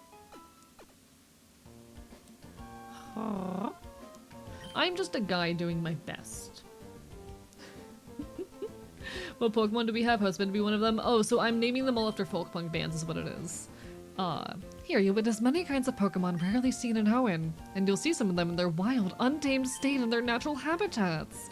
What's more, we've thrown open the gates to Pokemon trainers. You're encouraged to catch Pokemon for games. Come in and enjoy the Savari Zone. So currently, we are dealing with a Pigeon Pit, Frog Legs, Dumpster Meds, and Twig and Leaf, which are all folk punk bands, 2 of which are Florida-based.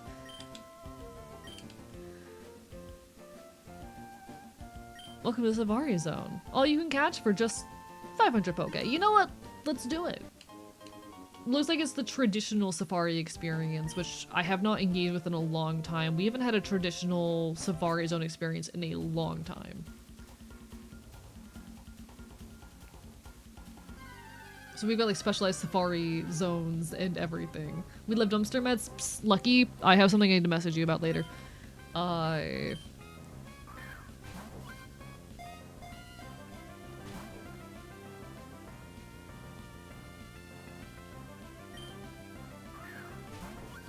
I will message about you'll remind me later. Remind me later.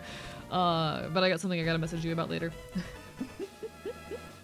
Cursed idea, too many types, infinite fusions. Someone make a crossover. Someone make a crossover between too many types and fucking yeah. I don't know what I'm trying to think of other folk punk band names now. What would fit a Capsicid?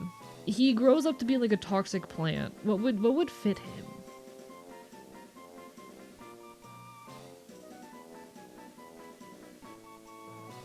What the fuck? I love how I'm blanking on band names at this point. I'm realizing I'm very quickly gonna run out of band names with how many bands that I want to, or how many Pokemon I'm gonna be catching.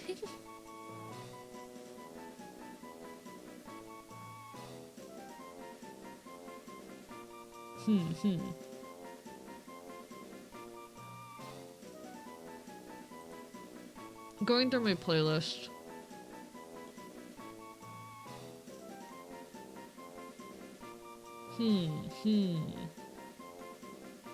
I could do Mischief Brew. This could be Mischief Brew.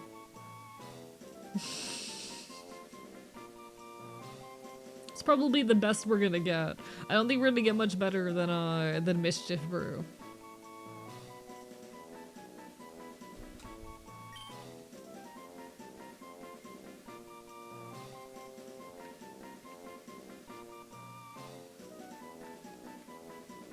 All right.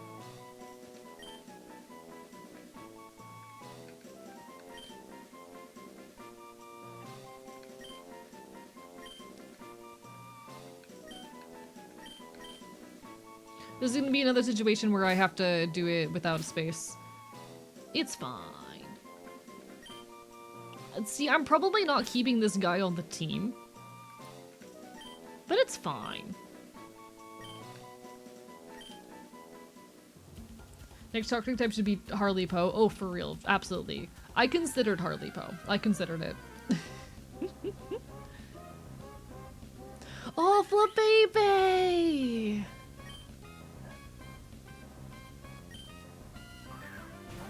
What am I gonna name the Flababy if I catch it? What am I gonna name it? Well, we caught it, so I guess I have to find that out now. Going back to my list of artists, I think honestly, local news legend could be cute. Yeah, I think local news legend fits. Very soft energy. I definitely don't have enough characters for that, so it's just gonna be LNN. And hopefully that doesn't stand for anything concerning. But it's local news legend in my heart. In my heart that says local news legend.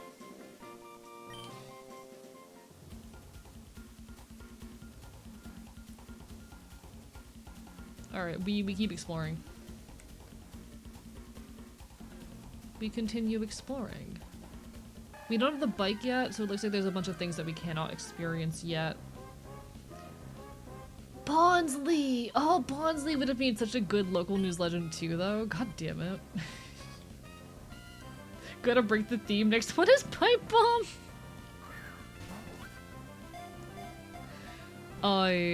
What's a folk punk? What's another folk punk fucking artist? I keep catching them! I keep catching them!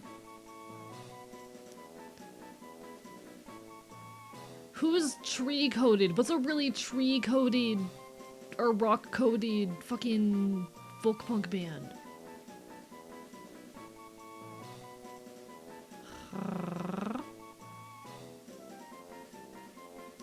This theme is really quickly breaking down.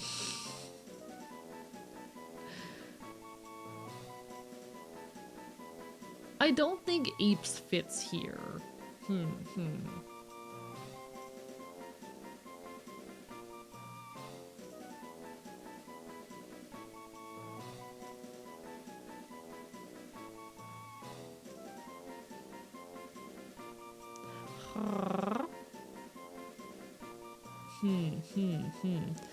I'm almost tempted by everyone's worried about Owen.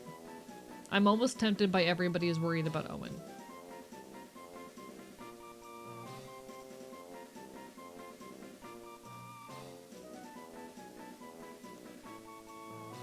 I think everybody's worried about Owen. Which is another one. I'll just name it Owen. It's just gonna be named Owen. His name is Owen.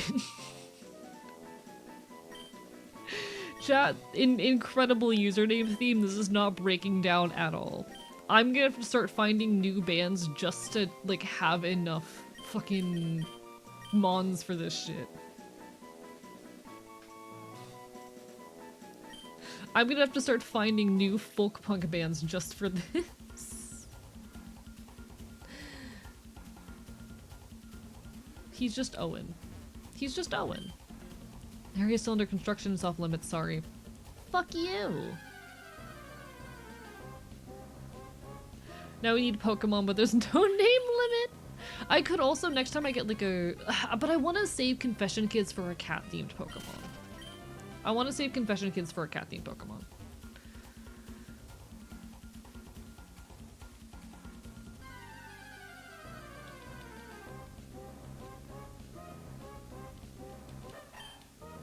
Eves for a monkey one, ideally, yeah.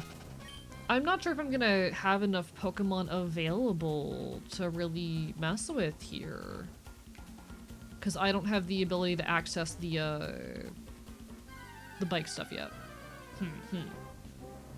Yeah, there are monkey Pokemon. I just don't know if there are in this area. Which is fine. Welcome back from ads, everybody. Thank you so much for your patience. You're appreciated. I'm barking and biting you.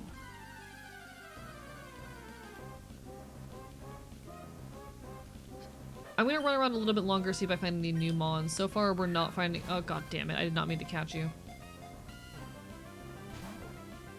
Stay out. Returned only to be bitten. I love biting people. Well, they made a second. Wait, which was the first one? Oh, this is Pokemon Too Many Types 2. It's a ROM hack where there's too many types.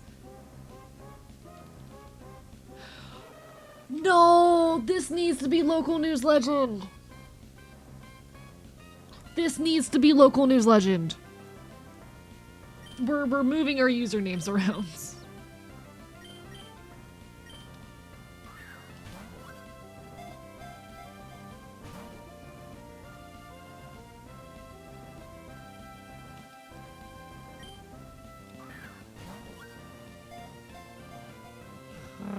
Trying to think of all the folk punk bands I know. I'm literally like searching through my music library for options. Please stay in the bowl. Please stay in the bowl.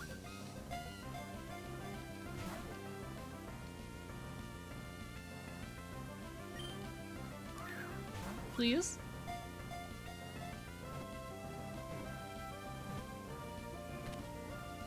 Okay. So this is now local news legend. And I'll rename the other one like June Henry or something.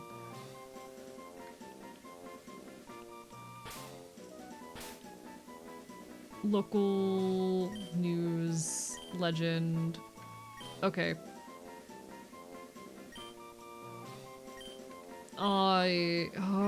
We'll put away the current local news legend. It's fine. Friend to type? Yeah, it's friend to type. Let me go into my... Where is my boxes? I don't- okay, I can't access my boxes right now. We'll rename the Flaybaby when we get a chance. I think June Henry.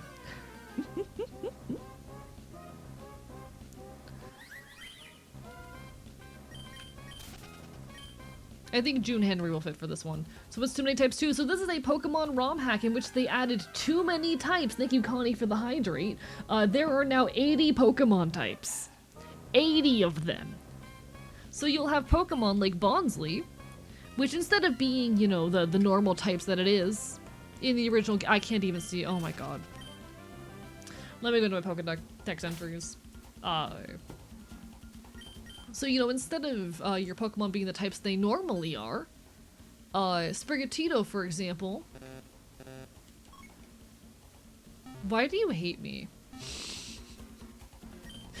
Why do you hate me? Instead of being the types that they normally are, so like Froakie would normally just be water type, well now, Froakie is water frog type. Local's new legend here, our Teddy Ursa, is normal baby type. Dumpster Meds here. Dark Rat. Twig and Leaf. Silly Bean Bug. That's right, they can have 3 of them.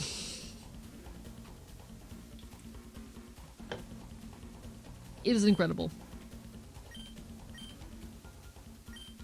It is the ROM hack of all ROM hacks. So right now we're just running around kind of buffing up our team, catching mons, figuring out what all we're gonna add to the team. I'm not sure what our, like, you know, proper team is gonna look like yet. I, though, don't think, like, I'm not sure if we've caught everything in the area yet. I feel like we're getting to that point. I feel like we're getting to that point.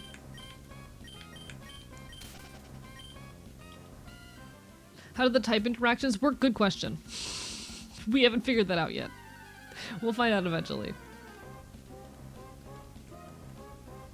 Yeah, I think we might have caught everything that we can catch here, unfortunately. At this point, we haven't seen a new Pokemon in a while, so we might exit the Safari Zone for now. We'll come back another time. We are going to retire.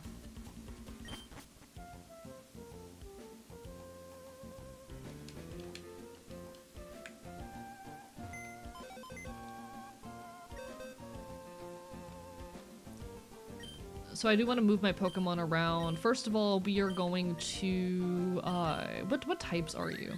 Baby Fairy. We're going to, I want to change your nickname. Why can't I change your nickname? God damn, we'll deal with it later. If I put that Pokemon back on my team, we'll deal with it then.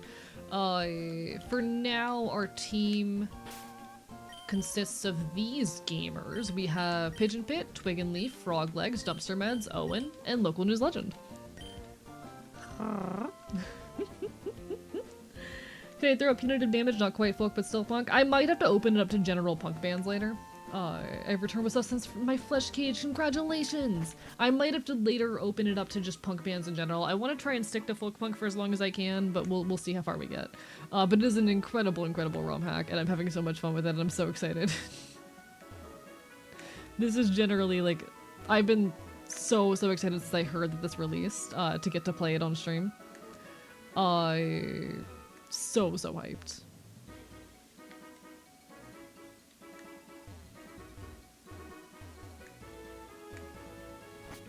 Do we have to go into a dark cave?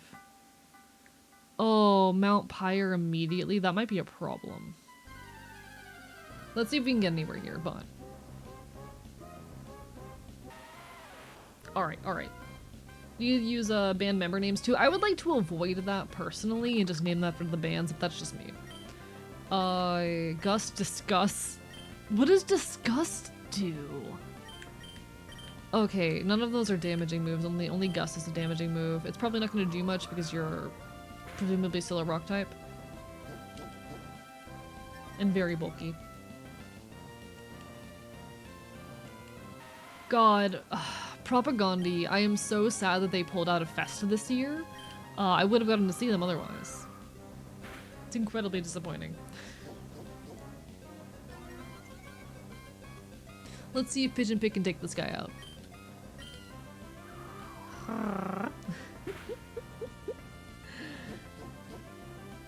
Yeah, I would prefer to just stick with band names. I like, don't get me wrong, nothing against the band members, it's just that, like, those are things that can kind of, I don't know. Are there dual type attacks? I know we have Water Gun, which simultaneously is water type and also deals gun damage. Because gun is a type in this. A fact that I find to be absolutely incredible.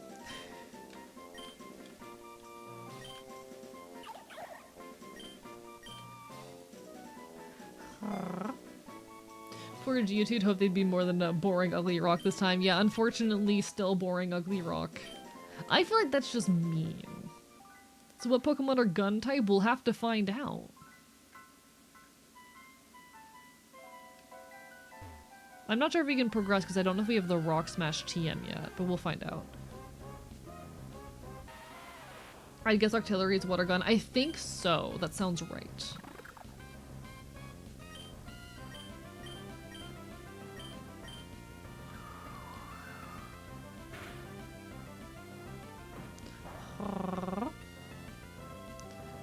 Which type would an Apes of the State? So Apes of the State, I'm gonna probably try to save for a monkey-themed Pokemon if I can. Because there are a lot of monkey-themed Pokemon. How many types have you figured out, for if you were a Pokemon? Feral is apparently a type. I would definitely be feral. Yeah, I did name one Pigeon Pit. Hello, Missing Project. Welcome back. They're all named after folk punk bands so far. I'm probably gonna have to open it up to general punk bands later, but for the moment, we're getting away with it. I would definitely be feral type for sure.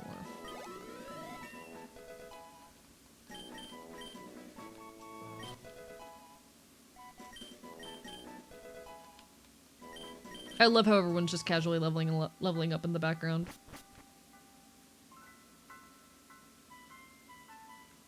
Okay, we have a rival here. I don't know if we have the TM. Oh my god, it's a Litwick! Hi, Goose. Welcome on back. We're just fucking playing Pokemon. I don't remember where it was that you unfortunately were lost to us, but We are enjoying our time with too many types. Fire ghost thing. You ever just feel like a thing? I want him. I'm gonna try and catch him.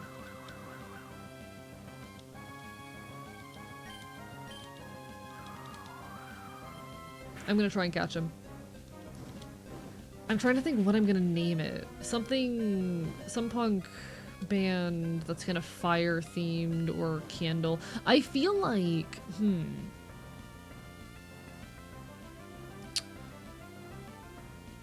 Oh god. I feel like Bridge City Sinners could vibe here. I feel like the aesthetic is very Bridge City Sinners.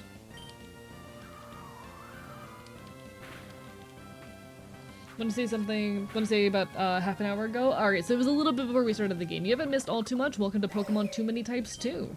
A Pokemon ROM hack where there are too many types. Except it's a sequel.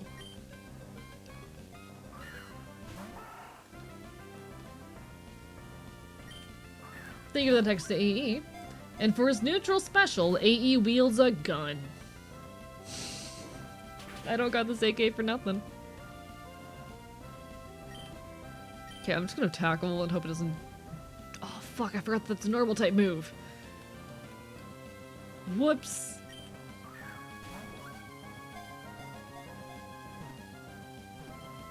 Too Many Types, the sequel. Alright, we have the Litwick.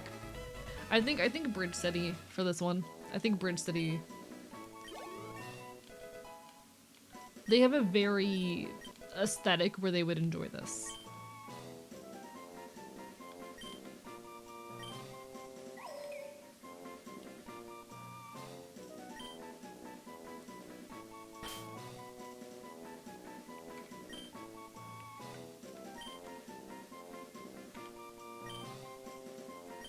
Bridge.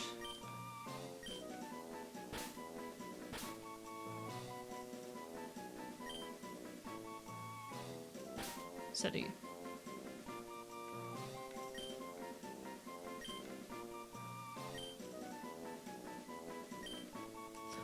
Caught a few Pokemon and then it died. Litwick was one of my favorite Pokemon of all time. I love Litwick. Litwick is a good one. I think I died not too long after you beat Ruby for the first time. I see. That was only like, a few minutes ago. You aren't missing all too much, I promise.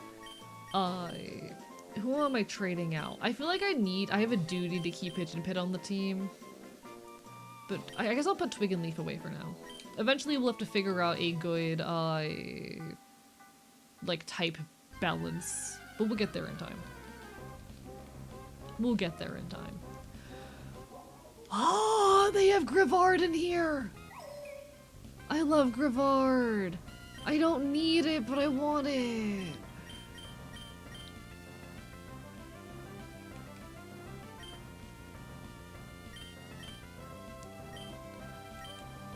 That's not what I wanted to do. I hit the wrong button.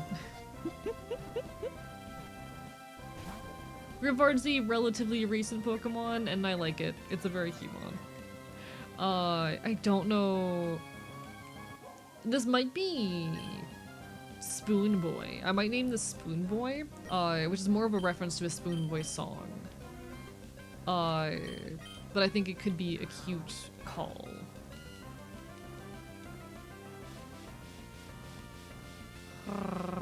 He's so good. Spoon Boy is a no longer active folk punk artist that I do very enjoy. Unalive Friend hurts so good, it's really cute. Unalive Friend is a great typing. I definitely need to go back for a heal soon as well. Whoopsie daisy. Let's throw dumpster beds out here. He's so good. Just tackle.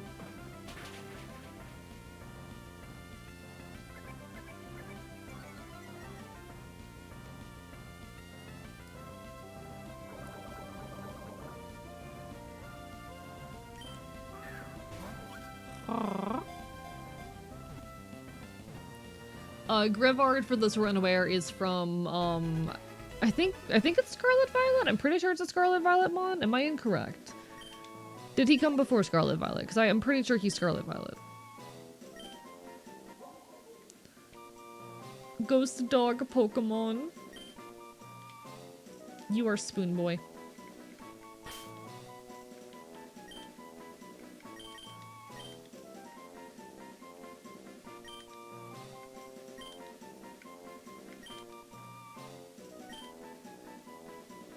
Scarlet Violet, yeah, hell yeah. I know my Pokemon.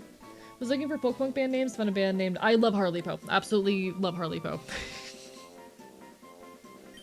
We'll leave Spoon Boy off the party for now. But I do absolutely adore Harley-Po. Very good murder folk stuff. Would definitely recommend if anyone does not listen to Harley-Po that you check them out. They're on my list. I'm not sure. Honestly, Harley-Po would have been a good choice for this band or for Grivard as well. Next time I find like a poison type was kind of my plan for Harley-Po.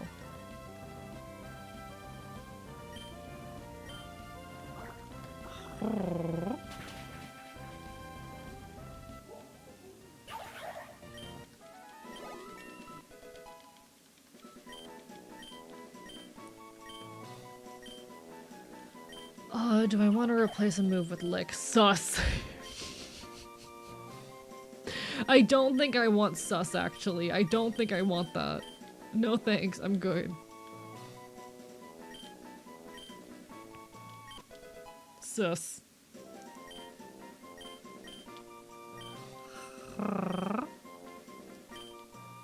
What's Munch? Rat? I think we definitely need that. We'll get rid of Lear for now. Dumpster Meds learned Munch.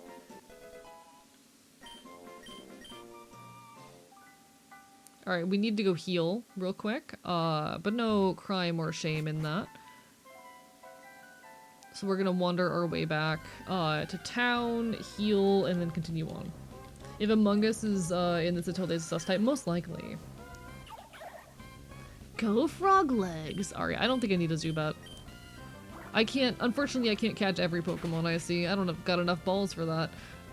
Nor enough space on the team, but we'll figure out the team composition as we go. This just makes me so stupid happy. Dumpster Mez learning Munch is concerning? I don't think so. So Dumpster Mez is a Florida-based folk punk musician. Actually, his birthday is in about a month. I'm buddies with him. He's cool. I do love Joltik. Joltik is such a good mon. Alright, so Frog is not very effective against Joltik. Which is weird. I feel like Frog should be super effective against Bug, unless you're not Bug type. It's not what I meant to do, it's not the button I meant to hit. I guess we have a Joltik now. The fuck am I naming you? The fuck am I naming you?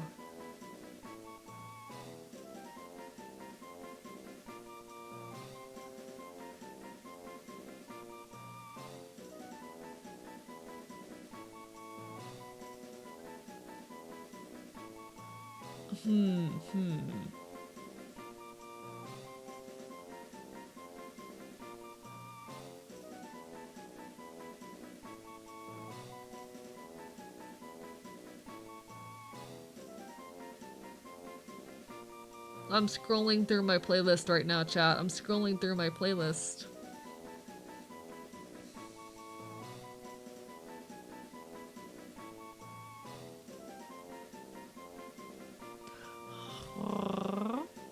Seeing if anything here clicks for this one.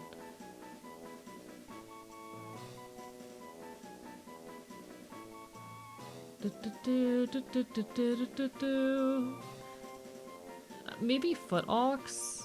It doesn't quite fit, but I do enjoy Foot Ox. What kind of band would vibe with X Sturdy Fingers?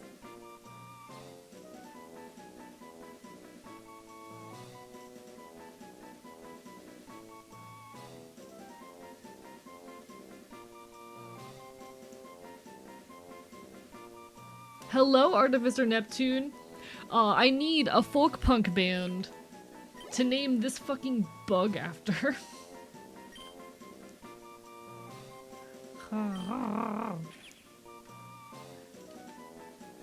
He needs a name. And our theme is folk punk bands, and probably eventually bands that aren't folk punk, because eventually I'm gonna run out of folk punk bands.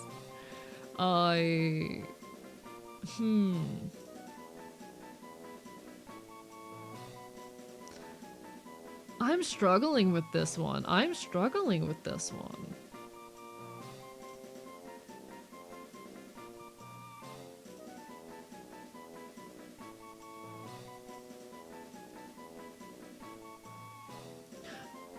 You know what? Paul Petrol technically isn't folk punk, but I'll do it.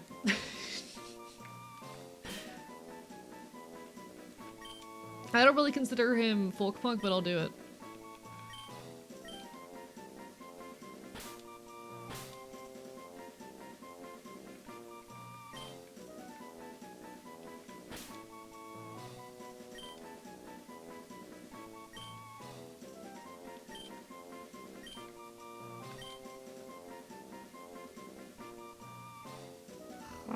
Close enough. He's going on tour with Dumpster Meds soon. Close enough. He's a sweetheart. I don't even know what genre bands are. Completely fair. I'm very invested in the punk scene, especially the folk punk scene. So I'm very attached to this stuff. I think I'm gonna put Owen away, as much as I love him. It's gonna be so hard deciding what I'm keeping on the team. It's gonna be so hard. Sparky, Sparky, boom. What type is the bug? Good question. I'll check in just a second. Let me look at my Pokemon. So what are you? You are just little. It's just little right now. We definitely need to get the team cohesion up a little bit. Unfortunately. We need to get the team composition a little bit more complicated.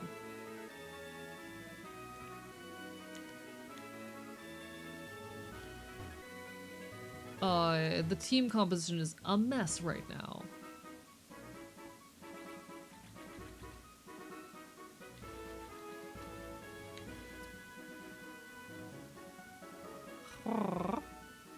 I'm not little, I'm 5'10". I'm tall. Bruh. Which listen to folk punk outside of AE stream. If you ever need recommendations, I'm happy to give them. It's my favorite genre. I know like fucking every folk punk bands. I listen to them all. AJJ is definitely like as popular as folk punk gets. You've probably heard an AJJ song before. But I have, depending on like, okay. The way I would introduce you to folk punk would be more based on what artists you already enjoy or like what genres you already enjoy. I found going from that route is a lot more effective. I'm very tall. You're tall enough to bite my scalp off? I'm very tall. I'm so tall.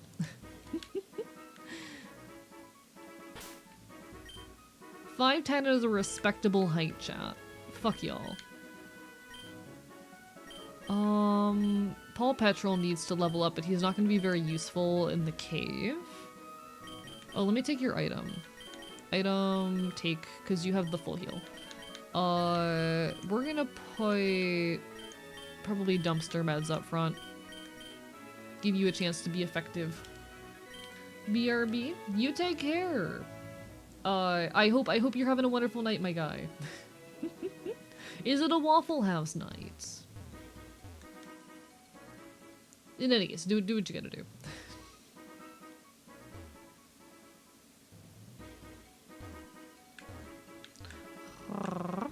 Literally only listen to songs that have emotional connection to rather than genre. I mean, completely fair.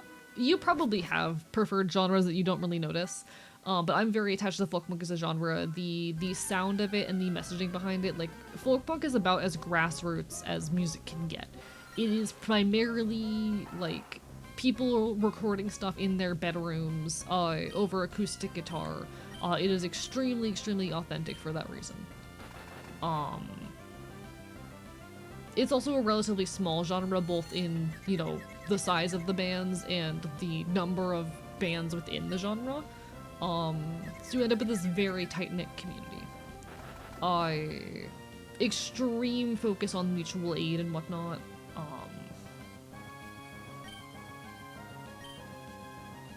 It's really important to me.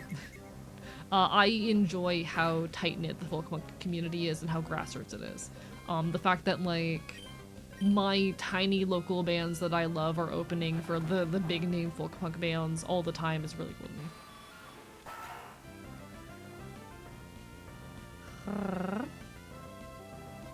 I would literally tower over you, I would literally tower- Shut up, Highlime, I don't care.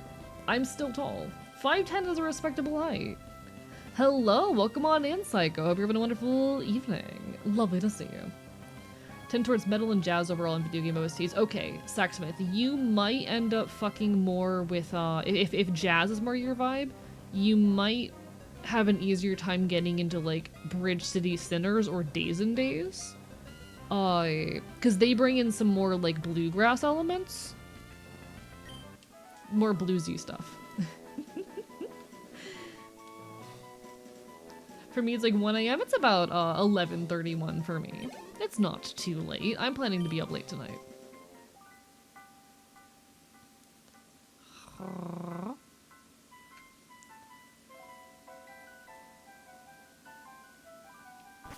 No, we're chilling. We're chilling. Just barely taller than you at 5'11 and a half. I am a respectable height.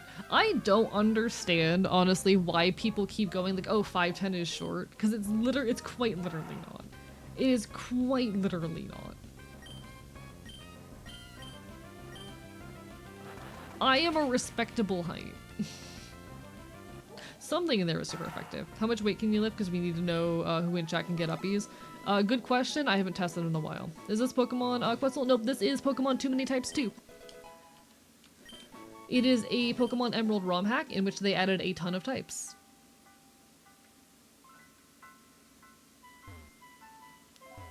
So there are now 80 types.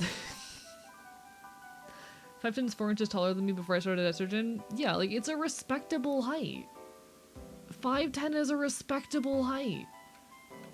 5'10" is quite literally, like, the average for cis guys. And people keep trying to tell me I'm short, and I feel like that's, like, the reason why men constantly lie about their height is because you keep telling them that, like, 5'10" is short. I'm just saying. You've created this misconception that that's a short height. Thank you, Pyro, for the 5 bits. I appreciate it. Okay, so that's not gonna work. How the hell do I progress through this area? Obviously, I've missed something.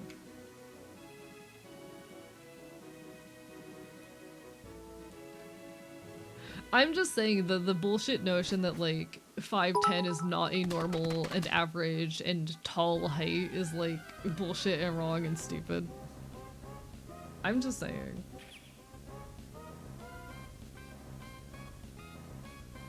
Currently 5'6" will likely get shorter with how prominent the changes for me have been. Good luck. Good luck indeed. I only date 6-foot guys, bug collectors, probably? Yes, chat's telling me that 5'10" is not tall. Floor. People, and this happens every time, and low-key it pisses me the hell off. I am a perfectly normal height. I am a perfectly normal height. Yeah, 5'10" is the average for a man in the United States.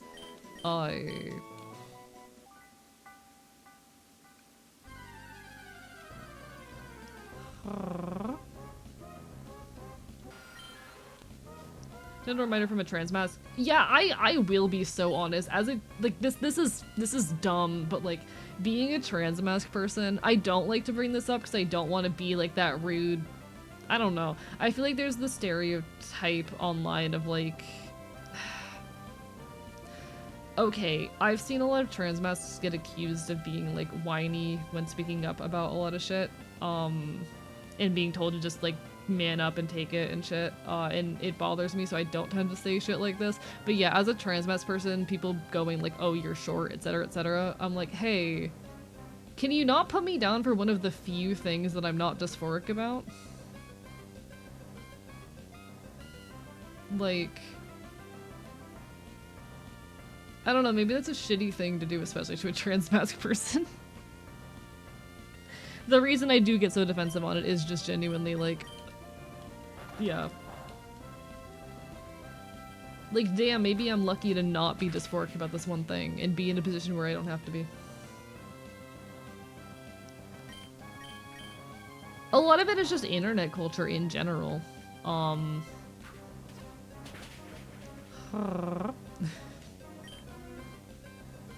Okay, none of our attacks are doing anything. Lick it. It did damage. A surprising amount of it.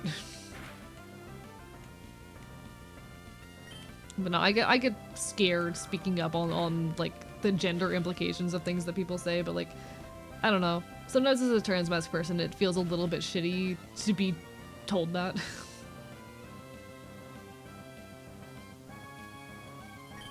We're licking the bat, chat. We're licking the bat.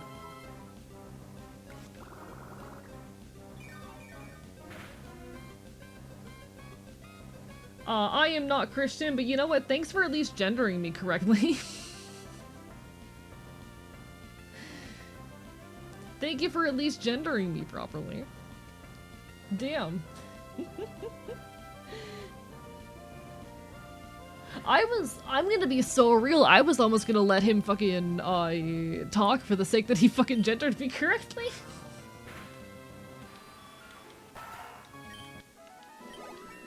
Fully agree for what it's worth, I think you're pretty tall, despite the haters, real. Trans femme 100% agree, height needs to be thought about differently by a lot of people, yeah. I think the reason, honestly, Tinder height filter where women ask for 6'2". I don't think women actually care about height nearly as much as men seem to think they do.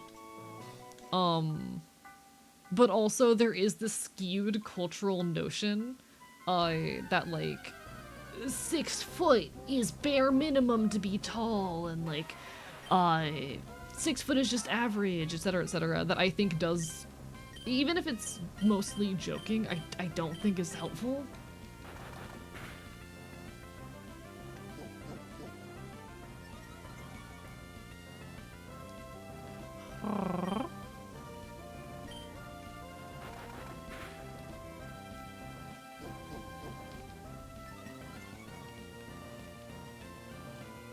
Like, when I talk about 5'10" being average, people fight me on it, and I'm like, it quite literally is. Why do the Christian bots have you out? Because I have the LGBT tag. They target the LGBT tag. The LGBTQ tag, rather. They target people in LGBT tags, and go, oh, come back to Jesus! Especially around this time of year, they get particularly aggressive. I get it in it happens to me in real life too. I'll have people approach me and be like, because I'm a very obviously and overtly queer and punk person, they will oftentimes target me. And try to proselytize to me in real life. Disagree with 5'10" being averaged a little tall in my opinion. The average, in the United States statistically is 5'10". Also, I think we should normalize short guys and tall women. Also agree.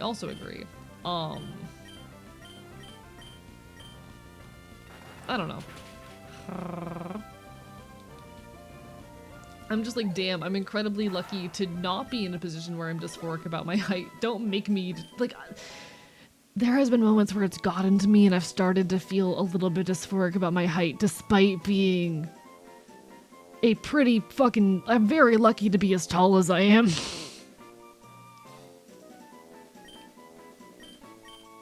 I'm very lucky to be as tall as I am. See, okay, but the average isn't gotten from self-reports.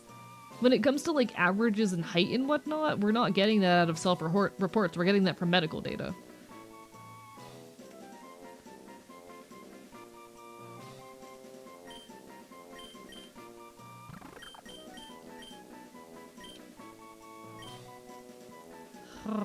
At least generally. Like, that's one of those things where it's just a very easy objective thing to measure, so you don't really need self-reports, and when you have a data set of a few thousand people, you're pretty solid on it. What other types can I find here? Does it really matter? I can never remember this type chart. Maybe I should focus on good base stats instead. AE, you're more clever than you put. AE, you're more clever than you put on if you also came to Mount Pyre. Even though the severe weather changed it, you can still find some neat Pokemon here. Or maybe that's not the only reason you're here? Oh yeah, I guess that look in your eyes. It's time to test our new teams.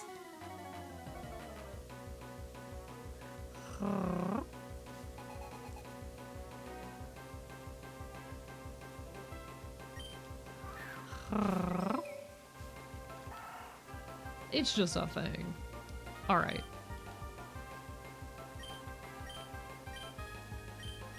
I munch. Get munched. Munch, munch, munch, munch, munch, munch. Alright, that is our little guy down. We need to know how tall people are and their weight for dosages because that's when it affects safety. Yeah.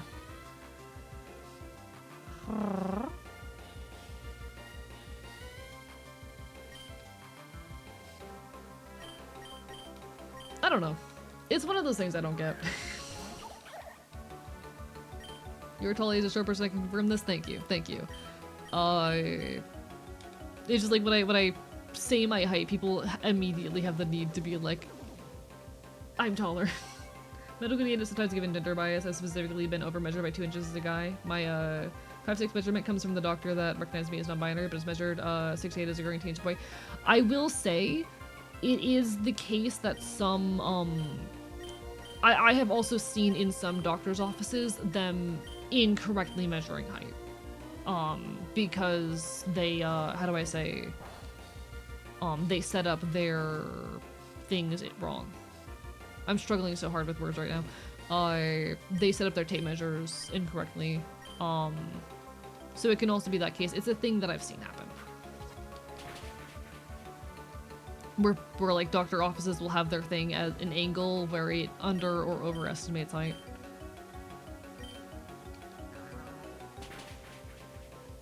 There we go.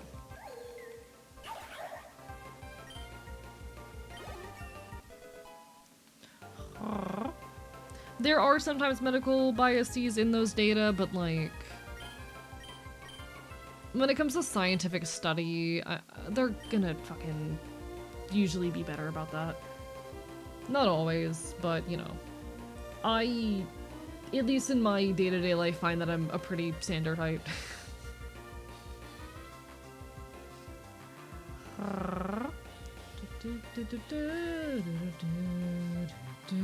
I like being able to say I'm average. I think it feels good to say that.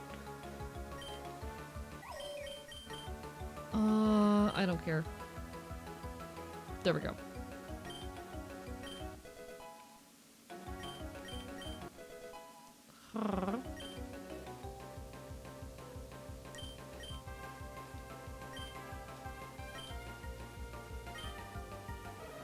Let's see, what do we got here?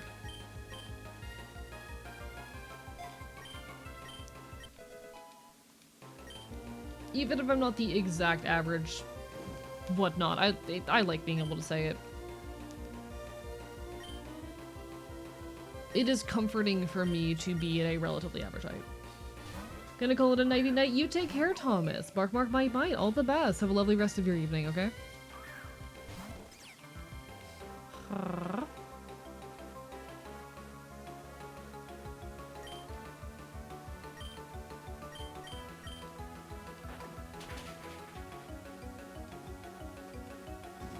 Most people are about average height, give or take half a foot. It's not how that works. It's one of the too many types gimmick is I feel like with moves is a little overwhelming. Oh, absolutely. It is overwhelming. It's supposed to be. I don't understand what's going on with the type chart yet. I have no clue. I'm trying to figure it out on my own. I've kind of stopped writing things down. It is absolutely overwhelming, but I feel like that's by design. Set the tempo to 140 BPM. What a team, and we just started our journey. This was a small hiccup for me. Don't think I'll let up that easily. We're just getting started. Yeah, keeping it at 140 BPM till we meet again. I think I'm done with Mount Pyre for now. I think I found what I was looking for, and now it's off to Fortree City for my first badge. Later. So what types are there? I need a list. There's 80 of them. I don't know all of them yet. I know like 20 of them. How many types were in the first one? Like 60.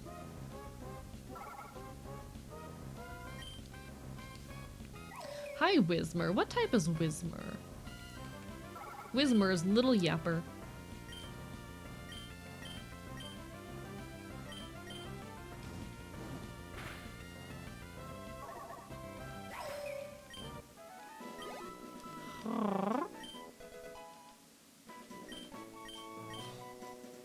Is there a big yapper type? I mean, little and yapper are separate types. I don't know if there's a big type, but maybe. There's a lot of them.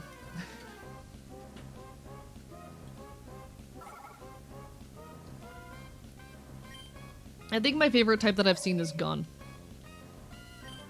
I think Gun is a very funny Pokemon type. I think Gun should be a real Pokemon type.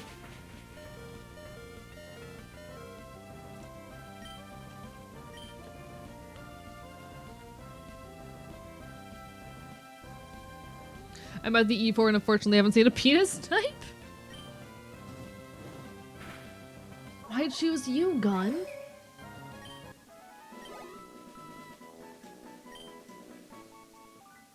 Oh yeah. Pokemon can also have 3 types in this ROM hack. I'm not really entirely sure what my team's gonna look like yet. We're slowly exploring as we go. But we need to heal and figure out how the hell I progress this game. Because I'm at a teensy bit of a loss right now.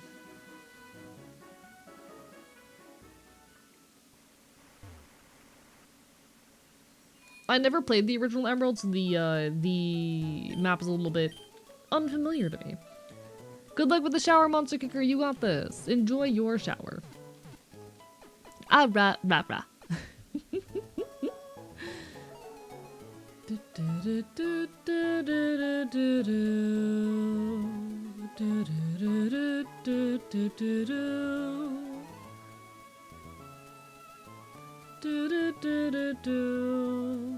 You haven't played most Base Hoenn? I have not played Base Hoenn.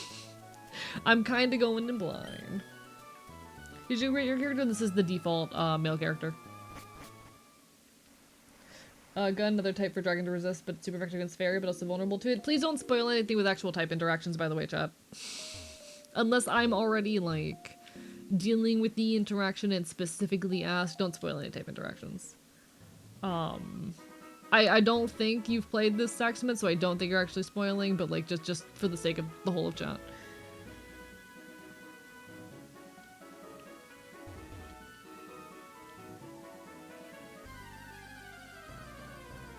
You're totally good. Ah!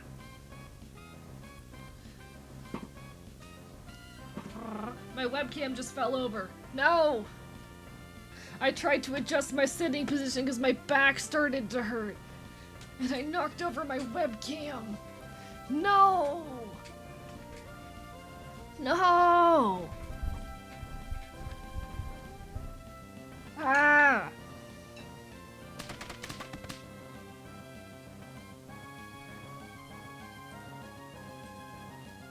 Ah! Banished for not being shrimp posture. This is why I don't posture check /J. I'm just gonna like sit in this super relaxed position. Can it still capture my face okay from here? I hope so. I'm going all relaxed. There we go. I pray gender resists all types. I don't think it does. Sus. It's not very effective. Okay, so it's either not very effective on Dark or Rat. I feel like Sus would not be very effective on Rat. That kind of makes sense in my head.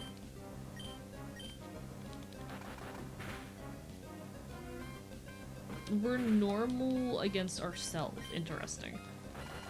The Rat is normal against the combination of Rat and Dark. Huh.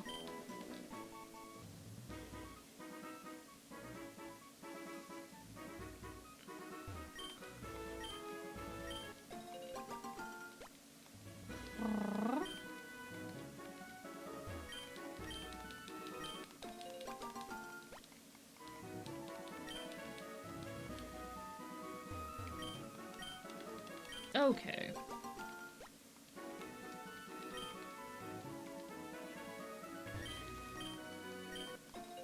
There we go. I like my winter coat as is, Pyro. I don't want to add any more toggles to my model because there's already 1,000 layers, and adding more toggles would mean adding more layers. So we're not doing that for now. Okay. That's not what I wanted to do, that was the wrong button. Fuck.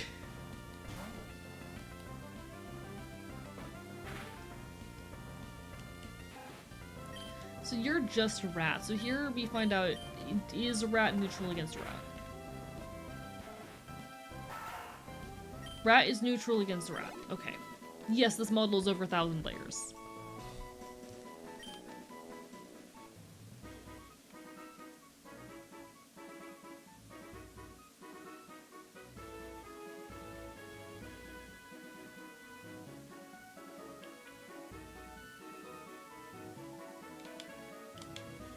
How is our team looking? I think we are a little bit low level right now, so we probably should be working on leveling our mons up a tiny bit. Fight me. Battle me.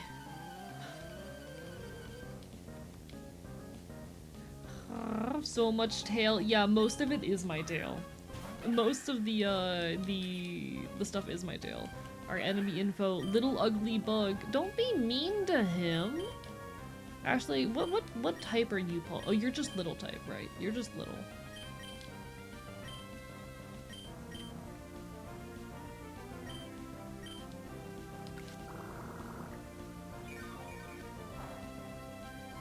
That does like no damage. Okay, cool.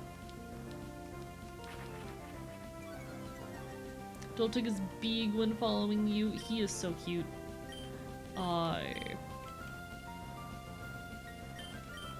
Let's try Electro Web, see if that gets us anywhere. Pyro, I've outright stated that that's the naming convention multiple times since you've gotten here.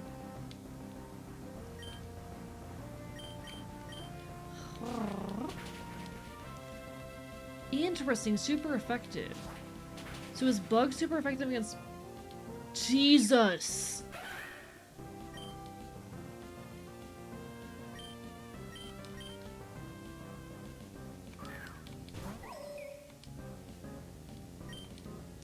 I'm not good at Pokemon. I'm not good at this.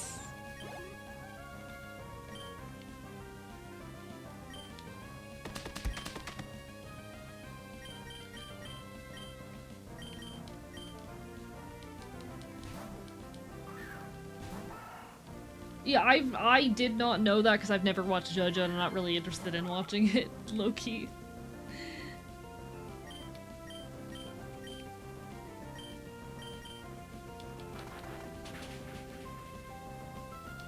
Alright, something in there was super effective. Rat is super effective against either Yapper or Little.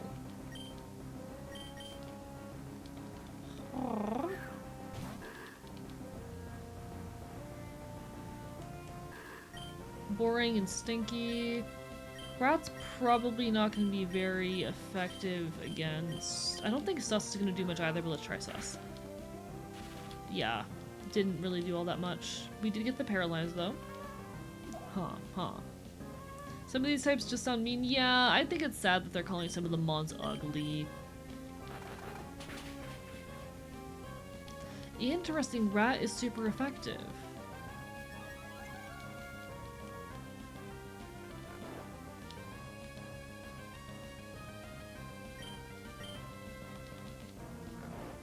Huh.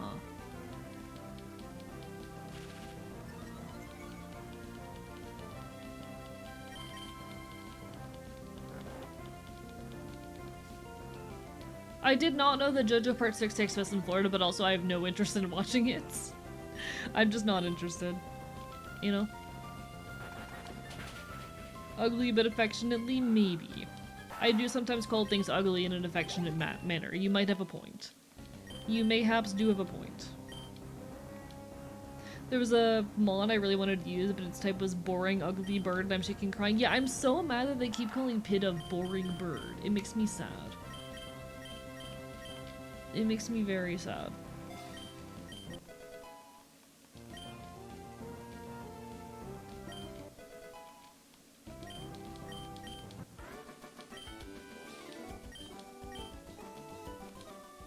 Yeah, he's not boring. He's my little guy. He's my little guy.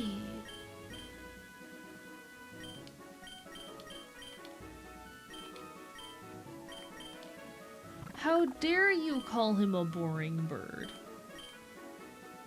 Also, I think I want to go in... How do I access my... Okay. Yeah, I don't know how to access my, my boxes. I thought it said I could access my boxes from everywhere, but I'm not sure on that. So unfortunately I have to figure that out later.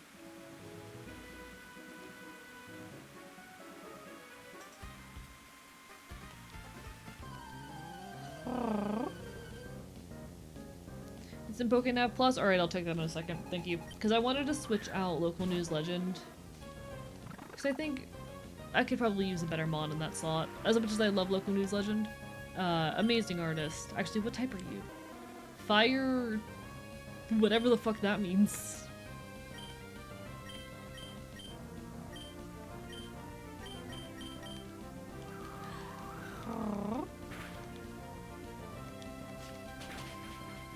No, if I, in a situation like that, feel free. When I'm just like, I genuinely don't know what control. All good.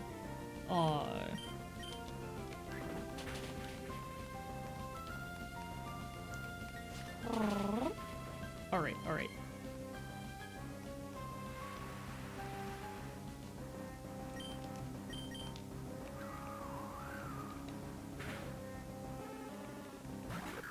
Chat, my brain is dead. I think that was anime type. Maybe that might make sense. Early bird. What does early bird do? Tell me what early bird does. Wakes up early to get the jump on the opponent. I love that. That's cute. What type did they give Charmander? Fire anime.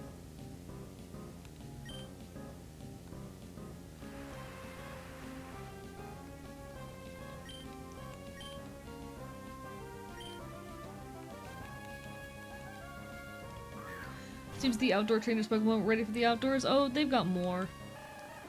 Yeah, also water anime. Or whatever the hell. Type bird. Bird type. Not very effective. Okay, bird type is not very effective against something here. That killed us. Cool. So water might be super effective against bird. I think is what we learned. Very interesting. Noting this observation. Decided to type it out in katakana. Understood. Understood. Well, you're getting hit with a rat type attack. Bird no fly in water mayhaps perhaps. Oh dear. Okay then. Chat, I'm not good at Pokemon.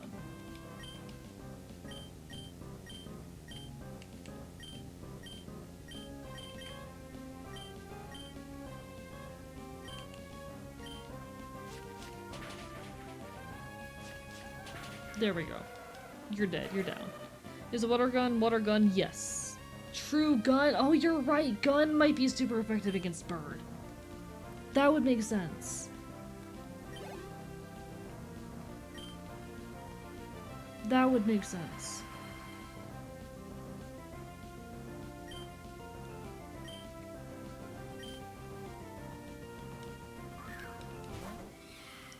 Alright, we have a Dreepy here. What are you? Gun Ghost Baby. I love him. I love him so much. Oh, I forgot. Oh, okay, so guys. Interesting. So Ghost must be immune to guys.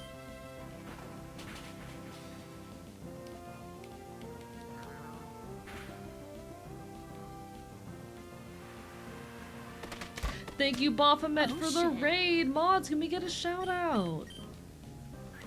Hello, folks! I am Archivist, your resident chaotic Enfield. I stream not quick virtual games and do art here on Twitch.tv. Because problems we can make chaos, I will bite you. You're coming in right as before an ad is about to hit. I'm so sorry, folks, and during the ad break I am gonna go get a snack because I'm feeling quite hungry.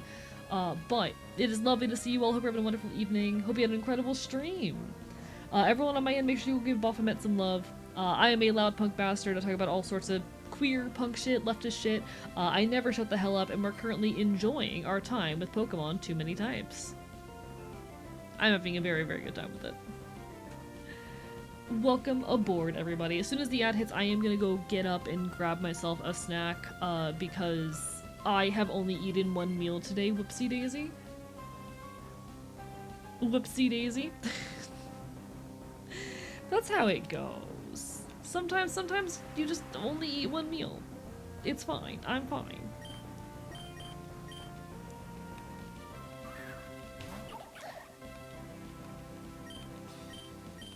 It's fine. Thank you for the Bark Boy Bark, McDoing tip for the arp, arp, arp. But what were you up to today, Baphomet? I should have tested gun against gun. I didn't think to. That would have been smart.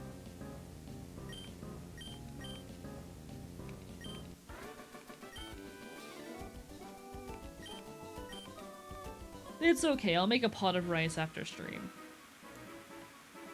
In the meantime, I'm gonna save real quick. And I'm gonna go make myself a snack. I'll be back, I promise. I will return shortly.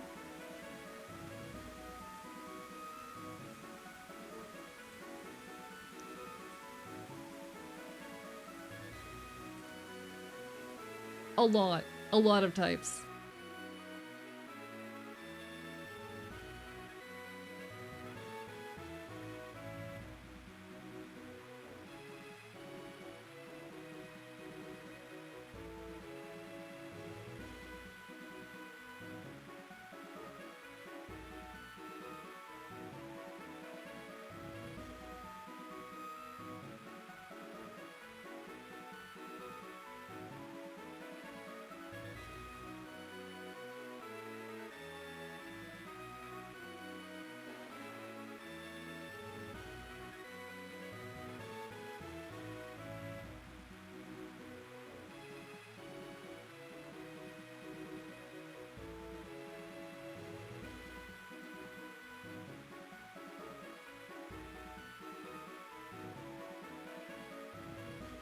Oh shit.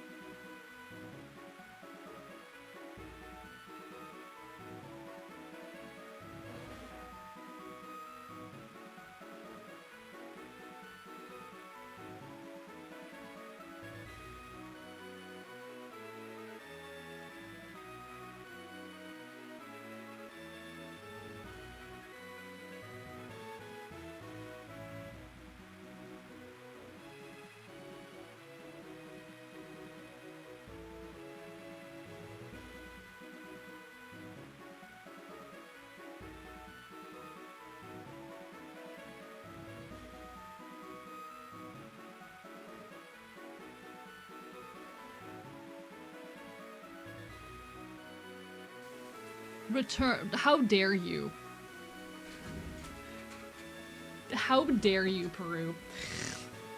Alright, I have my chicken nuggets.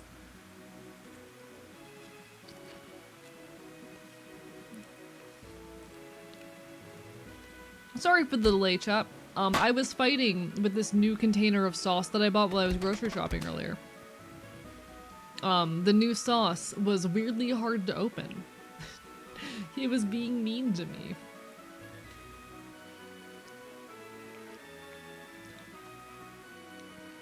Which model run? Scuff or God damn you. Scuff or normal? Careful what you say. Yeah, that's fair. It's barbecue sauce. It's a honey barbecue. I'm a big sucker for a good honey barbecue.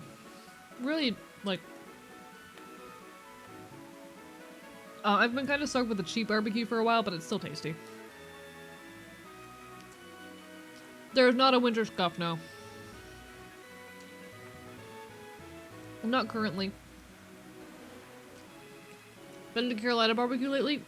Carolina Gold is my favorite barbecue style. It's my favorite style of barbecue sauce. I love Carolina Gold.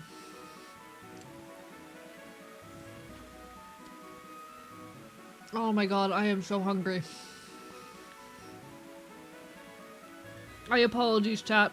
I apologize for my current state. Oh my god, I'm so hungry. I'm so hungry.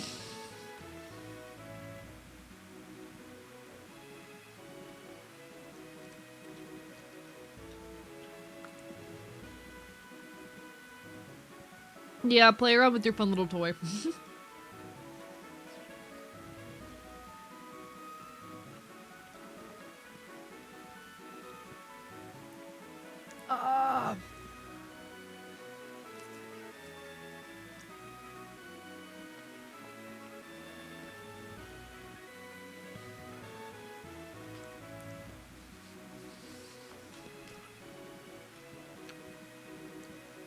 Gotta consume the food like a feral animal. It's the only way. Literally, I'm about to like lick this plate clean.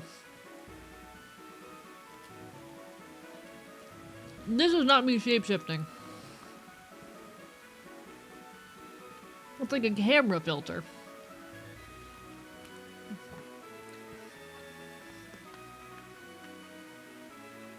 This ain't what shapeshifting looks like for me.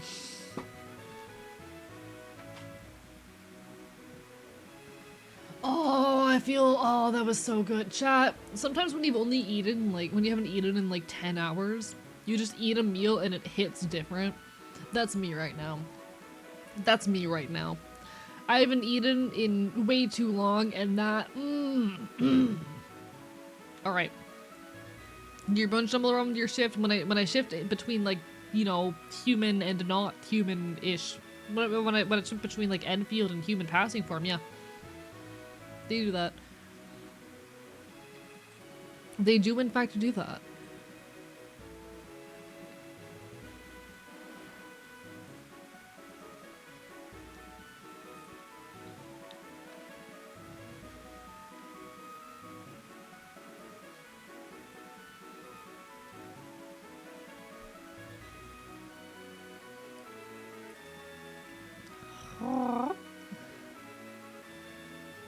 Alright. All the stars being annoying about Jojo earlier, just interesting parallels. It's just a thing of like, how do I say? Baphomet, thank you for the gift subs, what the fuck, and thank you so much for the raid earlier, I appreciate it, how dare you? Thank you so much. You're not annoying with the info dump itself, it's literally just a situation of like, I do not have the time nor energy to watch it, I'm not interested in watching it, and a lot of the time, when I say to people, when people try to like, you know, tell me about a piece of media and I say I'm not interested, people don't accept that as an answer. And keep trying to tell me why I actually should watch the thing, and I just end up giving excuses and people telling me my excuses aren't valid.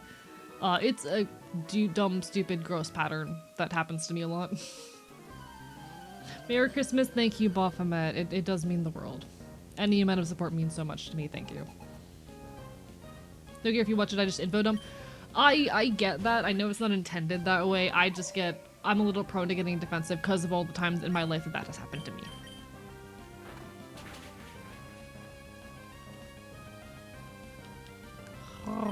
Normalize not giving a fuck about things. I agree. I agree with this.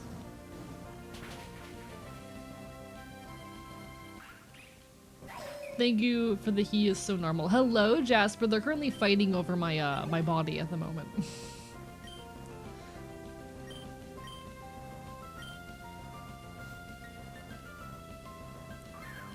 JoJo in particular is one of those series I've had people continuously tell me that I need to check out no matter like what I say.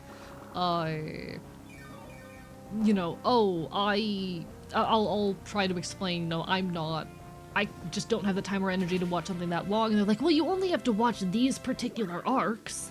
And I'm like,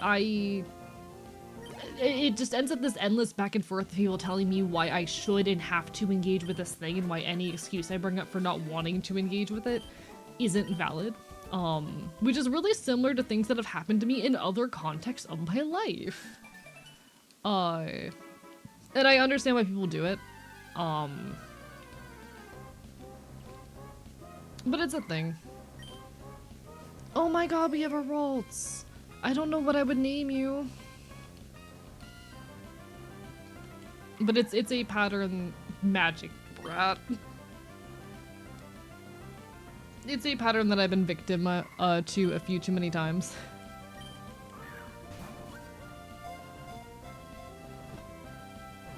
Hey, in the trenches for the scuff war right now.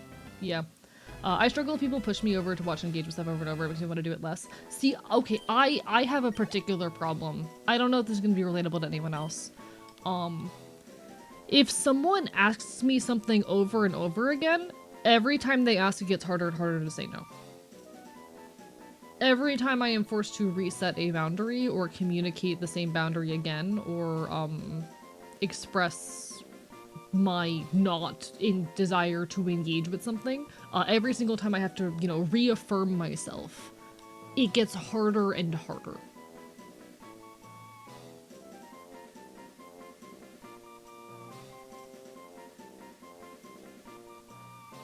I have ended up in some really, really bad and uncomfortable situations because people have consistently pushed past me when I have said I'm not interested in something and have not taken my no for an answer, you know? It's a thing that has happened to me a lot. And yeah, like, sure, I'd probably enjoy it if I watched it, but I'm actually, no, I don't think I would enjoy JoJo. People keep telling me that I would enjoy JoJo, but every clip I've seen of it or the things people have told me about it have not hooked or interested me, actually. You know what? Being incredibly real, a lot of people have info dumped to me about JoJo. It doesn't sound like something I'd like.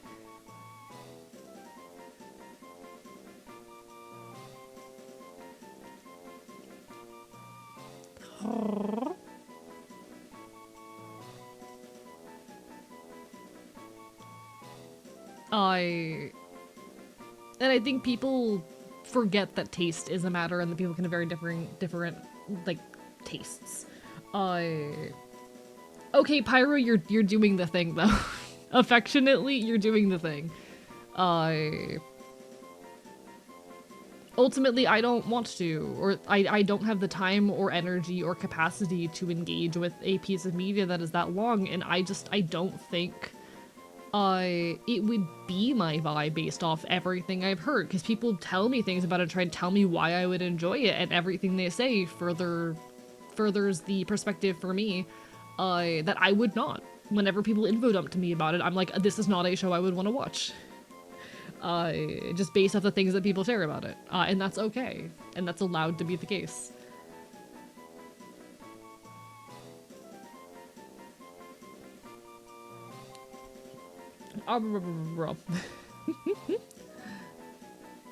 There's no single interaction with him waiting to tell me to watch it. Meanwhile, I've told him exactly why I haven't seen it. Yeah, and that's so fair, also. And it's really annoying when people do that. But yeah, it's a thing. It's a situation I've ended up in. As someone who has no clue what dojo is, personally think you absolutely need to try, and there is no is not an answer. Thank you, thank you. But yeah, like that. I'm not interested in watching it. The Ark of Soft Cell has been totally lost. Bark bark bite bite. Bark bark bite bite. I don't think it's a piece of media that I would enjoy, but like, so fair to those of you who do. We need a name for this Pokemon, chat. We need a nickname for this Pokemon. Our theme is folk punk bands. I think this might be Stick and Poke. I think this might be Stick and Poke. We could also go for Sister Wife Sex Strike for when it evolves.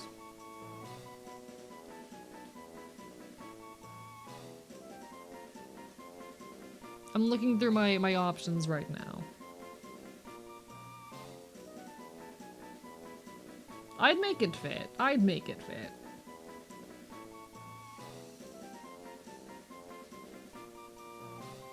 Try to think if there's anyone else I can think of who would fit the vibe.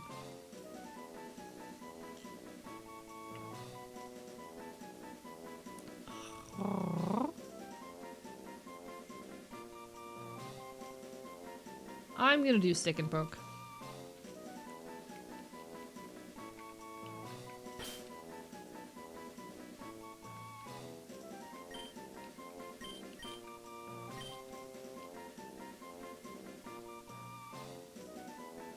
I can actually include spaces in this one. Nice.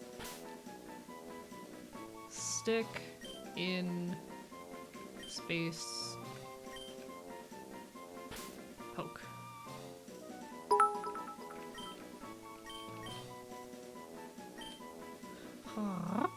Thank you for the bits, Trail Rosio. I appreciate it. I think this might actually be the longest scuff war we've had. I think this might be the record.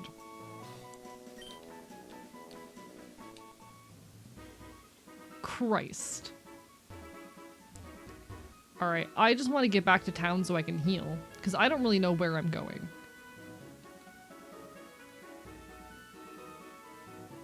I do not know where I'm going, but I need to go heal. Have no apologies for inciting and encouraging this. God fucking damn it. Of course. Y'all never regret shit. Do the point usages boost your stream? And I'll go no. Not at all. I mean, it's engagement, and engagement is good, but it's like not necessarily a big thing for algorithm or anything. Oh, I have no problem with y'all doing it. I just cannot consistently react to it. Like, it's happening too quick for me to commentate over it. It's like, y'all just do your thing. Y'all just do your thing. Ah, rah, rah, rah, rah. Alright, all of our Pokemon are healed up. So we get back on the road. Are there any trainers I didn't fight? I'm pretty sure I fought all three of you. Was there anyone else in here I missed? I don't think so. Because we probably do want to fight every trainer. I think... No, I got you. I have not fought you. Okay. As someone with almost no object permanence, this is crazy. Yeah, it's wild.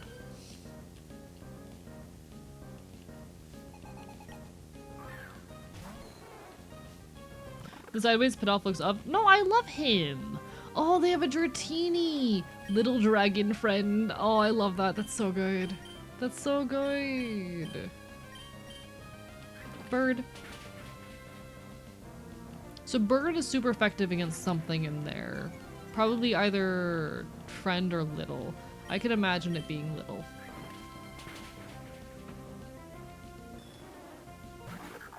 I could imagine it being little. I'm so glad Scuff isn't something A is to manually toggle. It used to be. When I first started streaming, early on in my journey, I actually did have to manually do the switches for, this shit. And it was... There's a reason why I automated it. There's a reason why I automated it. I'm just saying. Poison rat.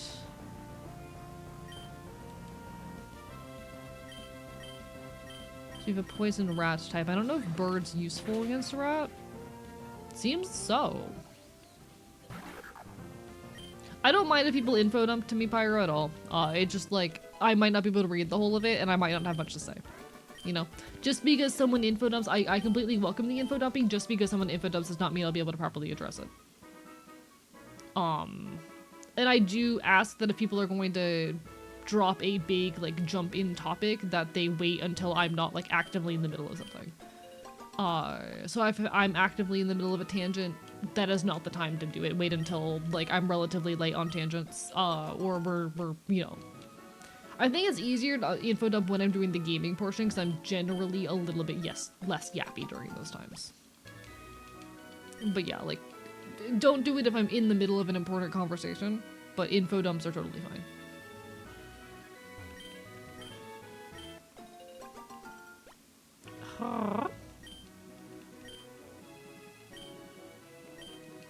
Bowies. Jesus Christ. How many points do you people have? How many points do you people have? What is this shit?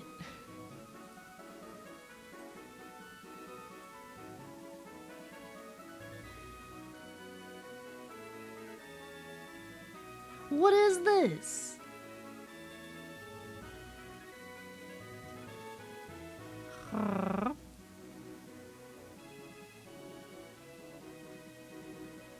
I don't know how you guys... I mean, I guess I kind of know how you guys muster up this many points. It's watching consistently and all that. But Christ, it never ceases to surprise me. It really never ceases to surprise. I'll adopt new ones of Pokemon and create new ninja techniques. Do you only go live when I'm asleep or something? What do you mean? I go live at very normal hours that very normal people go live during. What type are you? Enemy info, grass ninja, okay. I feel like we should... Flying is probably still super effective, right? Yes, okay, cool. So flying is still super effective against, grass. What about bird? Bird is also super effective. Okay, cool. Tend to watch a lot and hardly ever use my redeems, so a reward is a perfect use for my points. Completely fair. There's a couple places where I've got like 100k plus points. There's one channel where I've got like nearly 500k. But unfortunately I'm so busy that I don't have much time to lurk in my friends' streams these days. I want to lurk more. I want to support more.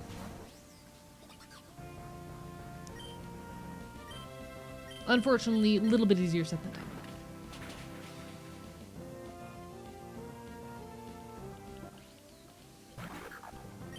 I feel like I'm doing a lot less figuring out type combos and just figuring out what moves are super, or what types are super effective against what specific Pokemon.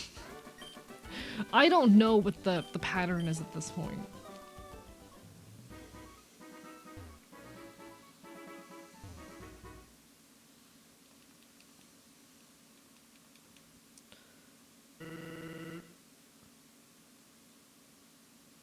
What the fuck?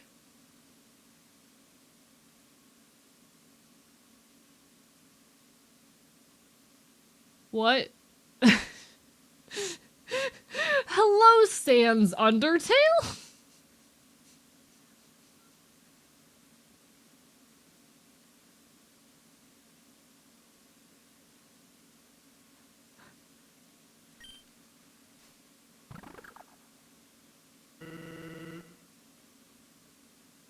Hey there, nice day outside, huh?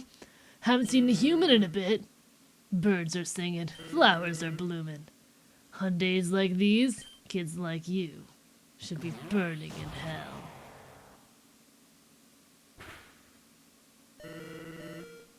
Huh, always wondered why people never use their strongest attack first. What the fuck?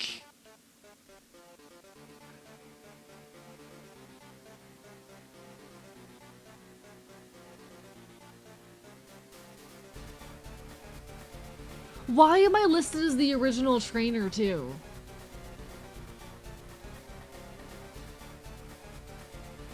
Wild. Alright. See, I don't have the option to catch. The catch button isn't here.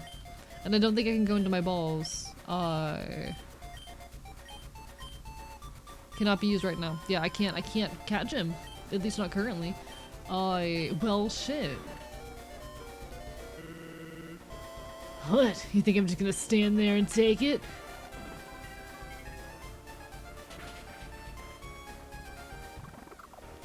What the fuck is this shit?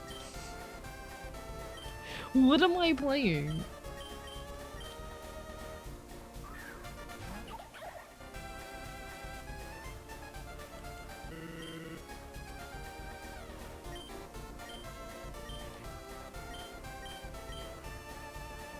Ribbit.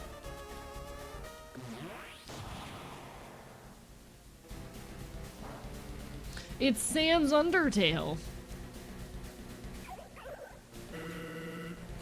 I think this is enough Pokemon for one night. Nah, I'm entranced right now.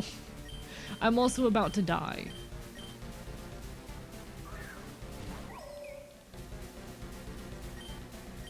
This is an experience.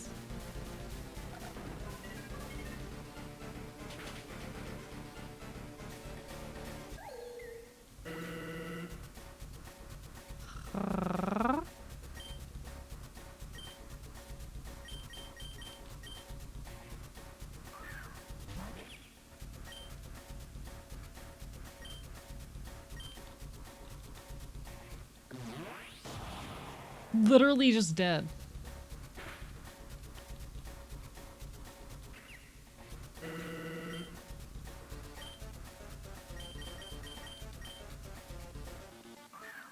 This is certainly a battle. Like this is such an Easter egg. I gotta know what they were thinking with this one. I gotta know.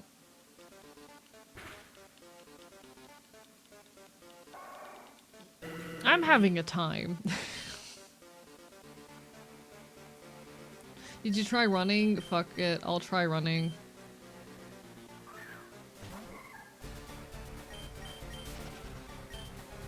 So it does let you get away.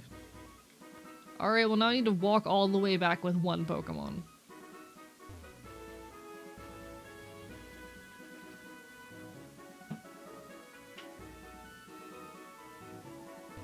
All the way back home.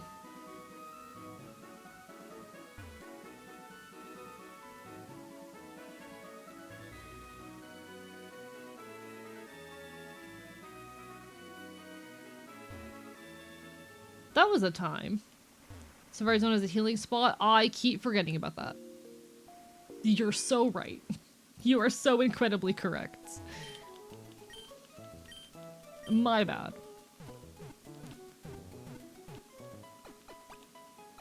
Well, thanks, Sans. I like how y'all keep switching the model before my main model even has time to start face tracking. I feel so bad for any new viewers who are like popping in right now.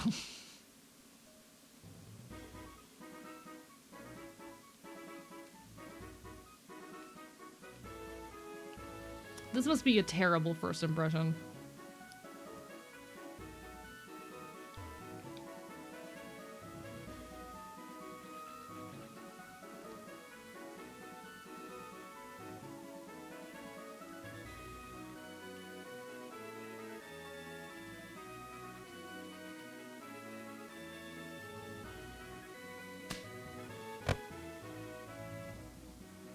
That's gonna send me down a ledge, and I don't know if I want to go down that right now.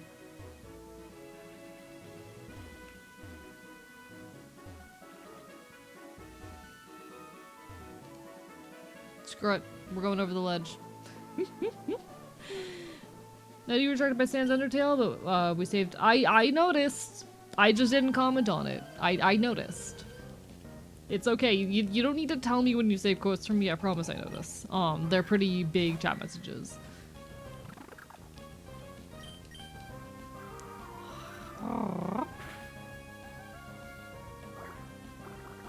Gun. It's gonna be super effective. Yeah, because it's gun. Let's see what bird does.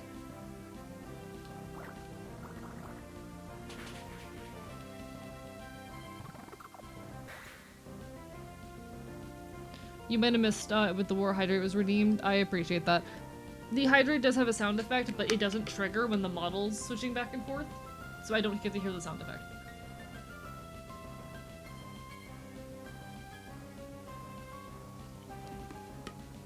Oopsie.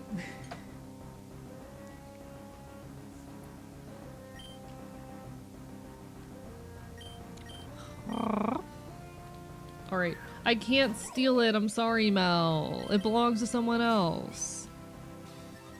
It's not how the game works.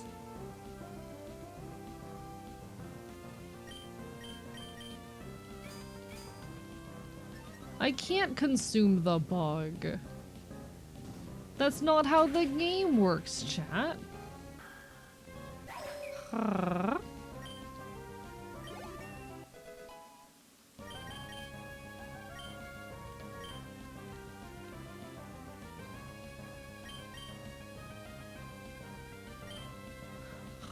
Do you not have bite and lick? What do you mean? I mean, I guess I do have lick. I don't think I have munch. I don't have bite.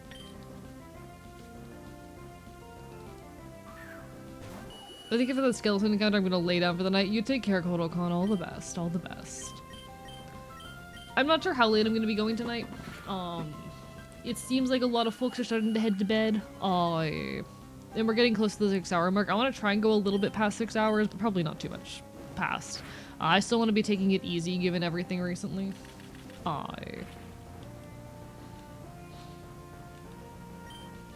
not too easy. You know, not too easy. Just a little bit easy. It is a very late week. We're only streaming twice this week, which I'm sad about. Unfortunately, my schedule and life is just not allowing me to do more this particular week. But hopefully the week after, we'll be back on a more normal schedule. I have a couple like special streams I want to do before the end of the year. Ancient Gamer! And I need to figure out the specifics on those.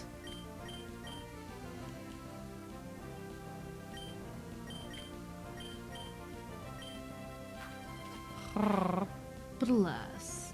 It's only 1:35 p.m. for you? Christ, it is past midnight for me. Okay, so Astonished did not do anything. What about Smog? What does Smog get us? It's not bad. What about Ember? Flash Fire, raise the power of fire type moves? Interesting.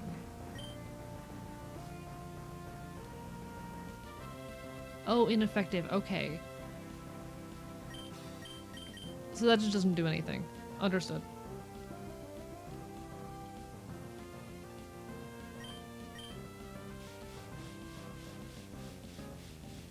Interesting.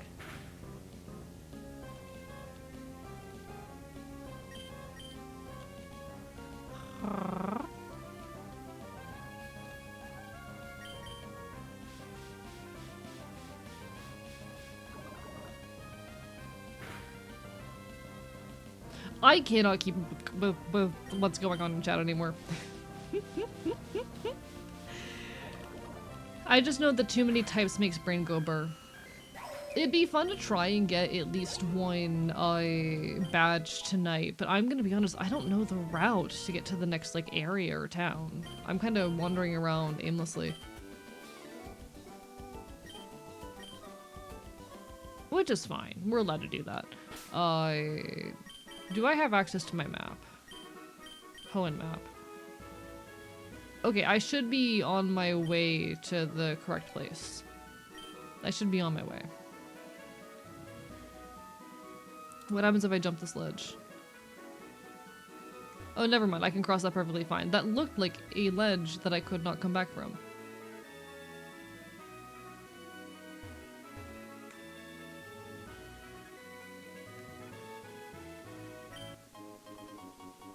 We found a sticker book.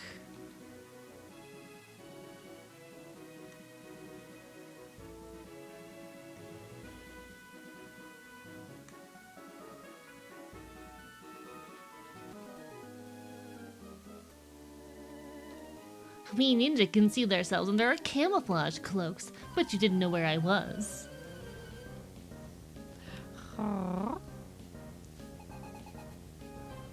Yeah, this VOD's gonna be unwatchable. Hello, Calliope. Welcome on in. Bark, bark, bite, bite. Lovely to see you. Hope you're having a wonderful evening. We're playing some Pokemon Too Many Types 2. They made a second one.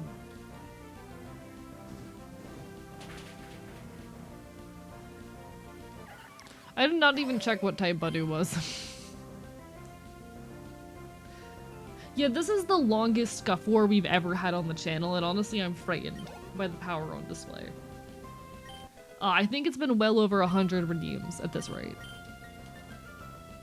I'm I'm used to these things happening. I don't think I've ever seen one last this long before.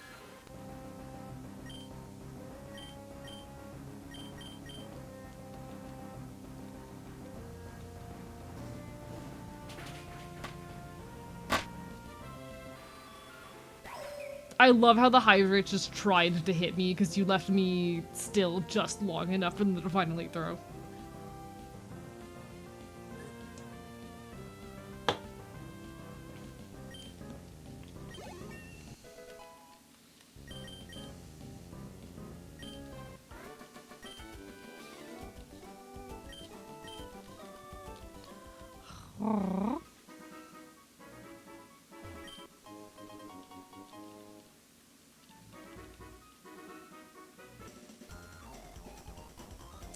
If you don't pay attention, you could get hurt.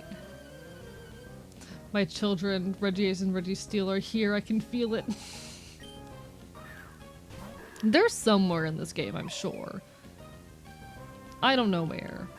Yeah, you're boring and stinky. We set you on fire. I feel like fire would be very effective against something that is stinky.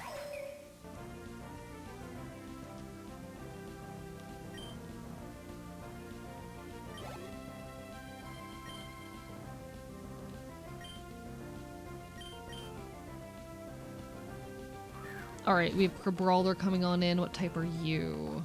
Fight Crab. Fight Crab! Fight Crab! How effective is Vibes against Crab?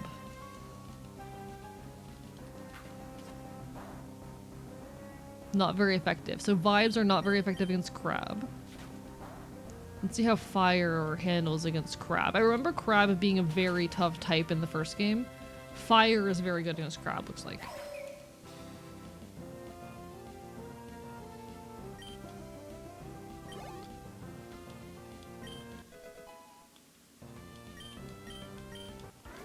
That makes me want to eat Crab. Alright.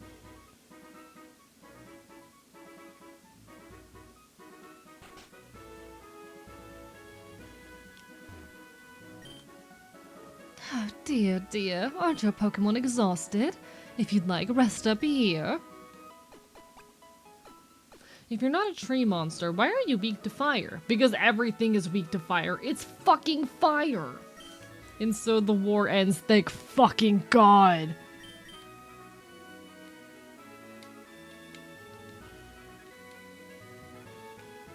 I'm not allowed freedom. I'm not allowed to be free. My existence, my fate is to simply suffer.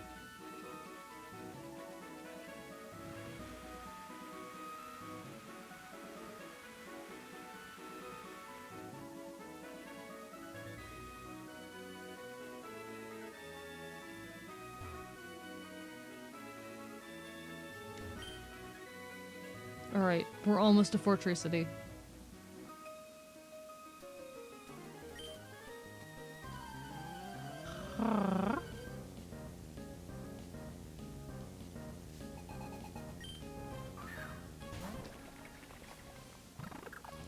Oh, they got Varoom in here. Varoom is fast thing.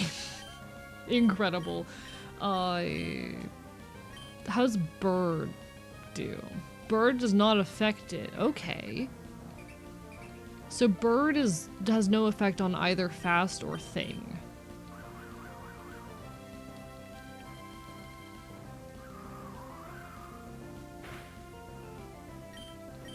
Very interesting. Let's see how effective fast is against fast, maybe.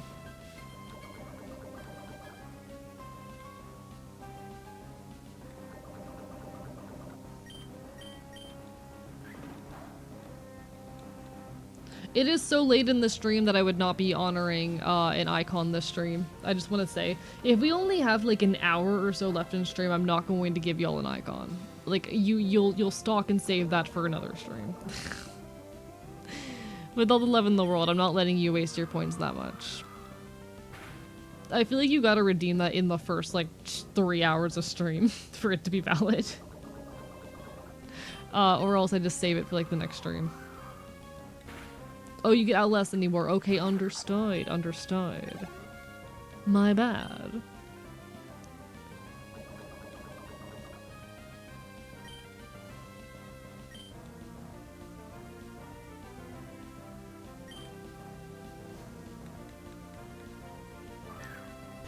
Alright, we have Meltan in now. Meltan is little thing.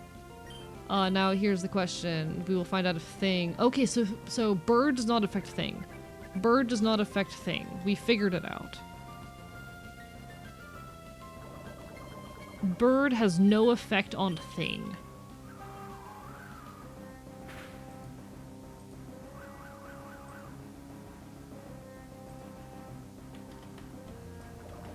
I'm writing this down.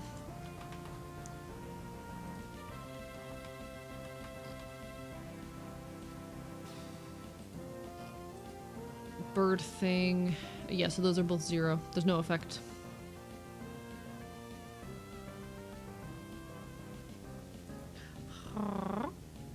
Yeah, it's Meltan. They made, like, sprites of every Pokemon to shove them in here. It's very cool.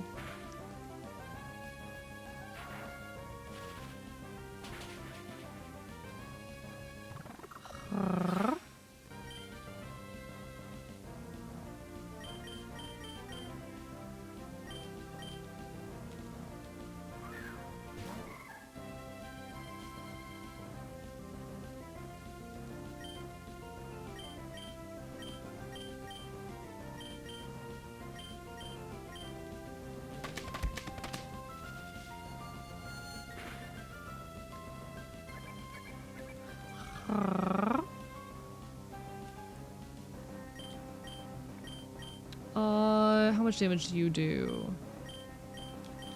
Let's see what Psychic does. Doesn't affect- okay, so Psychic has no effect on either little or thing as well. Interesting. But we Eldritch Blast? So magic does have effect though. It's not super effective or anything, but it's something. Hi, Zama. Thanks so much for the hydrate. Apologies, chat's been, like, fucking warring over my model for a while.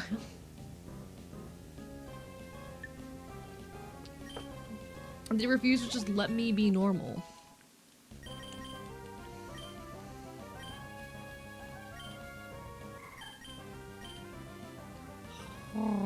Yeah, they got Eldritch Blast in here.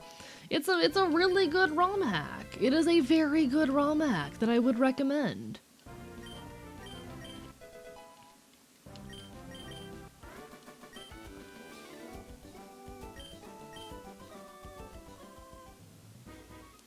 Have brought Raisingins with me? Oh, have you now?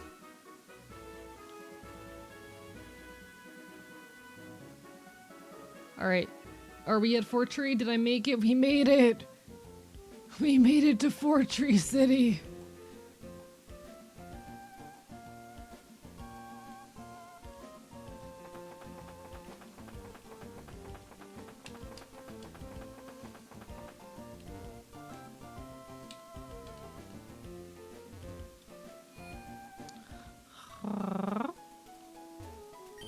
Good night, Eeps. We'll see you later. You take care, Missing Project. All the best. I think we might make an attempt at the gym this stream. Can't have more than one internet hungry tab without buffering immensely. Ogh. I'm so sorry, Drakens. That's very unfortunate. I know the feeling, unfortunately.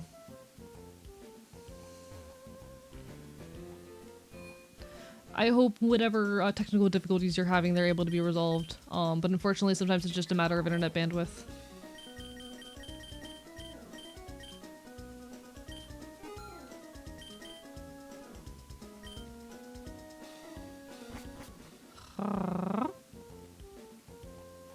Alright. Who all do we have living here? Pokemon and people have adapted to nature for survival. There's no need to make nature conform to the way we want to live. The treehouses of Fortree are great. I think it's the #1 town for living together with Pokemon.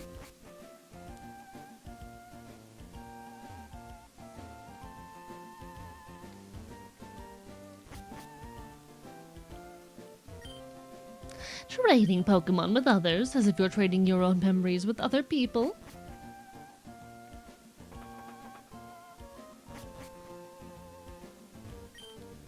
People, Pokemon, their hidden powers are aroused by living in natural environments. Let this old woman see if your hidden power is awoken. I hold a coin in my hand. Now tell me, have I palmed it to my right hand or in my left?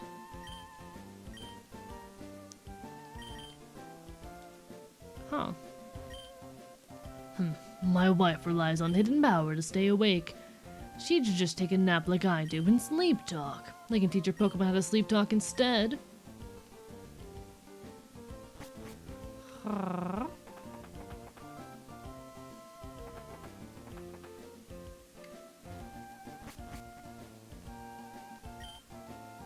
What's that thing you have there? Oh, it's called a Pokédex. It's really awesome. Well, speaking about Pokédexes, I remembered something. I met this trainer, Steven, when I was searching for rare stones. Oh boy, he had some amazing Pokemon with him. They weren't just rare, they were trained to terrifying extremes. He might even be stronger than the gym leader in this town. Stream, will you sleep for maximum efficiency? I wish I could. I wish I could. There, go, bird Pokemon! By being together with Pokemon, people can make more and more friends. And that brings the world closer together. I think that's wonderful.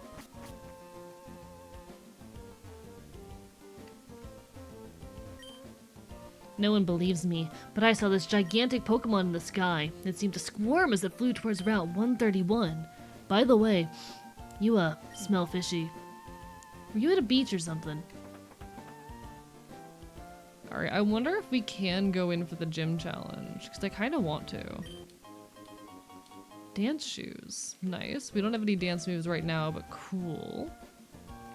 I am going to save, but I am tempted to give a shot at the gym challenge.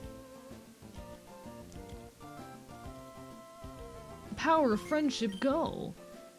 I absolutely adore the how do I say, the vibes of this town.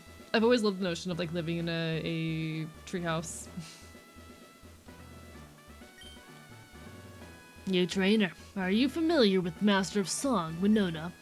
I hope you're ready to break it down on the dance floor. Song and dance moves get priority there.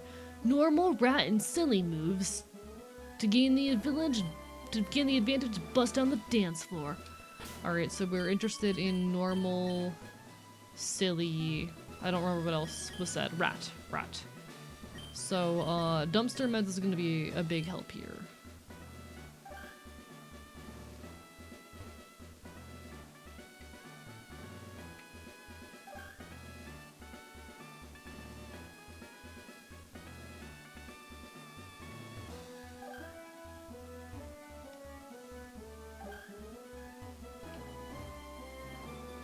Lol. Let's just go for it. Let's just go for it.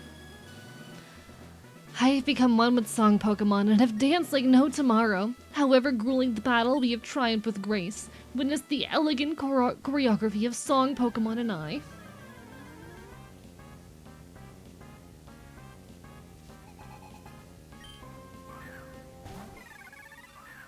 Alright, so we have Chingling here. Oh, we're underleveled. Oh, we're not winning.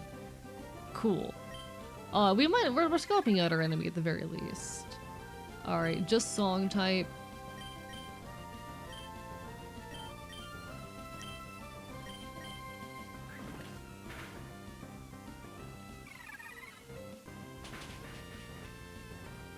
Yeah, we're not ready for this. It is pretty groovy though. I will give it that. Do I have any rat type attacks? I do, I have Munch.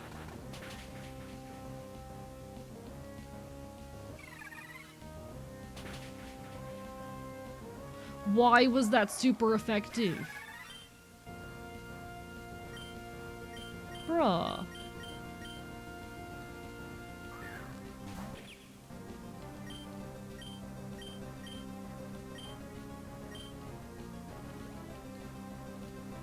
Yeah, we're very underleveled for this fight. I just kind of ran in here to see what I was dealing with.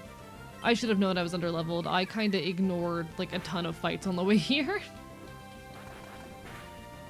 I have plenty like optional trainers I can go back and fight. It'll be okay. We should probably also invest in Pokemon that are a little bit better. You take care, Pyro, all the best! You take care! Hope to see you again sometime in the near future. Good night, good night, good night.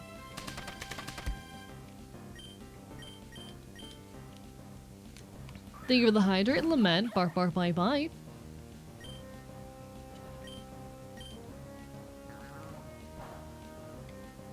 Yeah, Frog is not very effective, unfortunately, it looks like.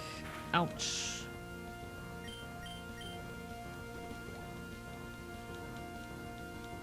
Oh, this is just sad. Yeah, my Pokemon are not ready for this. Okay, interesting. Apparently, Gun seems to be pretty effective. I'm gonna guess it's the Gun that's pretty effective.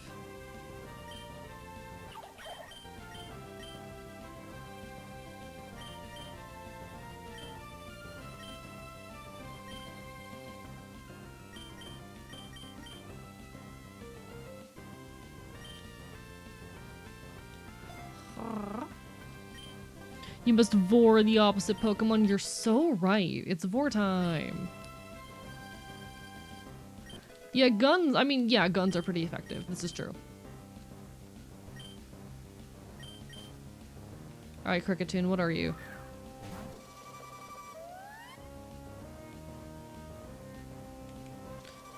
Bug Song. Have you considered Gun? It is still super effective. Probably not enough to carry us. Yeah, not enough to carry us. They've got some really effective counters against our everything. But good to know. Good to know.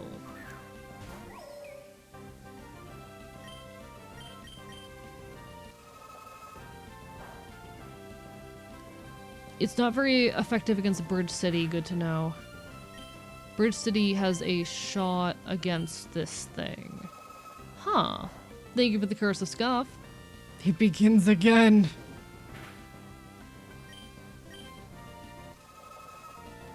Or is your only move round? Is that your only move? Because if so, I have a thought.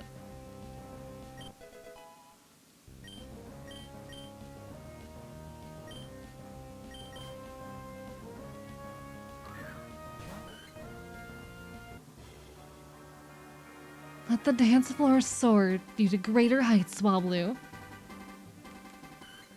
Flying song, or fluffy song flying. Okay.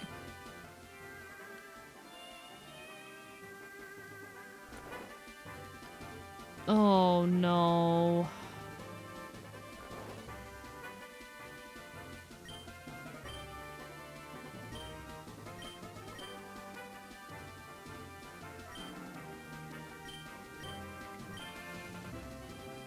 Oh, the infinite candy is actually really nice. I'm glad that we have that. I might abuse that later. I hope chat, you don't mind chat. I might abuse that later. At the very least we can heal.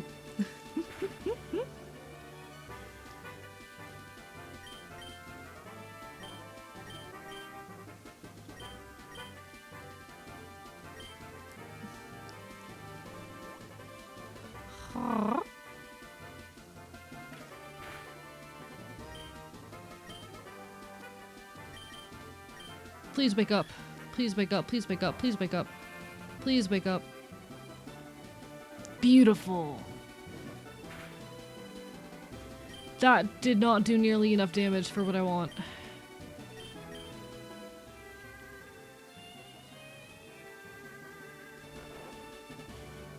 Oh, you, Swabbaloo, I hate you. I despise you.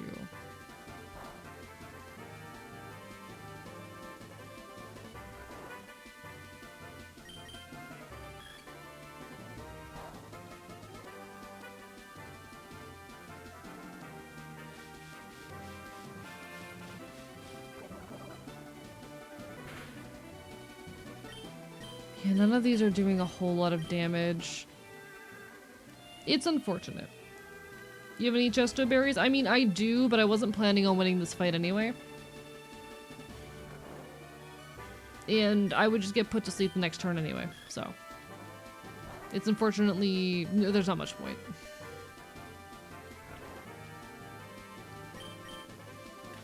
That's why they put the sleep talk guy here.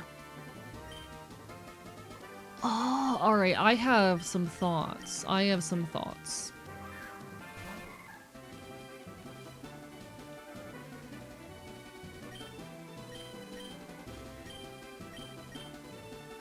What does hypnosis do again?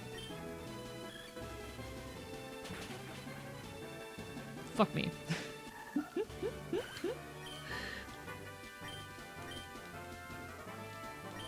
So the infinite candy just levels my Pokemon up, so that I don't have to necessarily grind. Which as a content creator is very nice. As a content creator, we like not having to grind.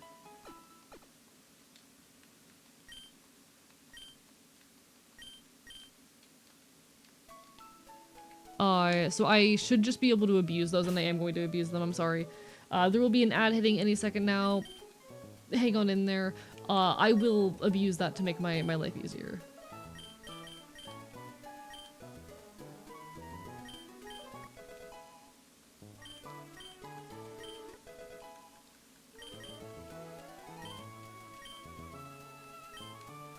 Alright, what type is Headbutt? Headbutt is a normal type move, which is actually going to be very useful for us for this fight. Because normal type moves are one of the effective ones.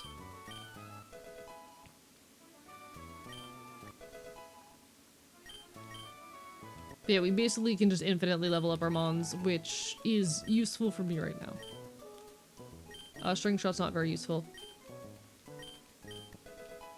We'll level up everyone to the Aces level of 15.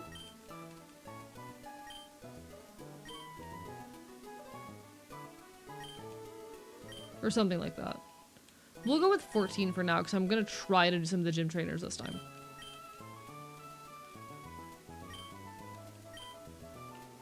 What the fuck is file W? Oh my god, is that filing your fucking taxes?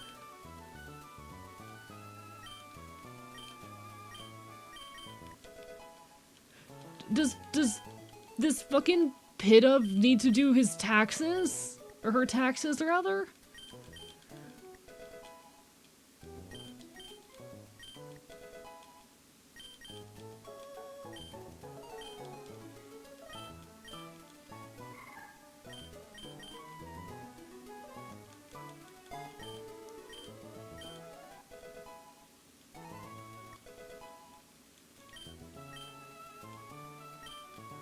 What does cancel do? Cancels foe on social media, burns opponents! That's really good. Oh, I miss my wife tails.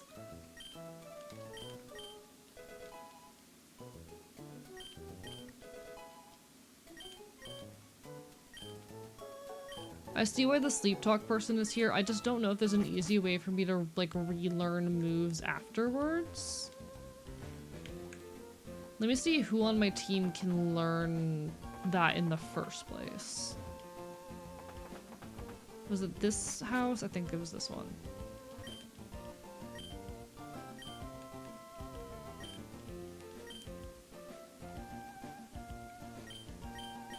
Okay, any of you can learn it. We'll give it to Dumpster Meds.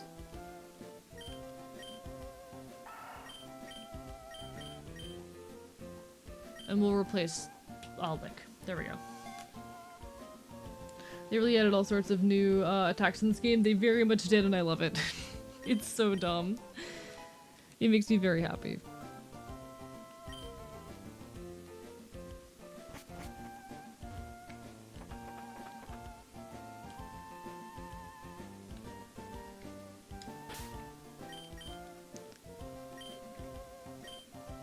Oh, I should also go grab some potions from the Pokemart before we try that again. Because I want to do a couple of the gym trainers this time, but like that's fine.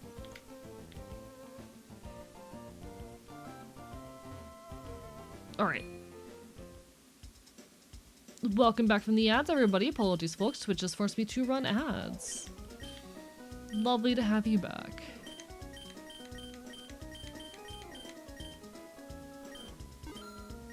We'll get some awakenings.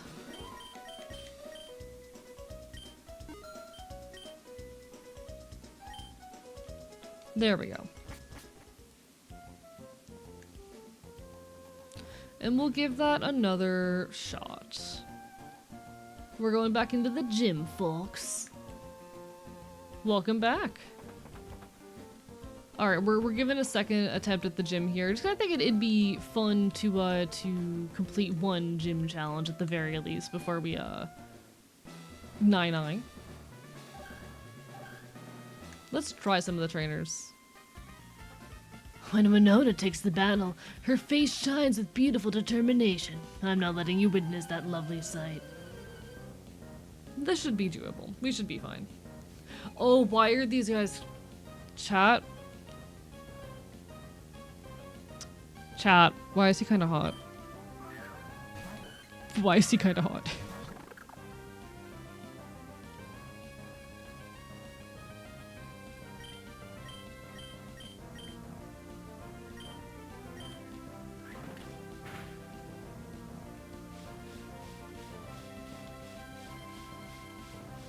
I'm normal.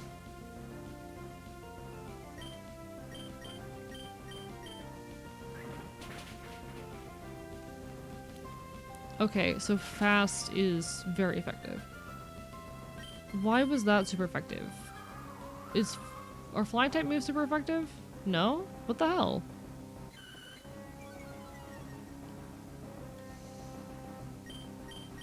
I'm just saying, the bird keeper a little bit attractive. He's kind of fine. Void, perhaps.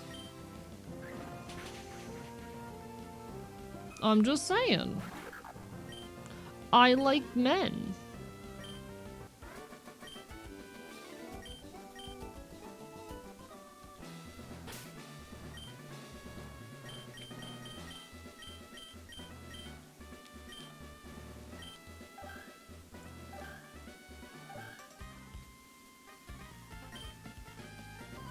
Alright. He's normal at last. I'm finally normal! I can do all my silly effects again!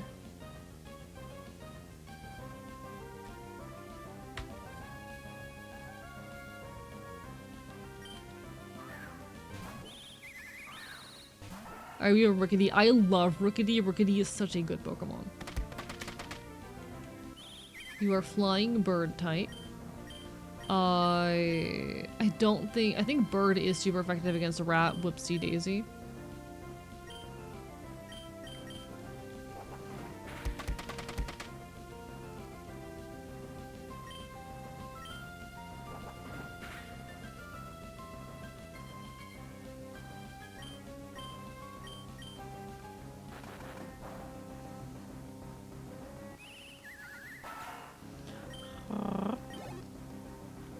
Yeah, birds do eat rats sometimes. This is true. Alright, Swablu is the real, like, issue on this team. But it looks like Headbutt should be a pretty effective move. I'm kind of testing things out right now. It looks like Headbutt's gonna be a pretty solid move to deal with this.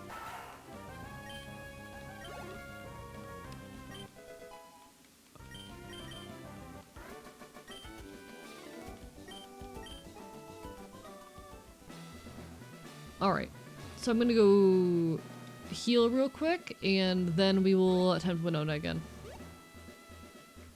I think that's enough information that we can make this work. At least try to. We're gonna end up starting off, I think, with Frog Legs, in the front of the party. Frog Legs will gun. Then we'll figure the rest out from there.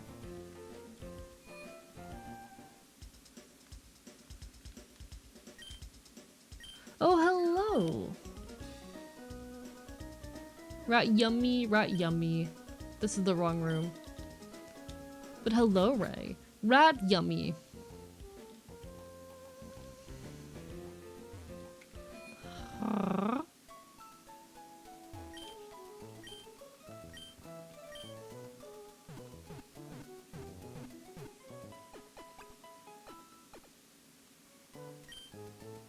Chat, sometimes I want to put a rat in my mouth. You need to spy together info about type matchups with the gyms at this point. I mean, that's literally what I'm doing. Whoopsie daisy. It's literally what I'm doing. I think we're good enough to give it a go, though. I think we're good enough to give it a shot. Let's see if we have enough information to make this work.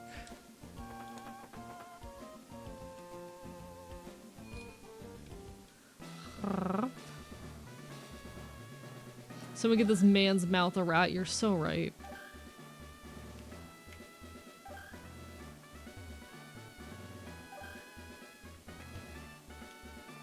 Alright, Winona, I'm here to kill you.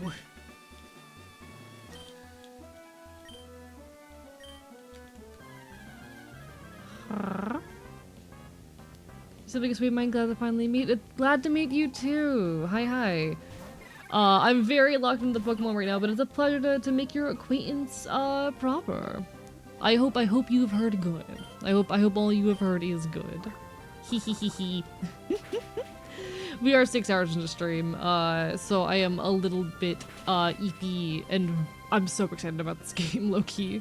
But it's lovely to have you. Alright, we got Chingling down.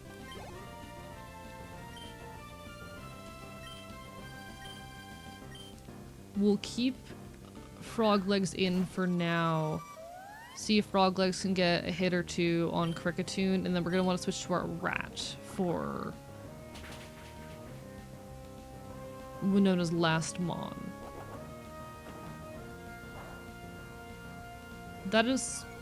okay, this is going a lot better than before.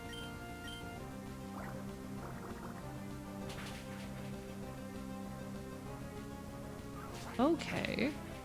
Yeah, that's the super effective move that absolutely wrecks us. That's fine. We bring in Bird City. Heard nothing but good. Do get your rest once you inevitably win, though. It'd be a shame if I had to know someone so sweet as you pushed yourself too hard. I'm trying to give a little bit more respect for my capacity right now. Just because I know I have not been at full capacity lately, but it happens. We keep on doing our best. I will never not do my best.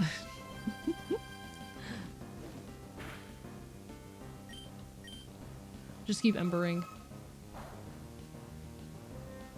Just keep embering.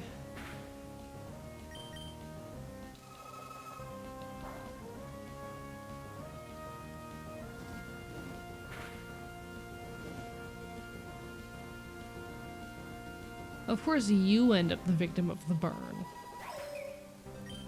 I'm proud, Fop, you shouldn't be. You take care, Mal. Hope you have a lovely rest of your evening. Get some good sleep, okay? I make the same mistake all the time, but I have my family to help me out. We like to help keep you supported in turn. I appreciate it. And I am doing my best out here. One day I'm going to be doing this full time. It's going to happen. I'll make it happen.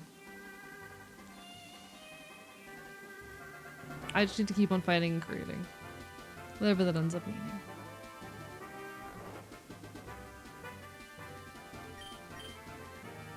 So is it even worth it to try and use an awakening here? I want to see.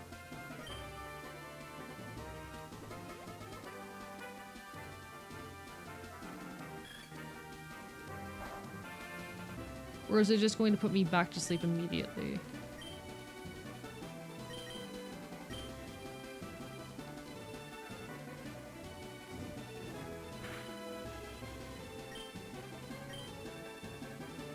Yeah, it just keeps trying to put me back to sleep pretty much the moment I'm awake. Which very toxic strat.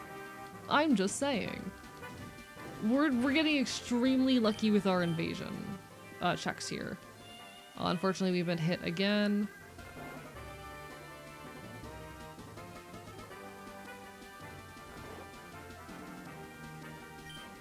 We might not even need the sleep talk for this. We'll use E-Potion to try and extend this and see what we can do. Hello, Incineroar fan. Welcome on in. Bark, bark, bye, bye.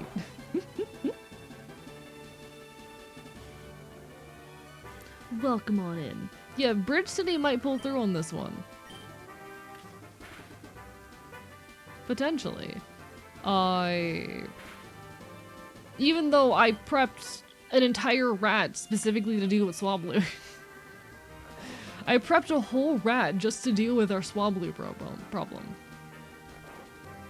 But alright then.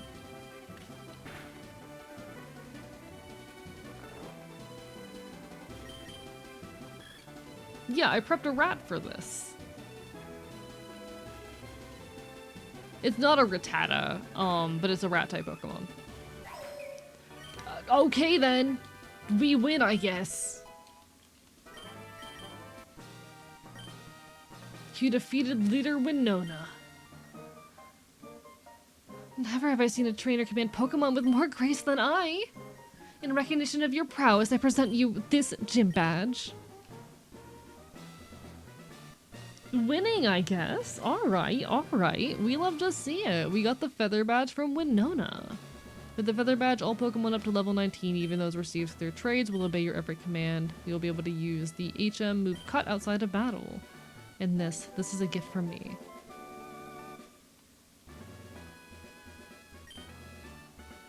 Start a graceful melody and have others continue it. Alright, now where do we get the HM Cut? I'm not sure where we acquire it from.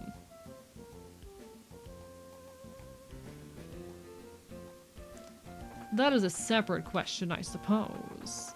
But hey, winning! We got through our first gym. Beautiful.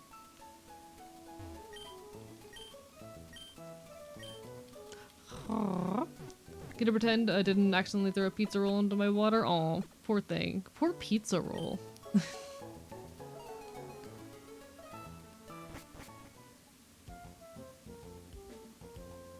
You know what? Rival fight. We're gonna rival fight. Hey, E, you got the Feather Badge, finally. I know you like to take your time, but this is ridiculous. We're rivals, and that means you need to pick up the pace. Remember our declaration? Now, I hope you're ready for my 140 BPM team. Morgan the Shark, thank you for the Curse of Scuff.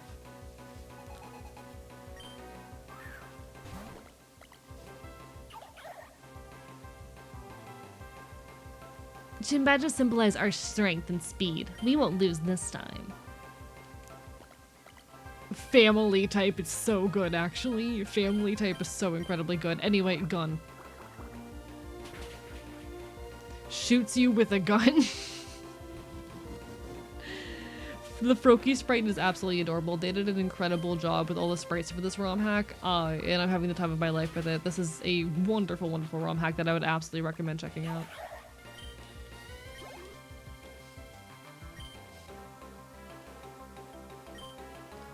I will switch my Pokemon for Sprigatito. We'll move into Bridge City. Gun is super effective against family. Yes.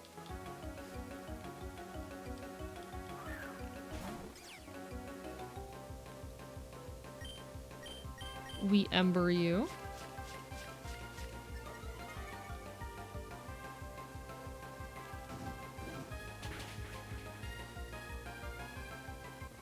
Too good. Guns do in fact hurt, chat. PSA, gun hurts. Ouchie. We do not need baby doll eyes. No thanks. Not interested. Hit the family type with the Toyota Tacoma type move. I will move back to Frog Legs. My winged children are enjoying your content. I'm glad, I'm glad. I'm a big bird enjoyer. I love birds. One of my favorite animals are mourning doves. They're very special to me. Gun. God damn it! So is gun not effective against Litwick? What type is Litwick again? Fire ghost thing. Oh, it's because it's thing type, isn't it?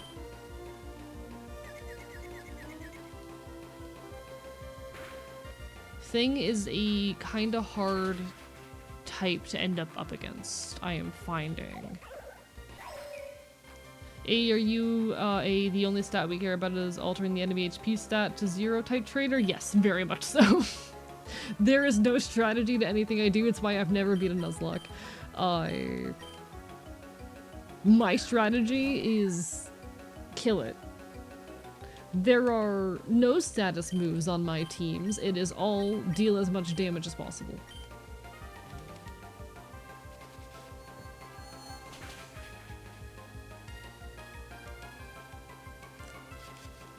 Make the enemy's HP go down, go burr.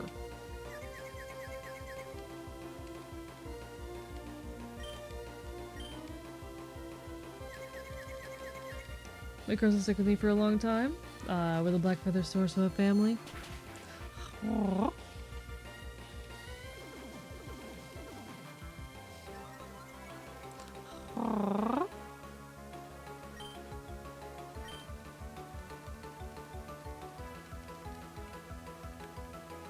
What if there was a Pokemon that was to guns? What if it elixir to ice cream? I would love that Pokemon.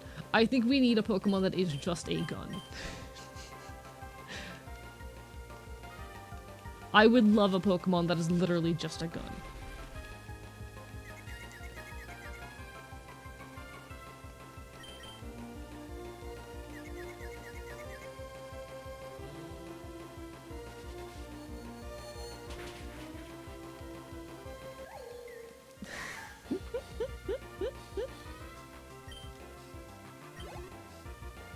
What do I need to do for a Pokemon that's literally just a gun?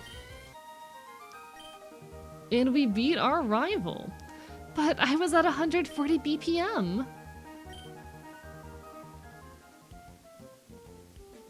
You're seriously tough. Just what a rival needs to be. Maybe keeping it slow works for you, but I need to get going faster. 140 BPM isn't enough, so now it's time to move the metronome to 160 BPM. Later. Oh, that's right. You're never gonna get to Mauville City without a bike. Here, you can have mine. What's that? How will I get there without it? I'm just built different. Later. I love her. There's a tag on the bike. Welcome to the new macro bike, where the properties of the Mach and Acro bike are combined into one by using our patent-pending future technology. With this bike, you can easily trick with the B button like on an Acro bike, and quickly ride through terrain such as muddy slopes and cracked floors like on a Mach bike. Disclaimer. Macro bike is not responsible for users being sad over the loss of the Mach bike speed. Free bike. I love her. I love her very much. Ruby, 10 out of 10 rival. Extremely fun character. I am absolutely loving this ROM hack and I am so excited to see where it goes. I'm having the time of my life with this shit. But I do think this is where we're gonna start closing out for the night. Thank you, Incineroar fan, for the follow. I do appreciate it. I'm looking forward to playing more of this in the near future. We'll probably play more of it next week. But I do need some sleep. I have been awake for many an hour. I have a few little responsibilities I want to get done before I go to bed. And I am trying to take it easy, given it is the holidays and all. But don't you worry, I will be here on Wednesday at 7 PM EST. We'll be doing some work on some live 2D stuff, some rigging, some art. And after that, I'll be back next week on Monday, alright? I am taking the holidays off, not by choice, unfortunately. But don't worry, I won't be gone for too long. I will definitely see you all Wednesday if I don't see you then. Hope to see you again sometime in the near future. Let's go find someone to raid, alright? Let me go see who all of my buddies is on. I wonder if anyone else is playing this ROM hack, actually.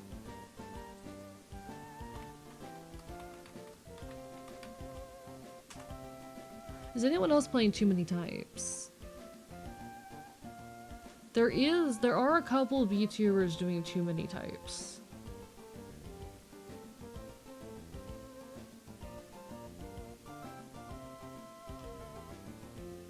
Who are you? You are a VTuber.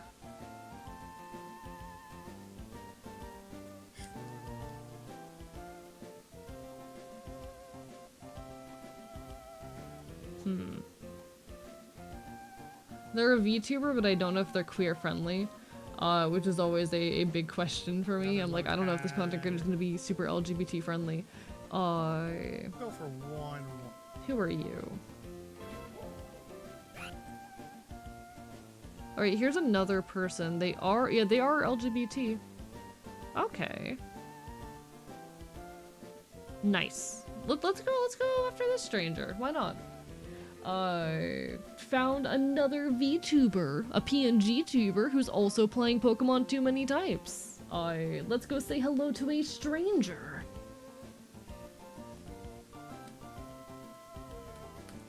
Taking a risk on this one? Why not?